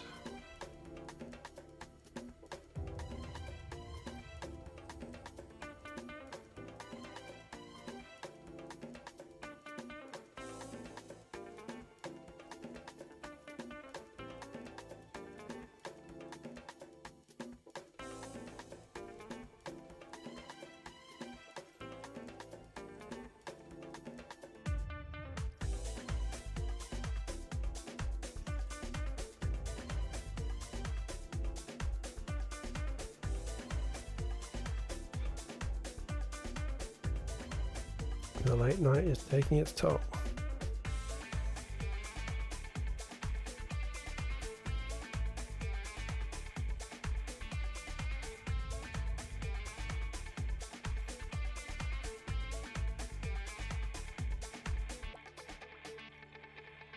What? Shut up!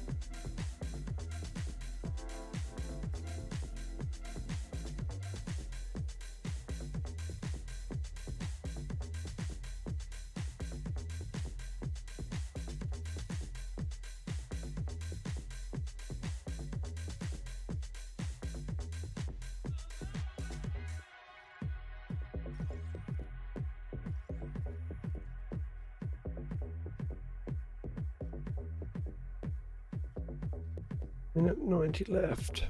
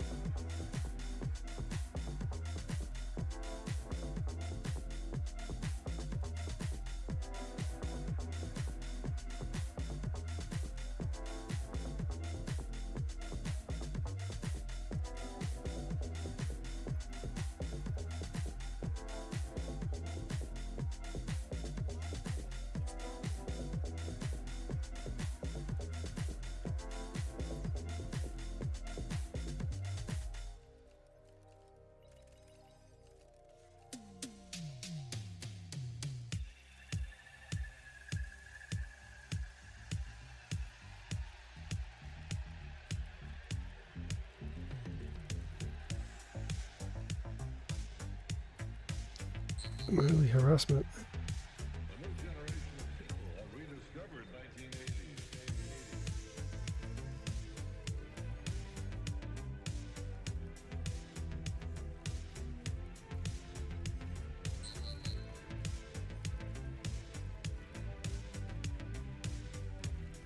That's a lot of stuff.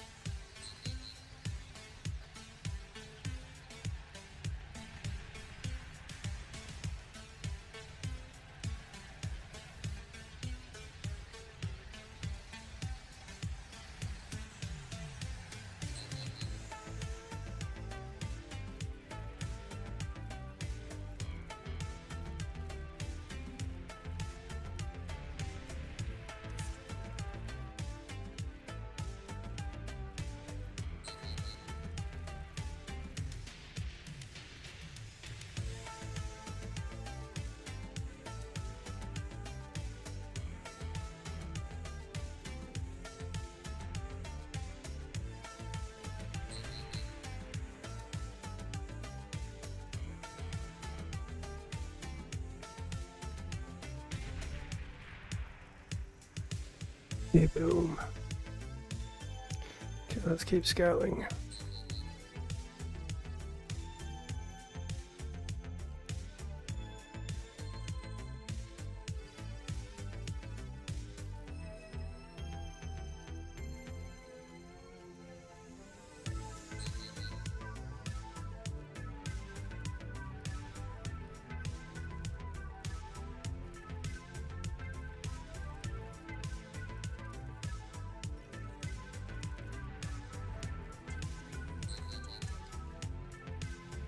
Oh shit.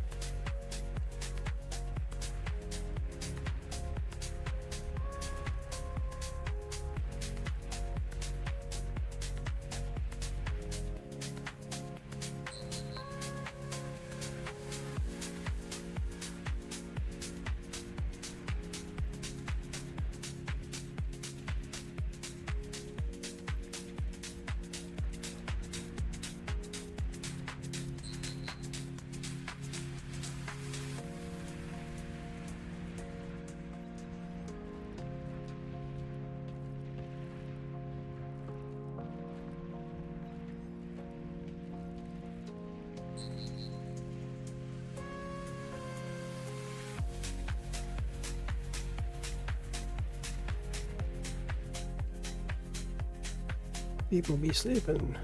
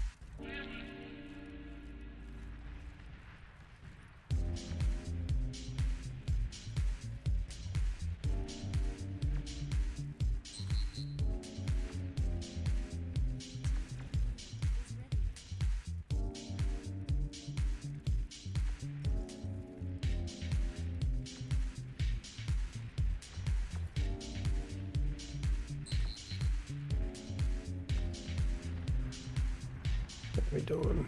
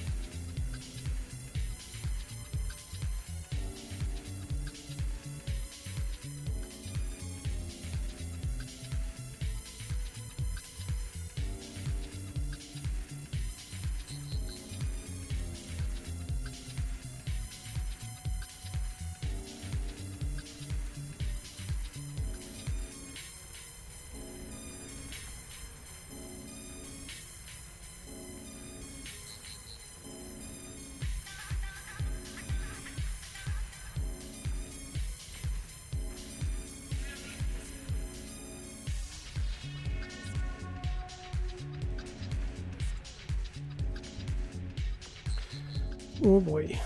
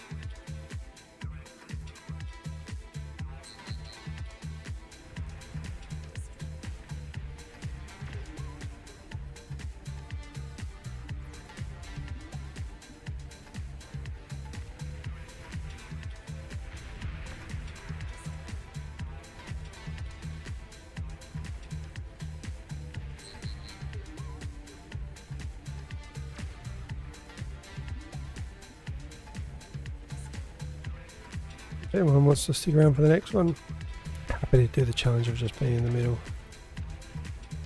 which I'll show you those.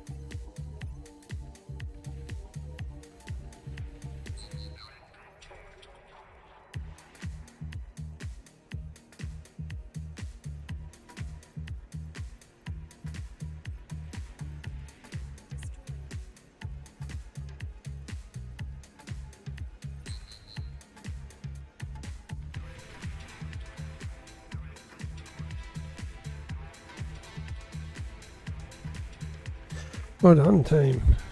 Did not think that was going to be a win.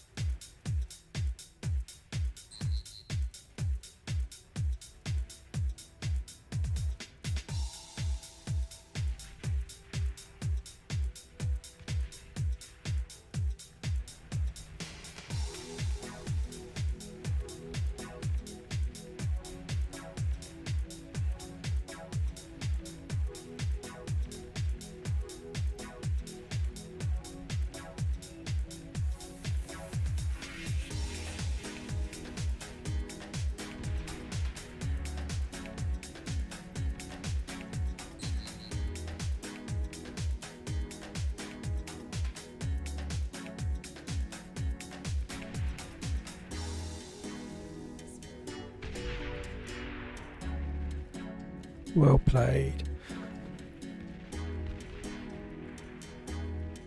Alright, one last one. I'll try myself in the middle. Well done, Tango Killer. Done well. Top right there, the Kagis really did well.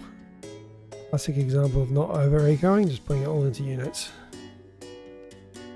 That's what I like to see.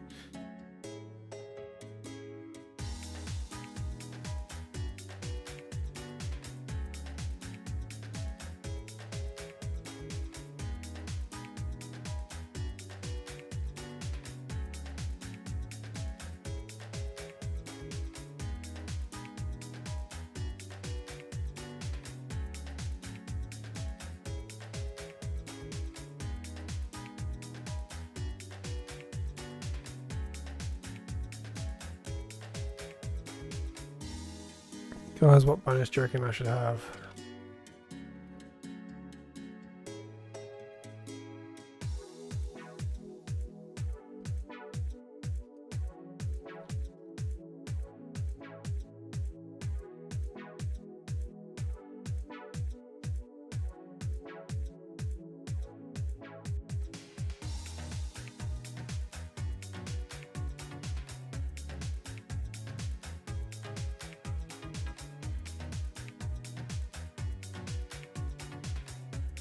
Quick tutorial, build up units, attack.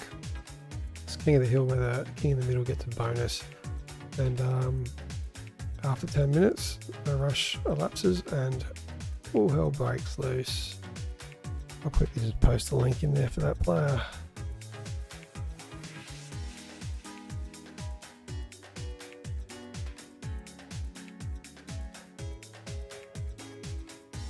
% for me, which says there's only 15 opponents though.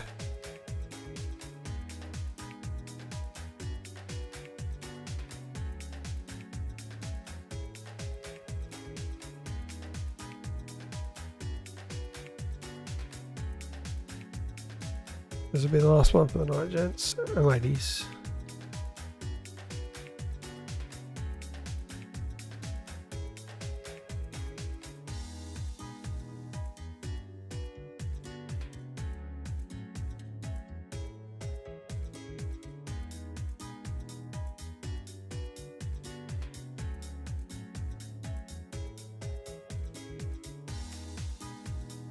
A 50% bonus and get some AI.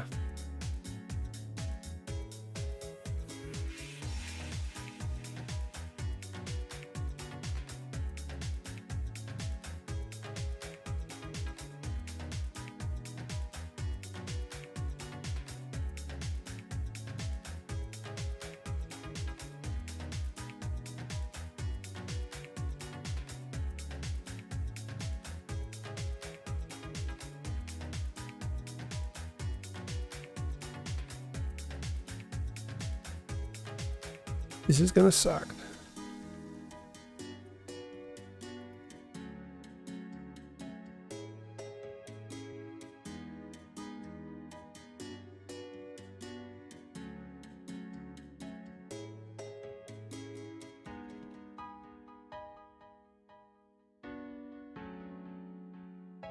Alright, 50% bonus. 3 AI on my team, which probably aren't going to spawn in the right position, but we'll see what we can do.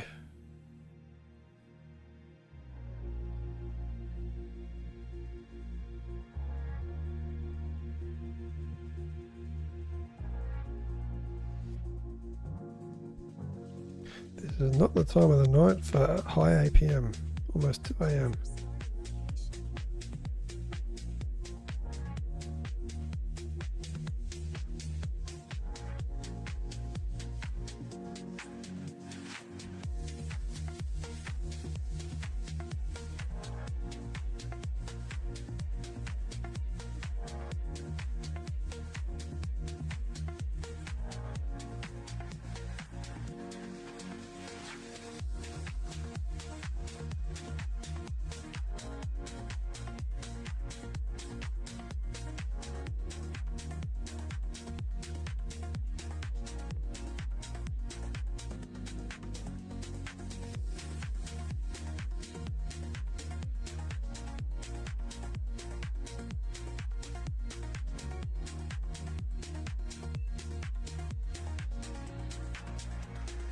Alright, let's see if we can do this. What's the tactic?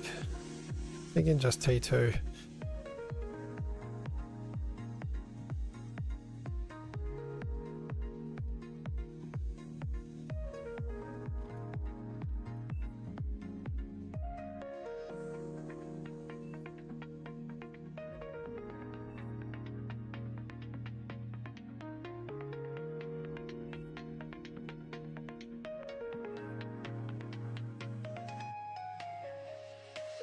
In a 10-minute no rush and no offensive structures, that means no throwing any Junos or artillery up into the base here.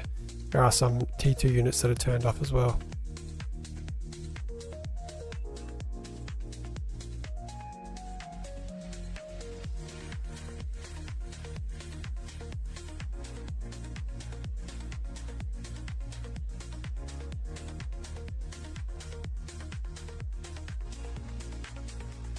This will be the last game of the night. And thanks all that are still sticking around on the YouTube and Twitch. It's been a fun one.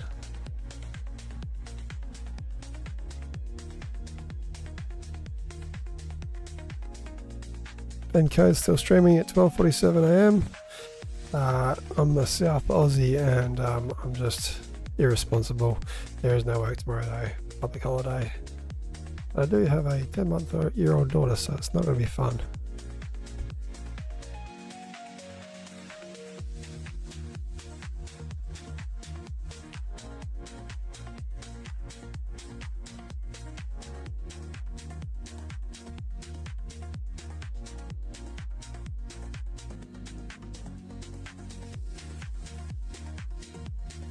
One player not placed yet, going to force start in 10 seconds. Somebody can take them and get a double eco, I guess.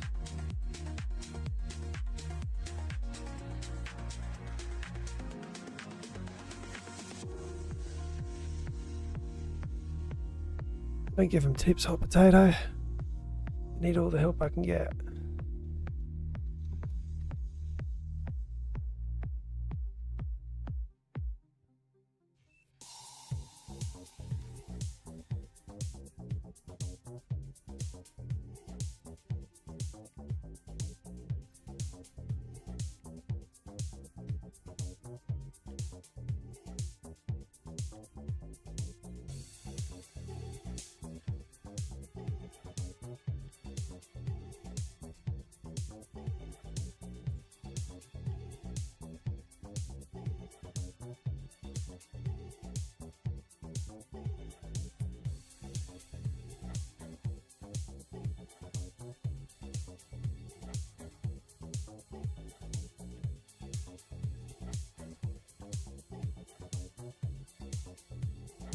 Already overflowing. That's not a problem.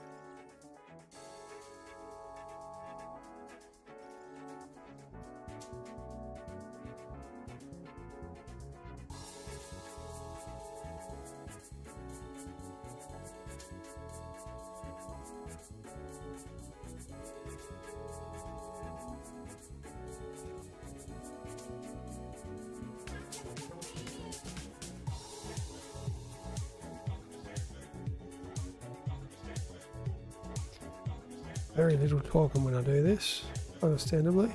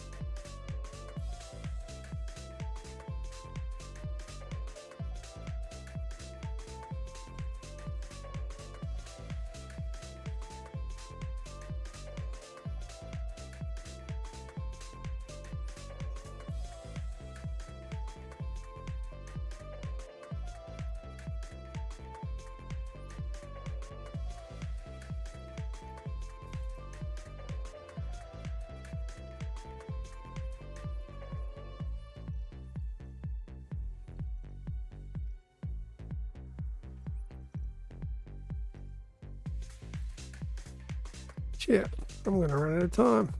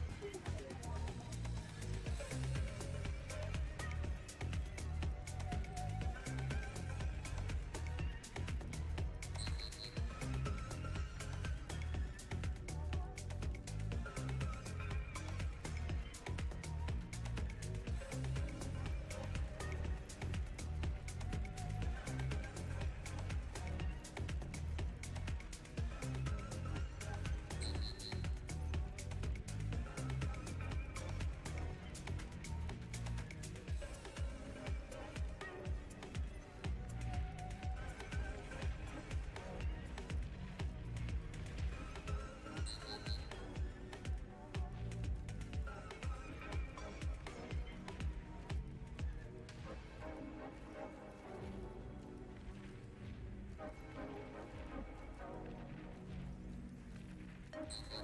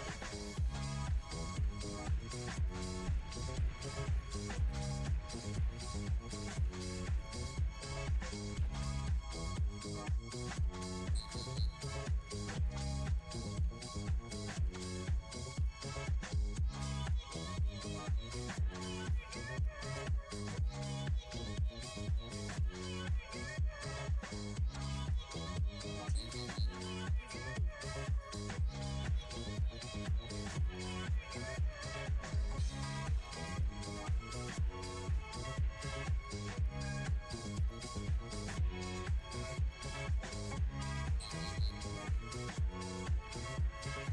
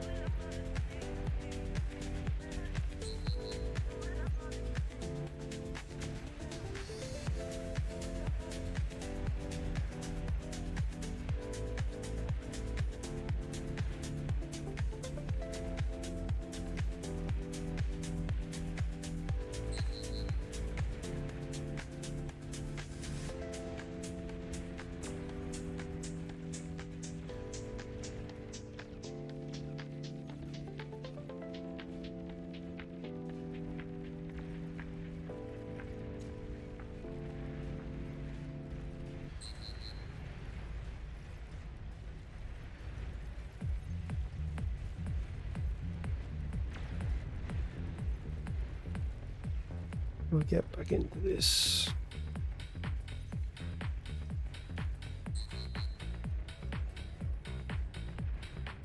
Start date 2034.2. First officer's log. On a routine patrol flight in the Milky Way galaxy, I discovered on our space sensors and What was that? terrain wildly in an eccentric solar orbit. I ordered an immediate investigation and with much difficulty maneuvered our ship for a temporary orbit.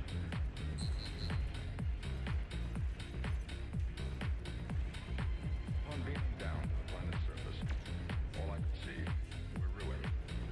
Ruins of some type of civilization. Crumbled buildings, deserted streets, charred vegetation, all covered with a thick layer of dust, which our scanners indicated as intensely radioactive. I proceeded to make a thorough survey of the area. According to my calculations, I could tell that some recent phenomenon or holocaust had occurred and destroyed whatever advanced civilization had existed on the planet. I found no sign of life.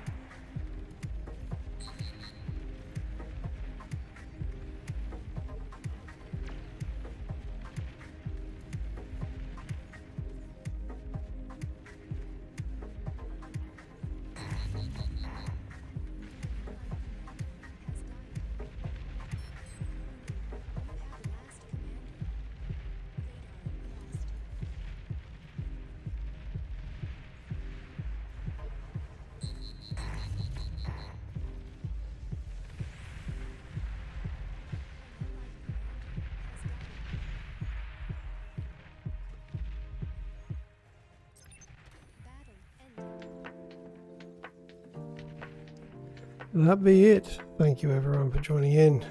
That was a good test of the APM.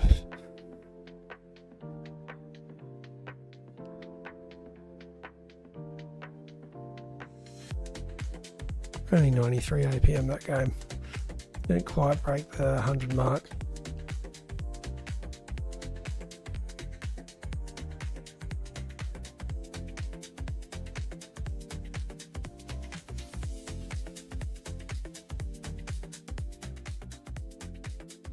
Alright, well, thanks very much for joining. If you haven't already, we appreciate follows on Twitch or the YouTube. Just putting those in there in the in-game chat.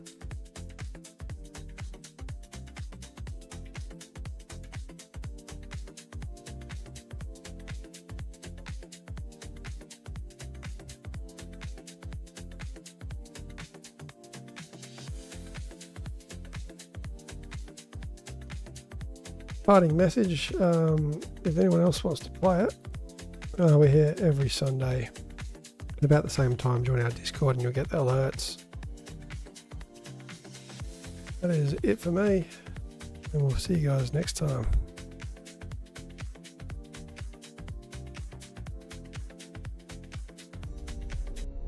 Beyond All Reason fans, welcome to King of the Hill by AllReasonNoLogic. Experience 2 or more teams facing off in epic scale warfare, where the Horde gang up on the Kings of the Hill. Kings start off with an economic bonus. They do their best to defend an onslaught after a no-rush timer expires. Test out your micro and defend against multiple players in variations of this game mode.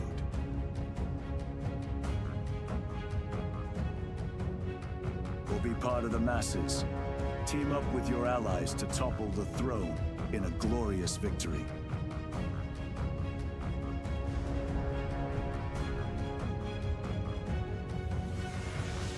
AllReasonNoLogic, hosting King of the Hill lobbies, most Sundays. Join our Discord to be part of the action.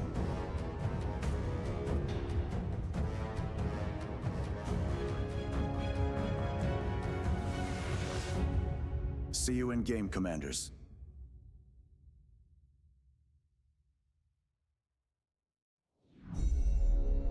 Beyond All Reason fans, welcome to King of the Hill by AllReasonNoLogic. Experience 2 or more teams facing off in epic scale warfare, where the Horde gang up on the Kings of the Hill. Kings start off with an economic bonus. They do their best to defend an onslaught after a no-rush timer expires. Test out your micro and defend against multiple players in variations of this game mode.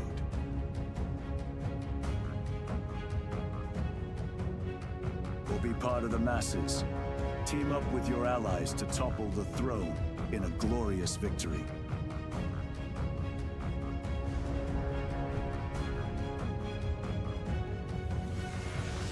AllReasonNoLogic, hosting King of the Hill lobbies, most Sundays. Join our Discord to be part of the action.